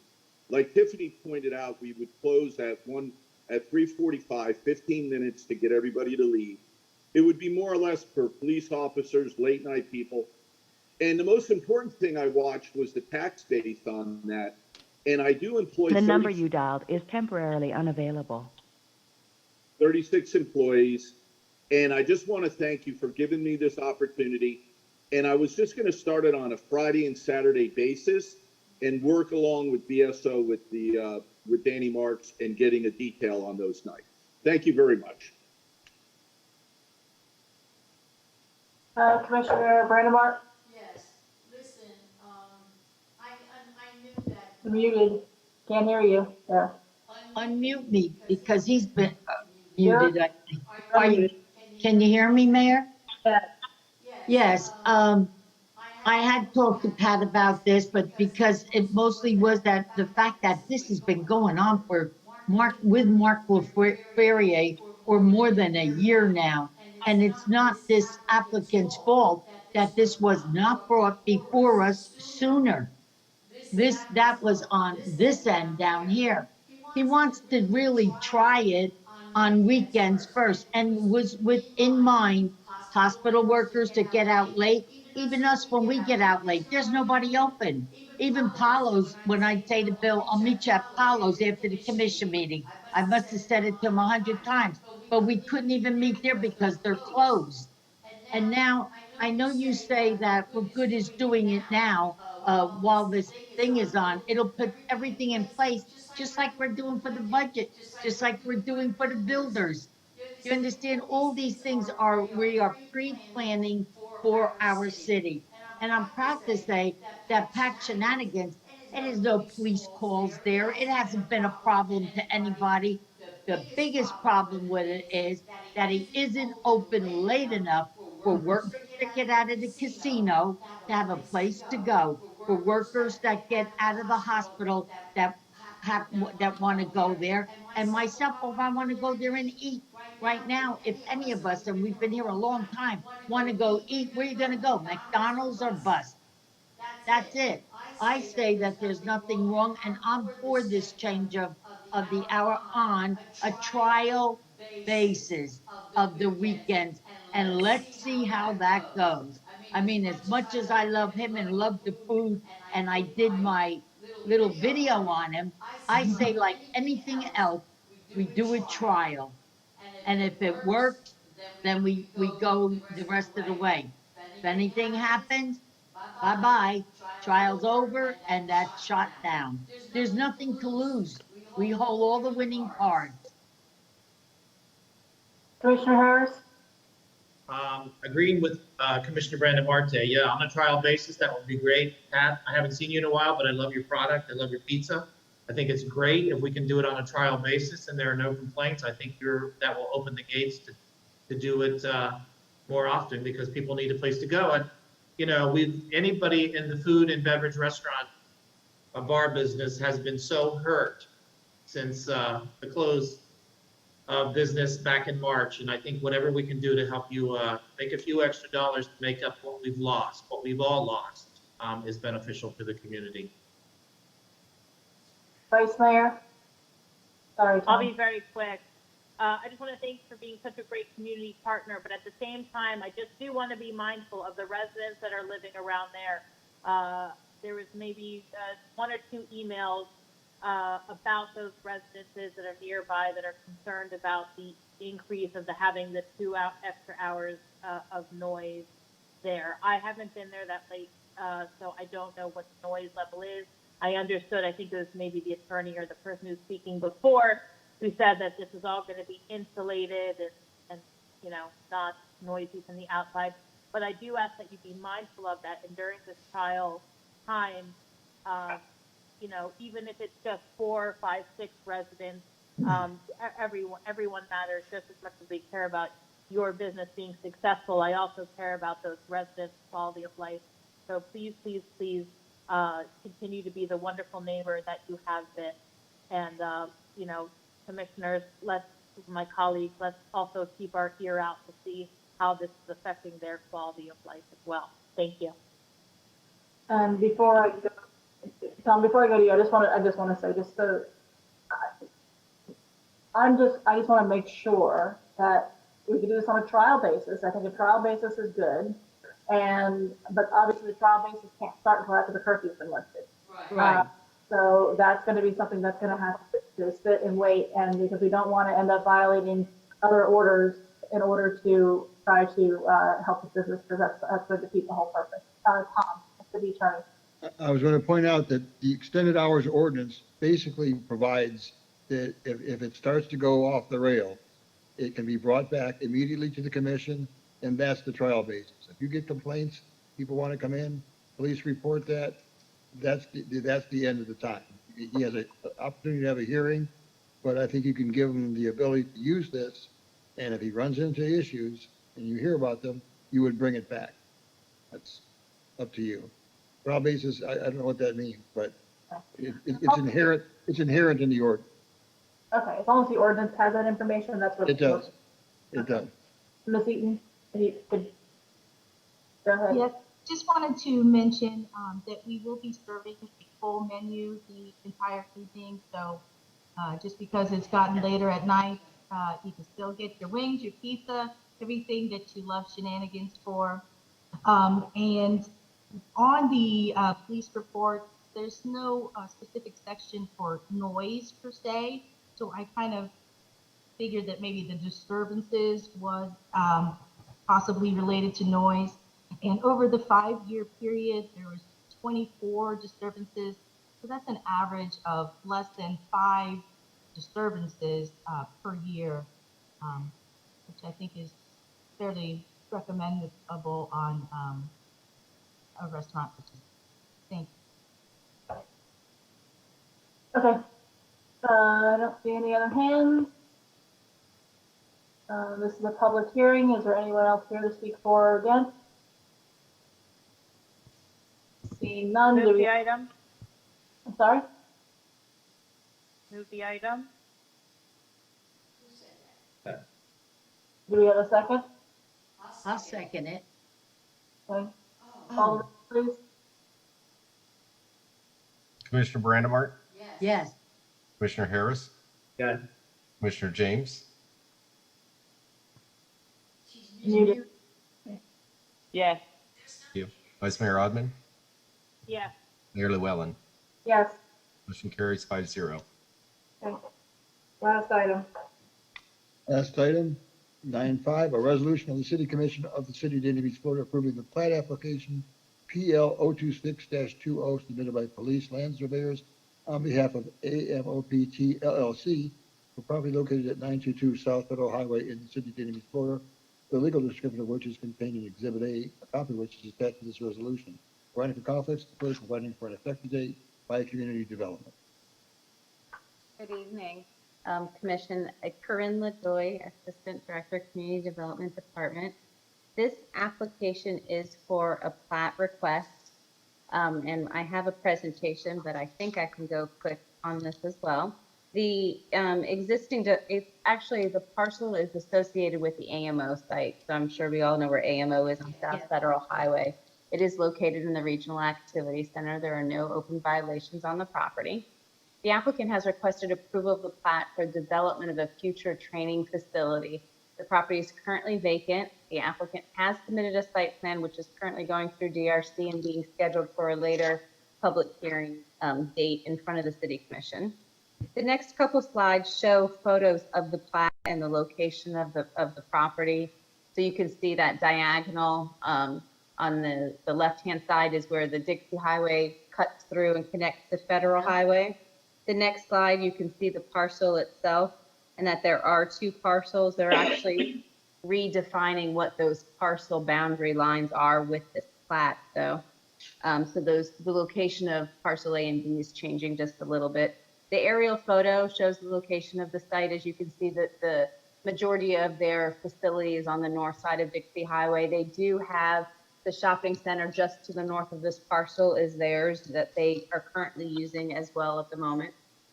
The next slide talks about the plat request itself, and the applicant is proposing to construct a specialty school and training facility on the site. That's what the site plan is going to show when we get into that at the next public hearing.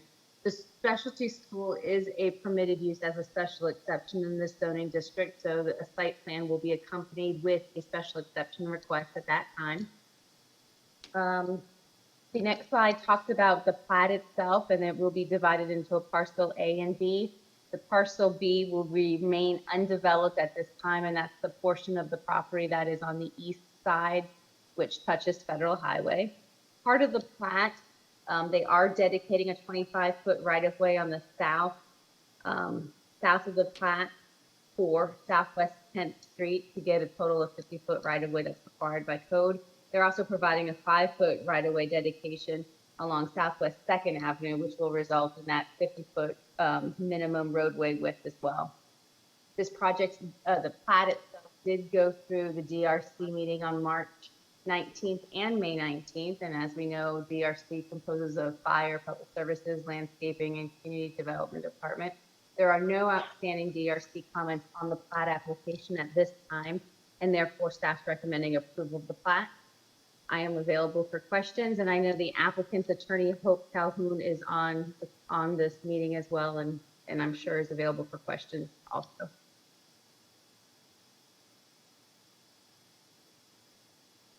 So, any hands up? Is the public hearing? Is there anyone here to speak for or against? Move the item. Okay. Okay. One moves, 1 second. Call the roll, please. Commissioner Brandemart, Yes. Commissioner Harris, Yes. Commissioner James, Yes. Vice Mayor Odman, Yes. Mayor Llewellyn. Yes. Motion carries 5-0. Next is discussion and possible action. I'm going to be very brief. I know we're getting late, and in any event, the first item is citywide Wi-Fi that I proposed. Frank talked about this a little bit earlier. We're talking about the utility project that is part of the budget, that they're recommending for part of the budget. I had actually approached the city manager about doing citywide Wi-Fi, given the fact that times are clearly changing with coronavirus, and people are teaching their kids at home, people are working at home, and it just seems like it might be a good time for us to start considering doing something like this. Unbeknownst to me, there was already a discussion about doing this utility changeover, which was going to incorporate Wi-Fi at each of the lift stations. So apparently there is a way to do this that it will actually, it could be incorporated fairly easily into the program that they're doing, where they just basically had to expand the distance. And I know Frank, I talked to Frank and the city manager about this together, so I don't know if Frank can expand on that a little bit more as far as how it works. Yes, I'm happy to discuss that a little bit more. Yeah, as I mentioned earlier, there are going to be key locations around the city that this AMI infrastructure will be installed. They're called collection stations, and they're basically devices that connect to 5G. Well, probably 4G now, but they will be 5G connected at some point. And we're going to use that to communicate with our water meters. These devices have multiple ports on them that can be used for other purposes, one of which is a public Wi-Fi system. And these devices may be installed at lift stations. They may be installed in conjunction with our street lighting project, because they can also monitor the usage of the street lighting. And so that sort of lends toward that smart city concept that I was talking about earlier. It's not just having a smart water utility and smart meters. We can make this a citywide system that can tap into a lot of the different infrastructure that we already have, including the water, including sewer flow, and looking at sewer lines that could become problematic because we see they're getting, the flow is backing up, and that can be monitored through these devices. So it's a great step forward. It's very modern, and it's really going to bring our utility and the city itself into the future, not just the 21st century. And I didn't have any purpose of putting this on here except to just kind of let you all know what the discussions were about and kind of get an idea of where we are. I didn't realize that they were going to incorporate all of this into this meeting at this point. So when I initially put it on, so but I just kind of wanted to give people a sense of it. And I see Commissioner James has her hand up. Yes, thank you. I believe a while ago, maybe when Anna first got here, and I discussed with her Wi-Fi, like at the beaches in our facilities, free Wi-Fi for that. And there was a budgetary impact for that. But this seems to be different. How does that affect data, or has that just gone away and never be revisited again? Or is this something that can also be implemented within that? Yes, so our discussions led to us moving in the direction to have Wi-Fi at all our city parks. So that's in place now. We do have Wi-Fi now in all our, excuse me, in all our city facilities. This will be an opportunity to tap into our existing lift stations via the infrastructure for the smart meter reading system, that we can actually, if you support it, could extend this Wi-Fi citywide. What is well, with the parks, I know that we have it inside the buildings, but I remember saying, like at CW Thomas Park, if the Wi-Fi is inside the building, you don't have the Wi-Fi at the concession stand. So is that currently, does the Wi-Fi currently extend to the boundaries of the entire property, or is it just, yes, Frank, you probably could say it better than I can. Oh, no, I was just signaling that I wanted to respond because I can't raise my hand because I'm the host of the meeting. So, yeah, that's, and you're both, what the manager's saying is correct, and you're echoing that right now it is available in the city facilities, but not outside at the perimeter of the park sites. So we've been talking about this, and we've spoken with one of our vendors through T-Mobile, and they can provide the devices to do the public Wi-Fi at the exterior of all the city park facilities. And that's something that's in the budget this year right now. And we're trying to see if we can come together with a full proposal on that and see if the city commission is still willing to pursue that, given that right now there's not a whole lot of utilization at the parks because of COVID and everything that's going on. But we actually are actively getting the information together, and we should have something for you probably by the next meeting to look at. There's T-Mobile provides it. They have a state contract price, and we can just kind of get it going that way. And since we're talking about COVID, I want to know how much COVID-related CDBG funds are we going to receive for the commission to kind of decide what we want to do with that, or are we not receiving?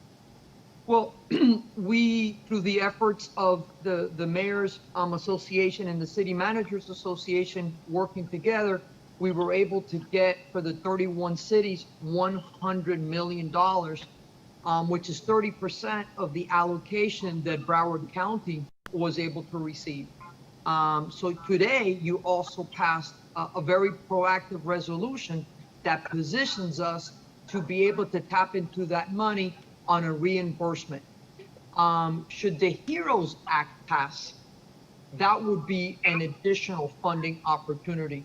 But right now, there's restrictions on the CARES Act money for reimbursement of expenditures that are COVID related. But what about CDBG, not CARES Act?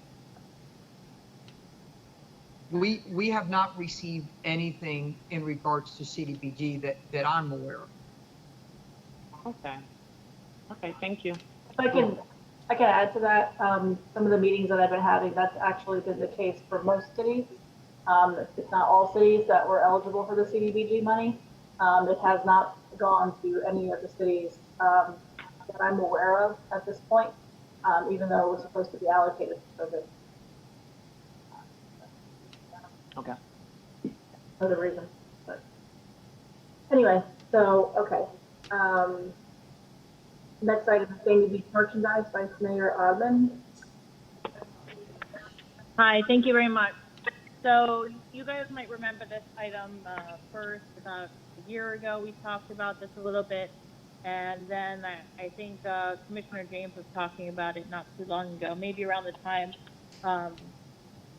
Mayor Llewellyn, you brought us those lovely masks about our desire. And it seemed like across the board, I had your interest on doing some sort of merchandising of the city's logo or the city's items.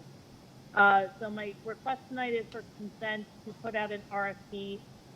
Real simple. We want to maybe see, like, this is all, again, I believe within our ability to decide what we want to put out there, but something simple, masks, t-shirts, those mugs we have in the room you're in, Commissioner Brandon Marty, we have very nice Dania Beach mugs, just a couple very key items that maybe you've worn them before or you drank out of it before and thought, hey, where'd you get that? And there's nowhere for them to get it. So this would probably allow us to sell it through the city's website without us having to handle it ourselves. As far as where the funds would go from sale of those items, when the RFP came back, and that would be something we could decide amongst ourselves. I have no preference, so it's something that we could chop up when we pick which company we're going to go with. Hopefully, something real turnkey, real easy, so that we could, do something which is really rather simple.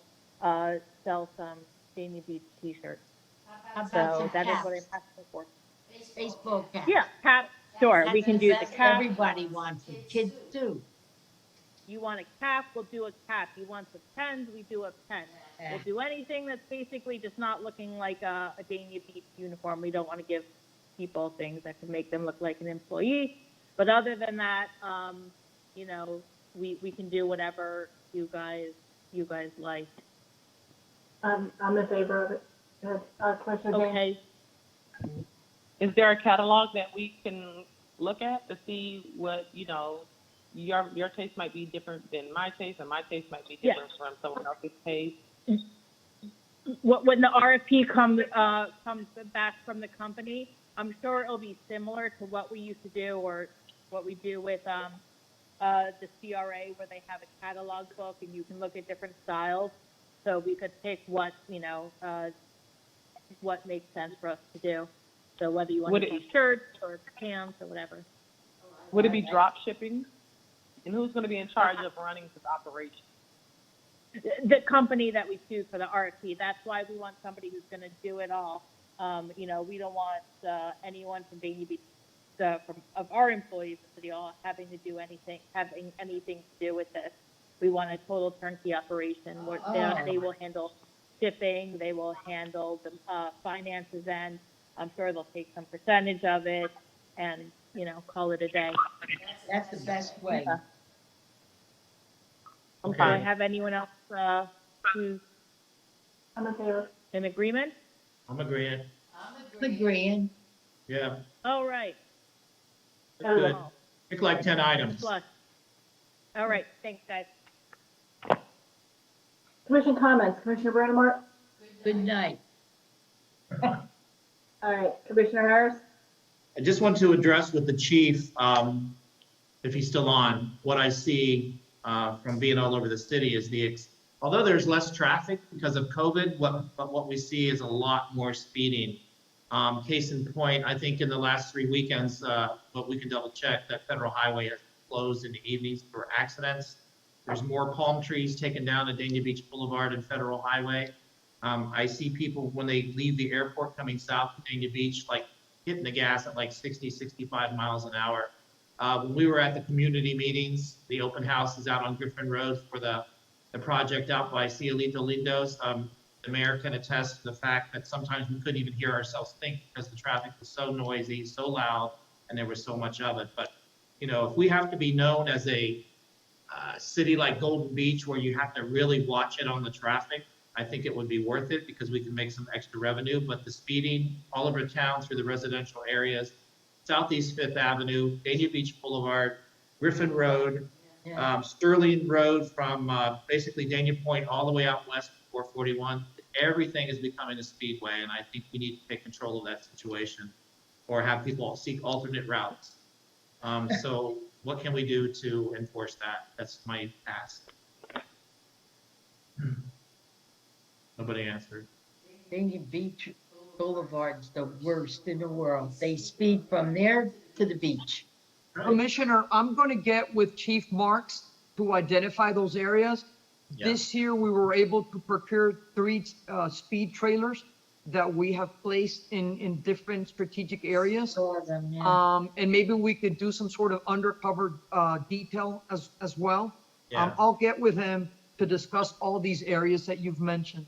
I mean, and just recently, in the last couple of months, I mean, we've been asked from our office over there for footage for the accident involving a moped, a car, and there was a fatality. There was another fatality there. It's just, people just drive so fast. And if anybody wants to see it, you know, just come on over and you can see what I see every day. It's scary and it's dangerous. And it's, you know, if you're somewhat compromised and you're trying to cross the street, or if you're a pedestrian, I mean, you're really taking your life in your hands. You ain't got a chance. Right. Thank you. That's it for tonight. Thanks, everybody. No comment. Vice Mayor? Frank, can you please put up the screenshot that I asked you about? I sent you. What? A I'm screenshot. talking to Frank. Oh, It's quick. Don't worry. Frank, are you still there? Still with us? I'm here. I'm sorry. I was muted. You did send me that email? Oh, yeah, I did. But okay, if you never got it, don't worry about it. I don't think I did. It was basically, it was just showing it was the graph line of how our city has done in terms of COVID cases. And I just thought it was really interesting for you to visually be able to see how for the longest time we were just ticking along real low, doing very, very well. And our sharp trajectory upward is exactly in line with what you see in Broward County. Today we have 371 cases in Dania Beach. In the area code 33004, obviously, as you know, we have other area codes. I was informed by the city manager that while we were trying to get other testing going at other locations at PJ Mealy and the casino, we are unsuccessful in securing that. So there are other high schools that have opened up testing sites, and thank you very much, Frank. That was nice. I think there's just something pretty interesting, right? Yeah. Today. So if you were, that's Dania Beach. So right, what you're looking at is for 33004. And as you see, in April and May, we are even June, the beginning part of June, we are really just ticking along real slow. For our population density that we had in Florida, we remained one of the lowest case numbers in Florida, which is pretty remarkable. And I don't think it was something that was a reflection of just under testing. I think it was also a reflection of what we were doing. I think we took really early steps and we did a phenomenal job. But as this thing spread like wildfire throughout South Florida and the Tri-County area, so it did in the counties as it did in Dania Beach.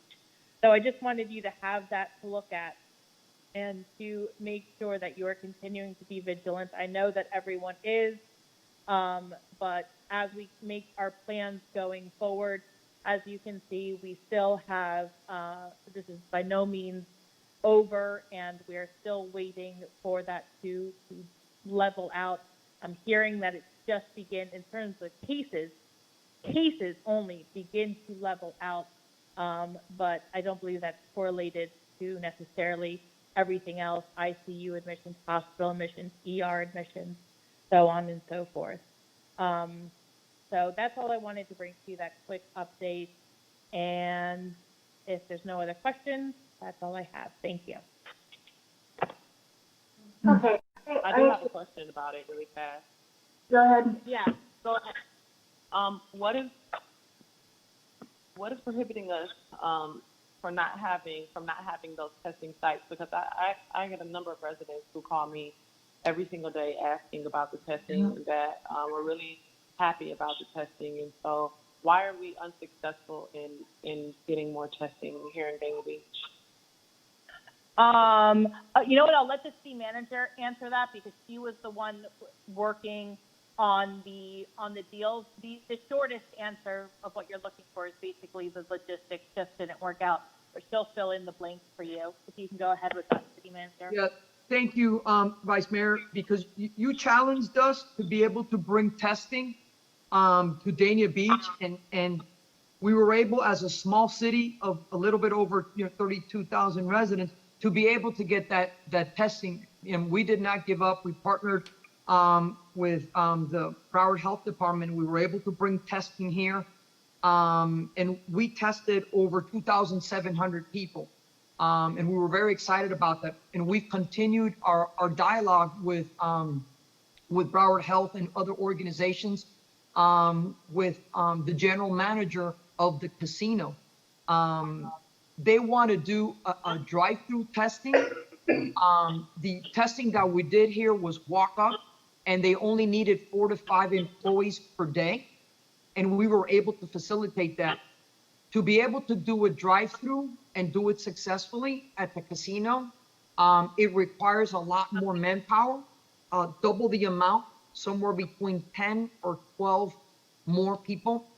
Right now, with all the folks that we have in quarantine and the small team that we have and the folks that are out, it makes it a little bit challenging.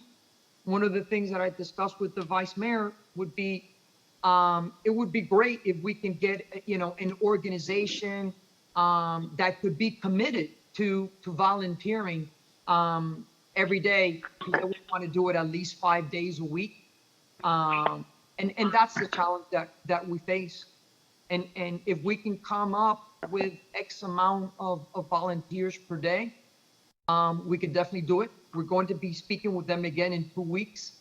At the time, we could see how many of our people are back, either from quarantine or that have tested negative and be able to come back. But that's some of the challenges that we're facing now. We definitely would love to do it again because it was very, very successful. Okay, I actually have several things I want to talk about tonight, but I'm going to keep it brief because I was advised that the city manager is not well. Am I correct? Yes, ma'am. Okay, I know you're kind of hanging in there as much as you can. Okay, so I'm going to be very, very quick. I'm going to touch on 2 things, and that's it. Yesterday, had a meeting, with the city manager and Anne Murray, school board member. We discussed Olson specifically. There is a meeting, it's either going to be on the August 4th or the August 19th meeting. We won't know until tomorrow, but as soon as we find out, we'll make sure to let everybody know. We're going to be discussing potential funding for demolition of the Olson attic. We need to speak I know this has been an issue for a long, long time that we really need to address. It is something that we obviously would like to get done, I think. I think most of us all feel the same way about this from the discussions that we've had in the past. When we get specifics as to whether or not it's on the agenda on the 4th or the 19th, we'll be sure to make sure everybody knows, so that we can have an opportunity to speak and let our voices be heard about it, and let the public know as well, because that's going to be what they really need at this point, it seems. But at least it's coming up as something to be discussed, and there is potential funding for it. They just need to actually agree to put the money towards it. The other thing I'm not going to get into right now, but I know we are all aware, the entire commission is aware that we received another letter regarding an employee, different employee than what was discussed at the last meeting. I do think we need to discuss this as far as what the procedure is going to be, given what has been done in the past with the last employee that we had a complaint about. But I have a feeling that will turn into a very lengthy discussion if we start talking about it now. So I'm going to defer that until the next meeting. And we can discuss it at that point, and perhaps it can be resolved in the meantime. That's all I have. Appointments, does anybody have any appointments for any of these items? Okay. Yeah, none of the advisory boards are meeting, are they? No. Only P and Z, that's it. That's it. Yeah, planning and zoning is meeting. When are they meeting again, though? Are they meeting this month? Yes. I don't know, they just had theirs, I Okay. think, 2 weeks ago. Snyder would know. Tom just answered. Tom Ansbro just answered. Well, they're meeting in August. They plan, Okay. if they have any, If they what? if they have anything on the agenda, there wasn't anything Okay. yet. Oh, that's correct. Oh, there's Corinne. Yes? You're muted. Yes, I'm sorry. Yes. Yes, we do Okay. have items for the August meeting. It will be August 19th. Okay. Good to know. City manager, do you have anything? Yes, I just, officially tonight, we were able to change the September 8th meeting to September 14th to not be in conflict. Frank just reminded me to make it official by your consent that the September 22nd meeting has to be changed to September 24th. This is via state statute. We cannot be in conflict with the county or the school board. So I needed to get your support on that. So it would be from Tuesday, the 22nd of September to Thursday, the 24th of September. This is for what? I'm sorry, I missed the first. Gotta part you do said. it. Vice Mayor, this would be for our second commission meeting.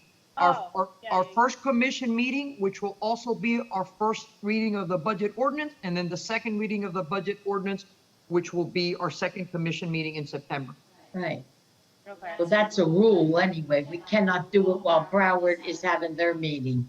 Yes, The yes, law. yes, Commissioner, we just have to put it on the record, so then Tom Yeah. Schneider, make sure that we put now forward the, actual meeting dates for September. I've covered the majority of the things here, and, we'll move forward with those RFPs for merchandising and continue to work with you one-on-one with the budget. We also wanted to let you know, and I wanted to thank the Community Development Department. We've been processing and expediting requests from local restaurants for outside dining. And so far, we have 7 outside dining permits that we've expedited and we've issued. And I think, any support that we could provide our local businesses would be great during this challenging time. And with that, I wish you good night, and I thank you. City attorney? Right. Nothing to add. Thank you. City Feel clerk? better. Thank you. City clerk? Hello. Sorry, I'm with you now. Thank you. Upcoming meetings, Tuesday, August 25th at 5:30, CRA board meeting, followed by a regular city commission meeting at 7 p.m. That's all. Thank you. Thank you, we're adjourned. Good night.